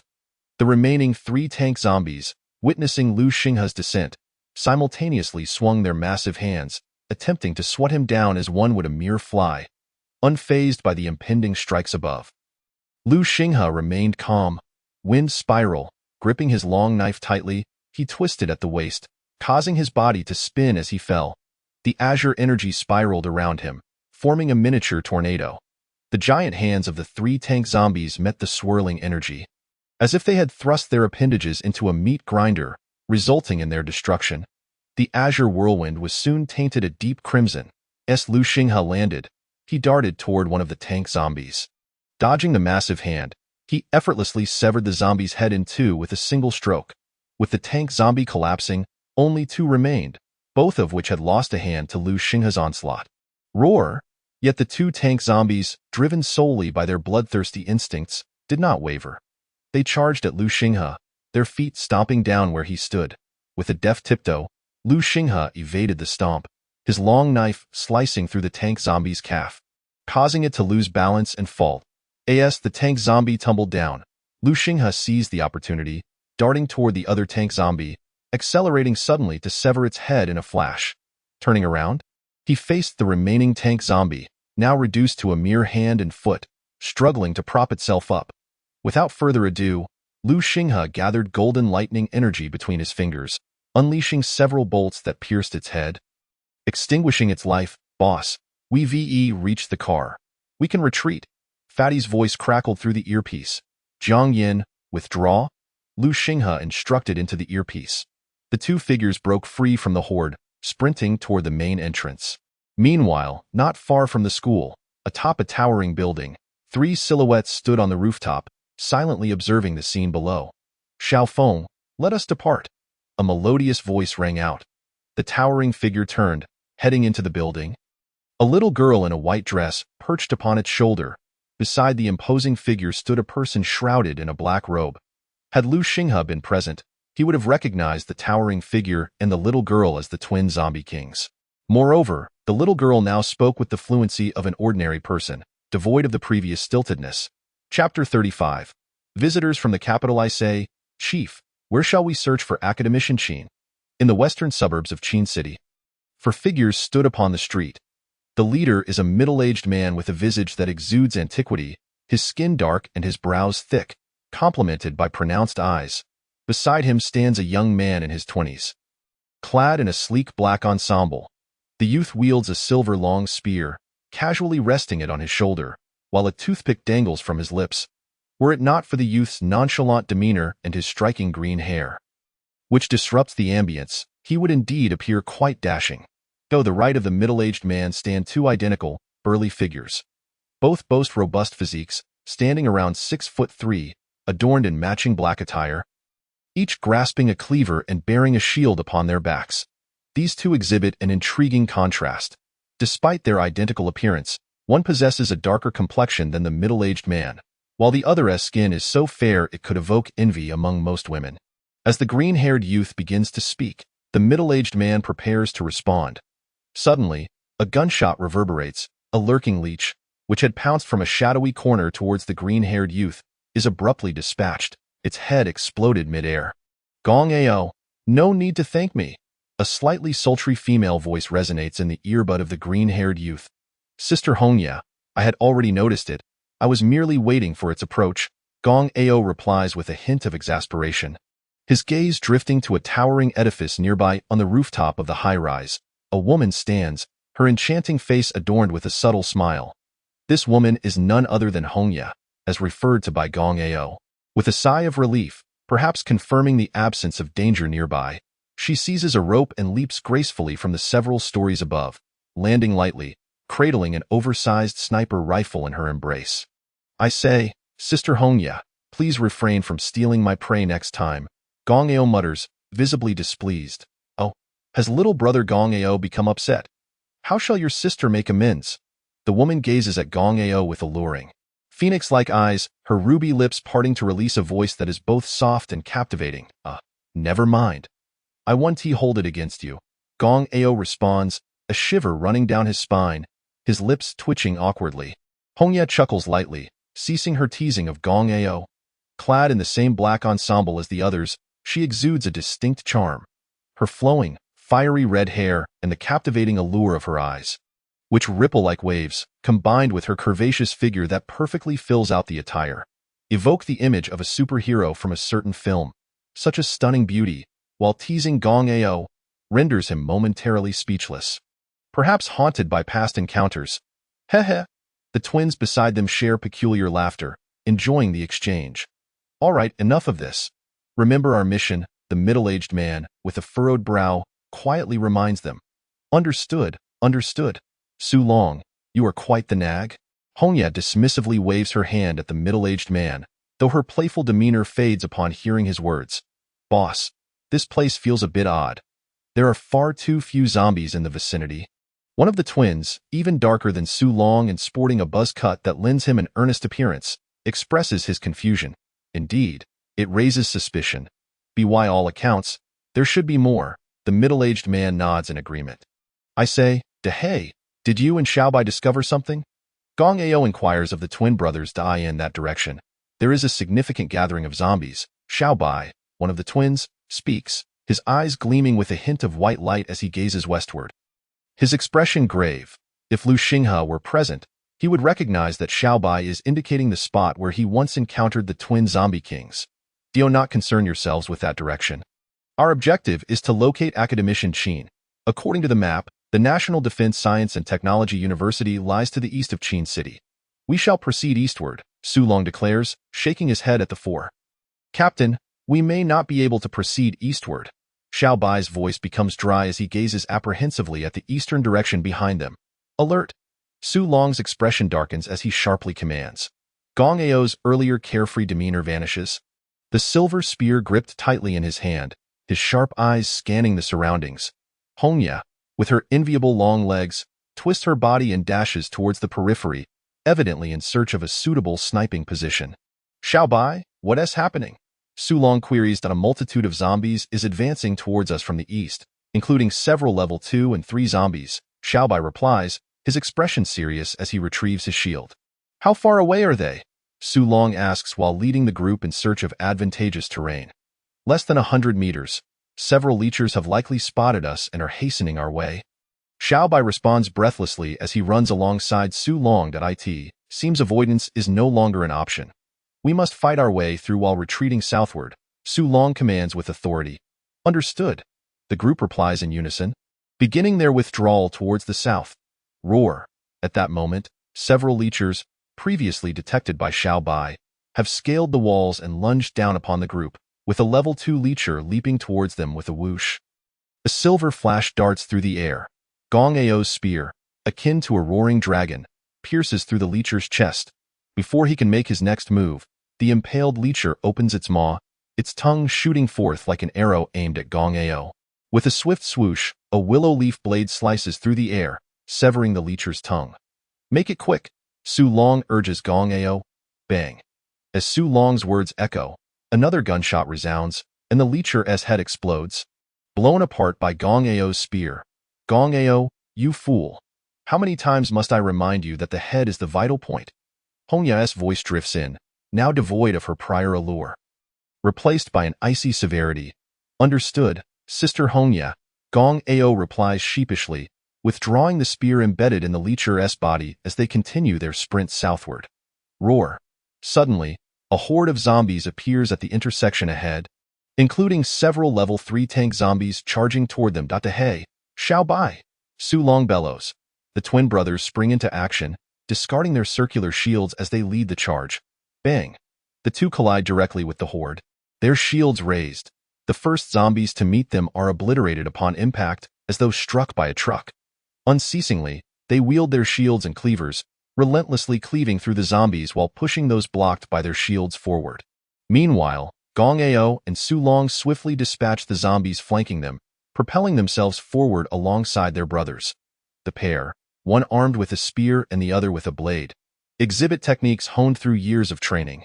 Gong Ao's spearwork is bold and powerful, contrasting sharply with his otherwise delicate appearance. His silver spear dances through the air, executing thrusts, slashes, and sweeps, reaping the lives of zombies mercilessly. Conversely, Su Long's willow leaf blade lacks embellishment. Each move executed with military precision, effectively and efficiently dispatching the undead. As the group nears the clearing of the ordinary zombies, a thunderous roar erupts, akin to a colossal titan. A tank zombie swings its massive fist down upon them. "I'll take this," Gong Ao shouts as he charges forward. With a swift maneuver, he sweeps his spear horizontally at the descending giant arm. Bang! The spear connects with the tank zombie's wrist, the sheer force causing its arm to recoil. Now is our chance. Su Long's eyes flash with determination. He leaps onto the knee of the tank zombie, propelling himself into the air, his blade poised for a horizontal slash at the creature's throat. Roar! The tank zombie bellows as Su Long's strike nearly cleaves its throat in half, dark crimson blood cascading like a waterfall from its neck. Unfortunately, the blade's length falls short, failing to sever the zombie's head. Bang! Just then, another thunderous gunshot rings out, the tank zombie's massive head shattering into fragments. It was Hongya who had intervened. The group demonstrates remarkable synergy, from the tank zombie's swing to Gong Ao blocking its punch. Then Su Long's decisive strike. Only a few seconds elapse before Hongya's shot rings out perfectly in time. The twin brothers continue their advance, undeterred by the chaos around them. "Captain, I'm running low on my specially made bullets." At that moment, the serious voice of Hongya resonated in Su Long's headset. Initially, Hongya had no intention of firing, but when Su Long failed to eliminate the tank zombie with a single shot, the group risked being swiftly encircled by the horde if they were delayed.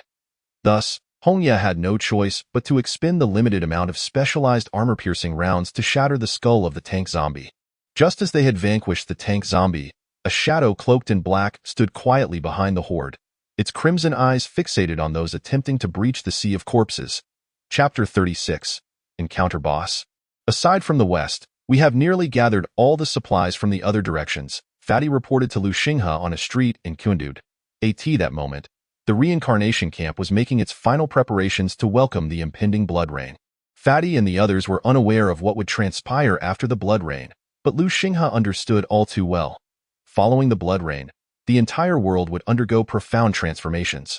For humanity, these changes might seem inconsequential, but for plants, mutated beasts, and zombies, it could be described as a boon from the heavens. After 2 consecutive days of blood rain, all vegetation would experience earth-shattering changes. Even the smallest blade of grass by the roadside could grow to towering heights. While the trees lining city streets and those in parks would surge in growth, vines enveloping buildings, and roots breaking through roads, it would seem as though the world had reverted to a prehistoric era. Moreover, mutated beasts would also undergo drastic transformations after being bathed in the blood rain. What might have once been merely a few large animals or ferocious beasts exhibiting minor mutations would, after the blood rain, see even the tiniest creatures, like ants and insects, grow at an astonishing rate as if infused with hormones. Mosquitoes the size of wash basins, ants as large as dogs, and rats resembling small calves would become commonplace. It has been said that in this apocalypse, the most terrifying entities were not the high-level zombies or powerful beast kings, but rather the endless swarms of ants and rats. Regardless of what stood in their path, they would surge forth like a flood, leaving nothing in their wake. Tell the brothers to search westward, but be cautious. If there's any commotion, signal immediately. I shall be watching nearby, Lu Xinghe instructed, directing his gaze towards the west of Qindu. He initially had no desire to provoke the twin zombie kings. However, with the blood rain looming, he felt compelled to lead his team westward to gather as many resources as possible. Boss, if you ask me, we should seize those supermarkets and the 2 granaries occupied by the small survivor camps to the east and north, Fatty suggested. You glutton, at least leave some resources for others to survive. Lu Xinghe chuckled, shaking his head, fully aware that Fatty was merely speaking out of bravado. The leaders of those camps must be out of their minds. It would be far better for them to join us at the reincarnation camp. If it weren't for your orders, I'd have knocked them out without hesitation, Fatty asserted, clenching his chubby fists. Humph, to each their own. They are accustomed to being leaders and wouldn't willingly lower themselves. But in a few days, even if they wish to join the reincarnation camp, it may no longer be an option, Lu Xinghe replied with a light laugh, a glimmer of an inscrutable expression flickering in his eyes. By the way, how's the equipment that old Qin mentioned? Lu Xinghe inquired of Fatty. All of it has been delivered to the camp. After we returned, Shadow went to scout again the next day. And the horde there has vanished. You sent the big man bear, so how could there be any issues? Fatty replied slowly, at least we managed to bring it back. Old Qin is akin to Tang Sung. Fatty remarked, seemingly recalling something that caused his chubby face to scrunch up. Lu Xinghe nodded. After rescuing Qin Yuanshan, he had expressed a desire to transfer the research facility's equipment, repeatedly mentioning it in front of everyone. Lu Xinghe had directly arranged for the big man bear to make the trip. All right, you and the brothers proceed to search westward slowly. Gather as many useful supplies as you can and bring them back. I will head ahead to scout, Lu Xinghe instructed Fatty before turning and driving a jeep toward the west. Alone in the jeep, Lu Xinghe sped toward the western suburbs of Qindu. He felt a persistent unease. As the lair of the twin zombie kings lay in that direction, he wanted to assess the situation first. Otherwise, encountering a large horde while searching for supplies could be perilous, especially after the encounter with the black-robed zombie at the Northwest National Defense Science and Technology University. Lu Xinghe's vigilance heightened.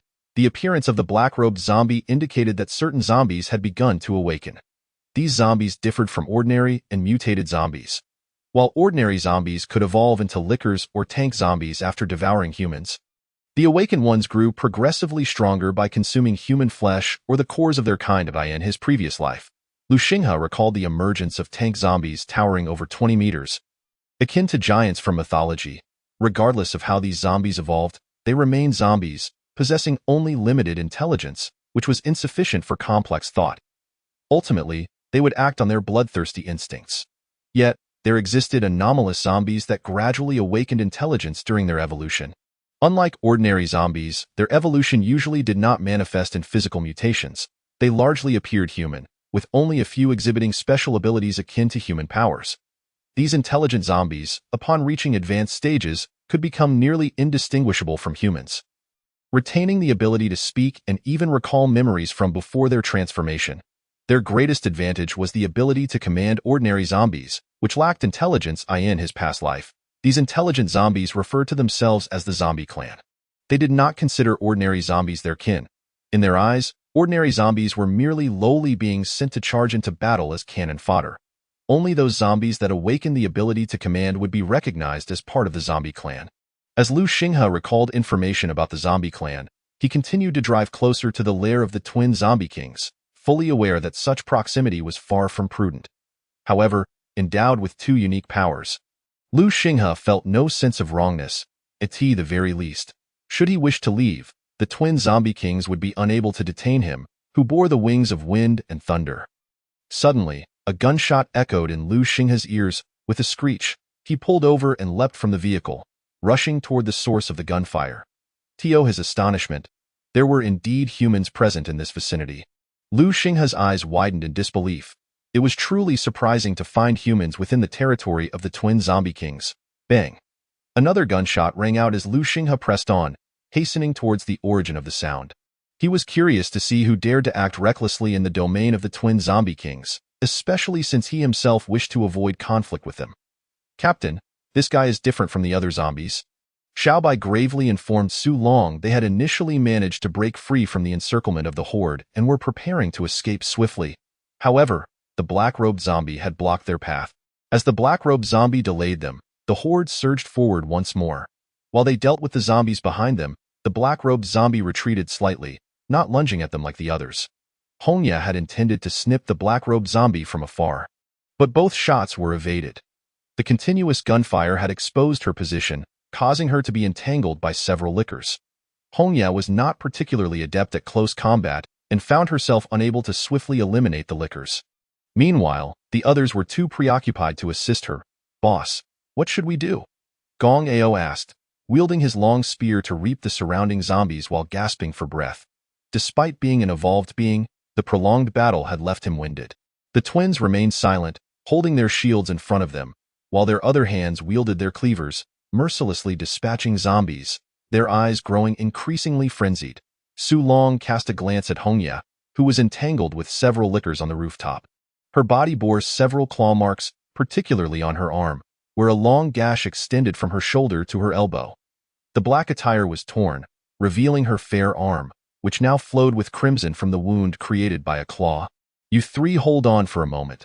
I will find a way to deal with that black-robed zombie," Su Long said through gritted teeth, returning his gaze to the trio. Though they were uninjured, their condition was far from ideal. With that, Su Long charged out of formation, his body beginning to undergo a gradual transformation. His robust arms burst through his sleeves, sprouting black fur, and his feet morphed into hoof-like shapes. At the same time, two sharp horns resembling those of a bull emerged from his head. With a huff, a cloud of white steam erupted from Su Long's nostrils, and his eyes radiated a crimson glow. He had transformed into a being reminiscent of a minotaur from a game. Boom! His muscular legs propelled him off the ground with such force that they left two sizable craters behind. The silhouette charged directly towards the black-robed zombie. As Su Long advanced towards the creature, Lu Xinghe also arrived at the battlefield. A roar erupted from the rooftop, where the trembling Hongya failed to notice a Tunger's tongue ensnaring her ankle, dragging her to the ground. The other two Tungers lunged fiercely at her. Unexpectedly, Hongya found herself on the brink of death. As she gazed at the approaching Tungers, a bittersweet smile of resignation and relief appeared on her beautiful face, and she slowly closed her eyes. "Beautiful lady, it seems you are in need of assistance." Just as Hongya awaited her fate, a faint voice accompanied by a light chuckle resonated in her ears. Chapter 37. Lu Xinghe takes action. Initially believing her demise was inevitable, Hongya's attention was drawn to the source of the voice as it broke the silence. Before she could discern the figure, a faint arc of electricity flickered through the air. The Tungers that had been advancing towards her were abruptly cleaved in half, their bodies collapsing to the ground. Standing before her was a slender youth. His disheveled black hair tousled by the wind, a smile gracing his face, and a long blade stained with dark crimson blood in his hand. "Be careful." Just as Hongya prepared to speak, she glanced to the side and gasped in alarm. The Tunger that had previously ensnared her ankle was now lunging at the youth's back, yet the youth's smile remained unperturbed. A glint of coldness eliminate the black-robed zombie first. With that thought in mind, Lu Xinghe lightly tapped his toes and charged towards the black-robed zombie. Upon seeing Lu Xinghe rushing towards him, A flicker of fear flashed in the black-robed zombie's eyes. He had no inclination to resist. Suddenly, one of its arms elongated, grasping a lamppost 5 meters away. With a powerful push, it soared towards the lamppost. Lu Xinghe turned to pursue the black-robed zombie that had already leaped over the horde and landed atop the lamppost. He was preparing to unleash his wings of wind and thunder when he noticed the black-robed zombie fleeing rapidly, its arm continuously extending to grasp the protrusions of the buildings behind it. Forget it, better to retreat for now. Provoking the twin zombie kings would be troublesome. Shaking his head, Lu Xinghe abandoned the pursuit of the black-robed zombie. As he continued to slash through the horde, he called out to Su Long and the others, "You all go ahead, head south. My companions are that way." Hearing Lu Xinghe's words, Su Long and the others quickly sprinted in that direction. That moment. Perhaps due to the orders of the black-robed zombie, the horde paid no heed to the fleeing individuals, focusing solely on attacking Lu Xinghe. Seeing that the others had already run far, Lu Xinghe ceased his delay. With the wings of wind and thunder unfurling behind him, his figure shot skyward, soaring southward. Roar, roar. The horde on the ground could only stare blankly at the suddenly vanished Lu Xinghe, letting out continuous roars of frustration. Chapter 38.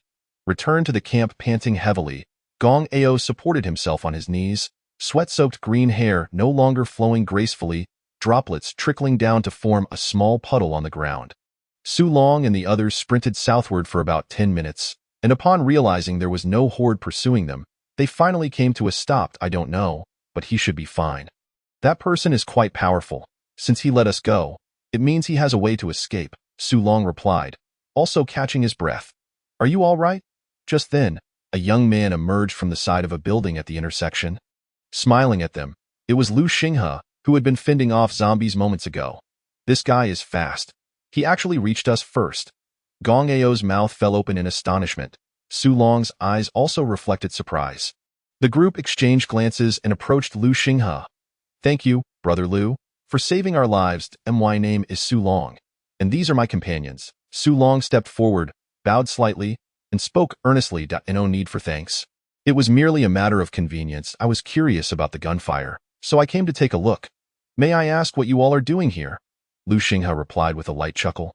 "Well, we were searching for supplies and accidentally encountered a horde, which led to the ensuing battle." Su Long hesitated before explaining, not revealing their true purpose, but instead fabricating a story about gathering supplies.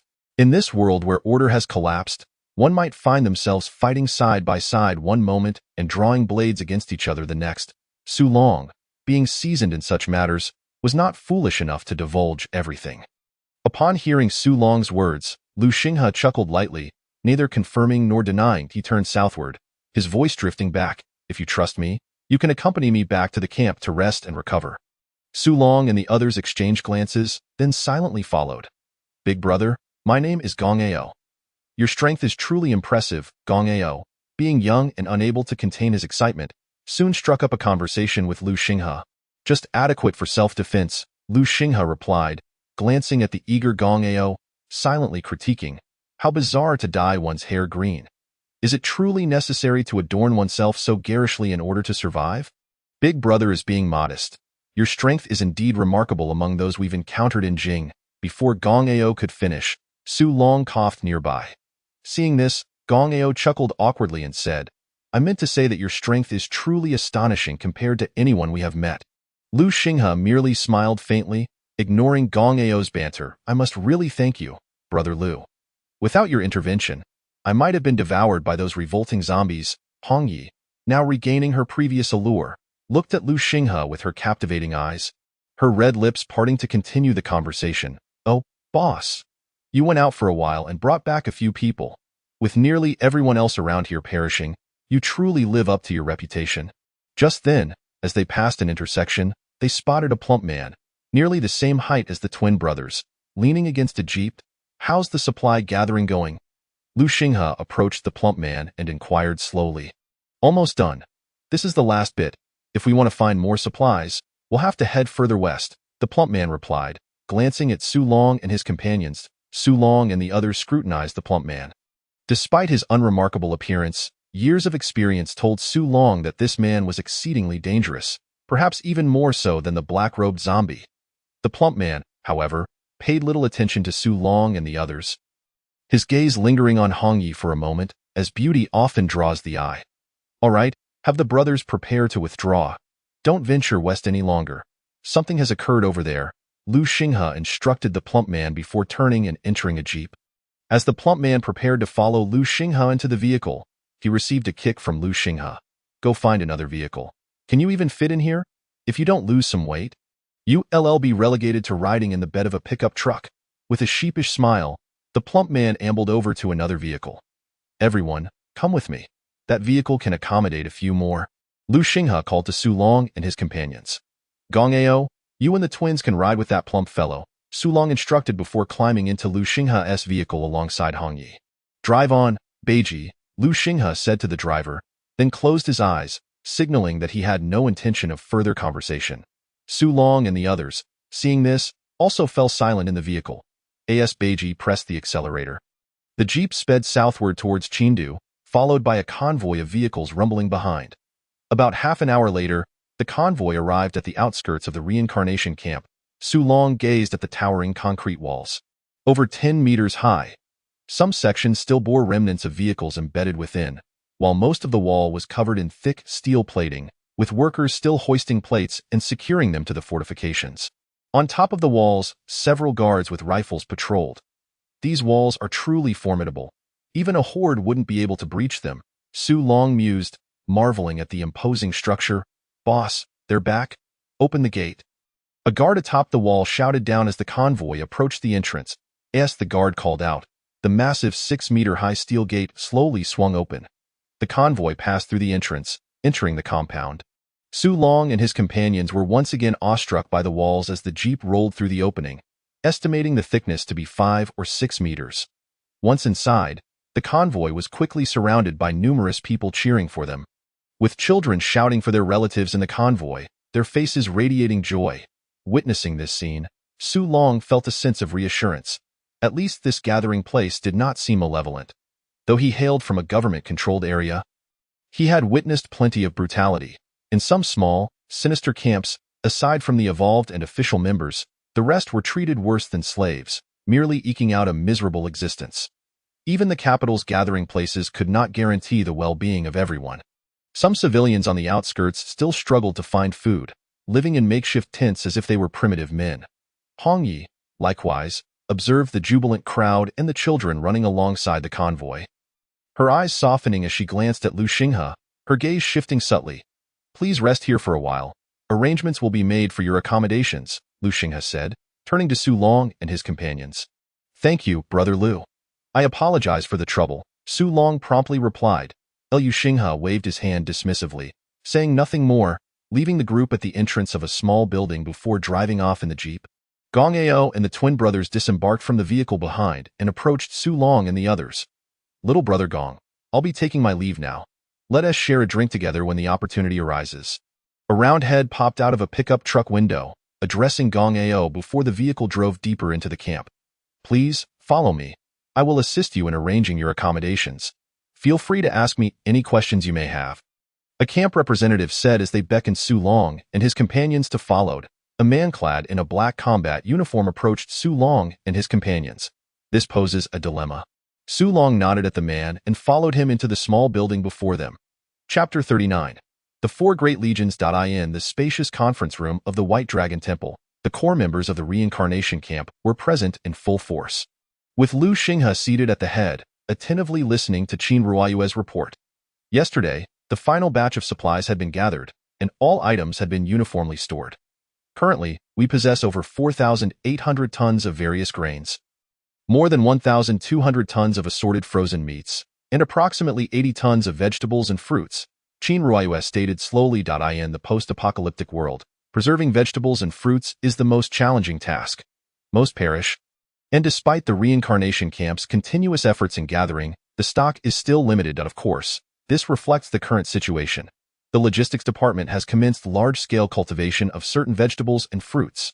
After some time, once the vegetables mature, our inventory will significantly increase. Qin Ruoyue glanced at the crowd and continued, naturally, this stock is far from sufficient.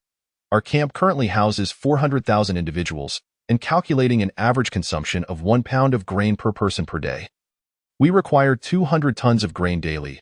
We must expedite grain production, as we may soon find little else to scavenge. Regarding grain distribution, it will be allocated based on demand, ensuring the supply for the combat troops. Within the camp, others will receive allocations according to their contributions, while children will receive a uniform distribution. Liu Xinghe tapped the table gently and spoke in a measured tone. How is the engineering department faring? Liu Xinghe turned his gaze to Zhuo Wenba on the campsite. All walls have been largely completed. We are only awaiting the main gate, which is still undergoing armored reinforcement. Due to the gate's substantial defensive capabilities, we prioritized its completion last, Zhuo Wenba replied as he rose. Accelerate the pace. I shall grant you 3 more days to ensure everything is finalized, Liu Xinghe said, his brow furrowing slightly. 4 days from now. On June 15th, the blood rain is set to descend, and the walls must be completed before its arrival. Understood, Chief, Zhuo Wenba nodded. Ouyang, what is the current status of our weapon and ammunition reserves in the research department as Su Long approached? He spotted Liu Xinghe and his companions, thus making his way over to greet them. How have you been resting at the camp these past few days? He inquired. Liu Xinghe smiled back at Su Long and his group. Very well indeed. I had intended to express my gratitude to Brother Liu today, but upon inquiring with the camp members, I learned you were in a meeting, so I refrained from disturbing you, Su Long replied with a smile. You folks haven't eaten yet, have you? Would you like to join us? Liu Xinghe offered to Su Long and his companions. Then it would be remiss of us to decline, Su Long nodded, and the group proceeded toward the dining hall of the reincarnation camp. Within the reincarnation camp, there stands a dedicated building for the personnel to dine, resembling a school cafeteria. However, dining here requires no payment. One merely needs to present the identification badge issued by the camp's logistics department. Different badges correspond to specific floors within the building where meals can be consumed, and the cafeteria staff allocate food based on the presented badges. Leader. Upon entering the building, several order-maintaining personnel greeted Liu Xinghe. The eyes of Xiongman and his peers were filled with respect and admiration as they looked at Liu Xinghe. These order-maintaining personnel were members of the 4 major combat teams, taking turns on duty to prevent chaos in the camp, especially as the population grew. Additionally, law enforcement officers patrol the camp to maintain order. Liu Xinghe nodded at them, preparing to lead his companions upstairs, where the high-ranking members dine, attended by dedicated chefs. Just as he was about to ascend, a sudden commotion erupted in the hall below. What are you all doing? Disperse. The security personnel swiftly moved to clear the crowd as Liu Xinghe approached the dining hall. A rotund middle-aged man stood in the center of the hall, rallying the crowd. Are we not being treated like slaves? We demand equality. Yes, equality, echoed the crowd behind him. Liu Xinghe paused at the sound, while Su Long and his companions stood still, intrigued by the unfolding situation and occasionally glancing at Liu Xinghe, clearly curious about how he would handle it. Shall we take a look? Liu Xinghe remarked, displaying no signs of anger, instead smiling at Su Long and his group. We shall follow Brother Liu's lead, Su Long responded, and the group moved towards the commotion. What are you doing? Step aside. The security personnel quickly intervened, parting the crowd as they noticed Liu Xinghe's approach. The previously raucous crowd hastily made way, retreating to the periphery to watch the spectacle, leaving roughly 100 individuals still standing defiantly in the center alongside the middle-aged man. Liu Xinghe slowly navigated through the crowd, his gaze calm and untroubled as he reached the center. The middle-aged man, unfamiliar with Liu Xinghe but sensing his authority, stood with bravado, emboldened by the throng behind him. Once a corporate executive before the apocalypse, he had clung to survival in a supermarket, only recently rescued by members of the reincarnation camp and brought back to safety.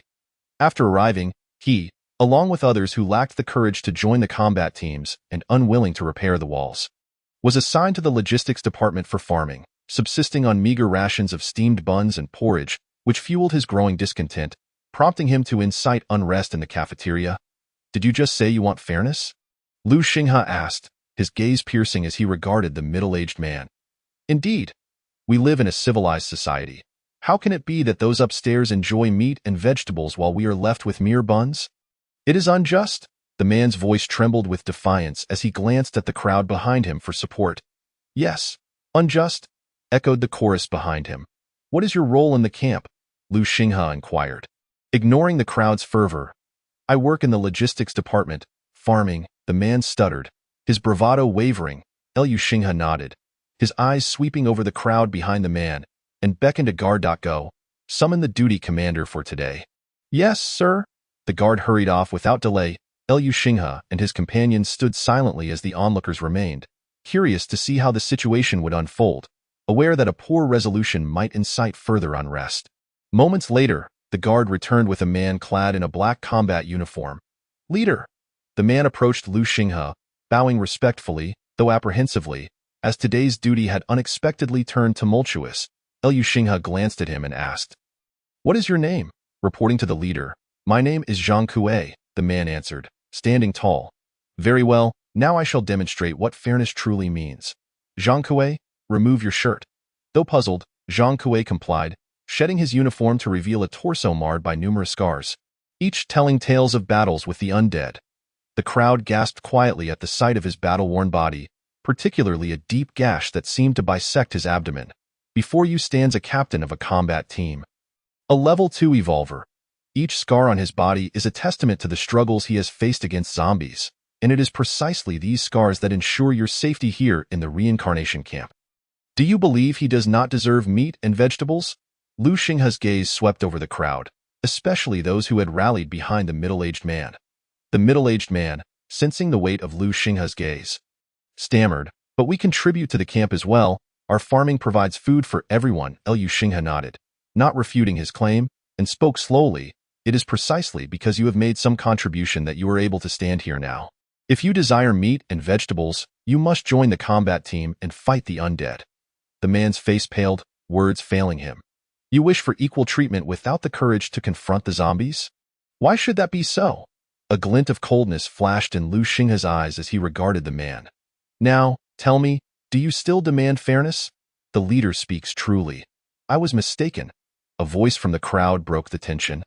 And one by one, the onlookers exchanged glances, guilt creeping upon their faces as they began to disperse. The middle-aged man, feeling the shift in momentum, also retreated in defeat. "You, halt," Liu Xinghe commanded as the man turned to leave. The man trembled at the sound of Liu Xinghe's voice. "Leader, I recognize my error. I will tend to the crops diligently," he stammered. Liu Xinghe's gaze remained icy as he replied, "I understand your desire for better treatment, and you may reasonably seek it, but not through such means. Depart now. The reincarnation camp does not welcome you."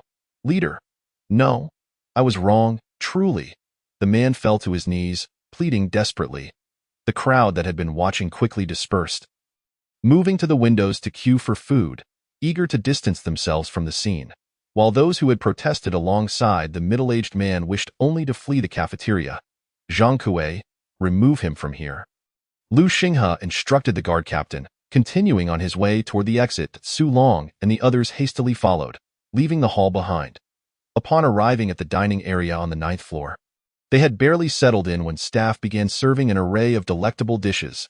At that moment, a man clad in a black combat uniform and wearing a mask resembling a traditional opera face entered. Approaching Liu Xinghe, "Eliminate that individual. I prefer not to leave any potential threats," Liu Xinghe stated nonchalantly, not shying away from the presence of Su Long and the others. "Understood," the masked man acknowledged before swiftly departing.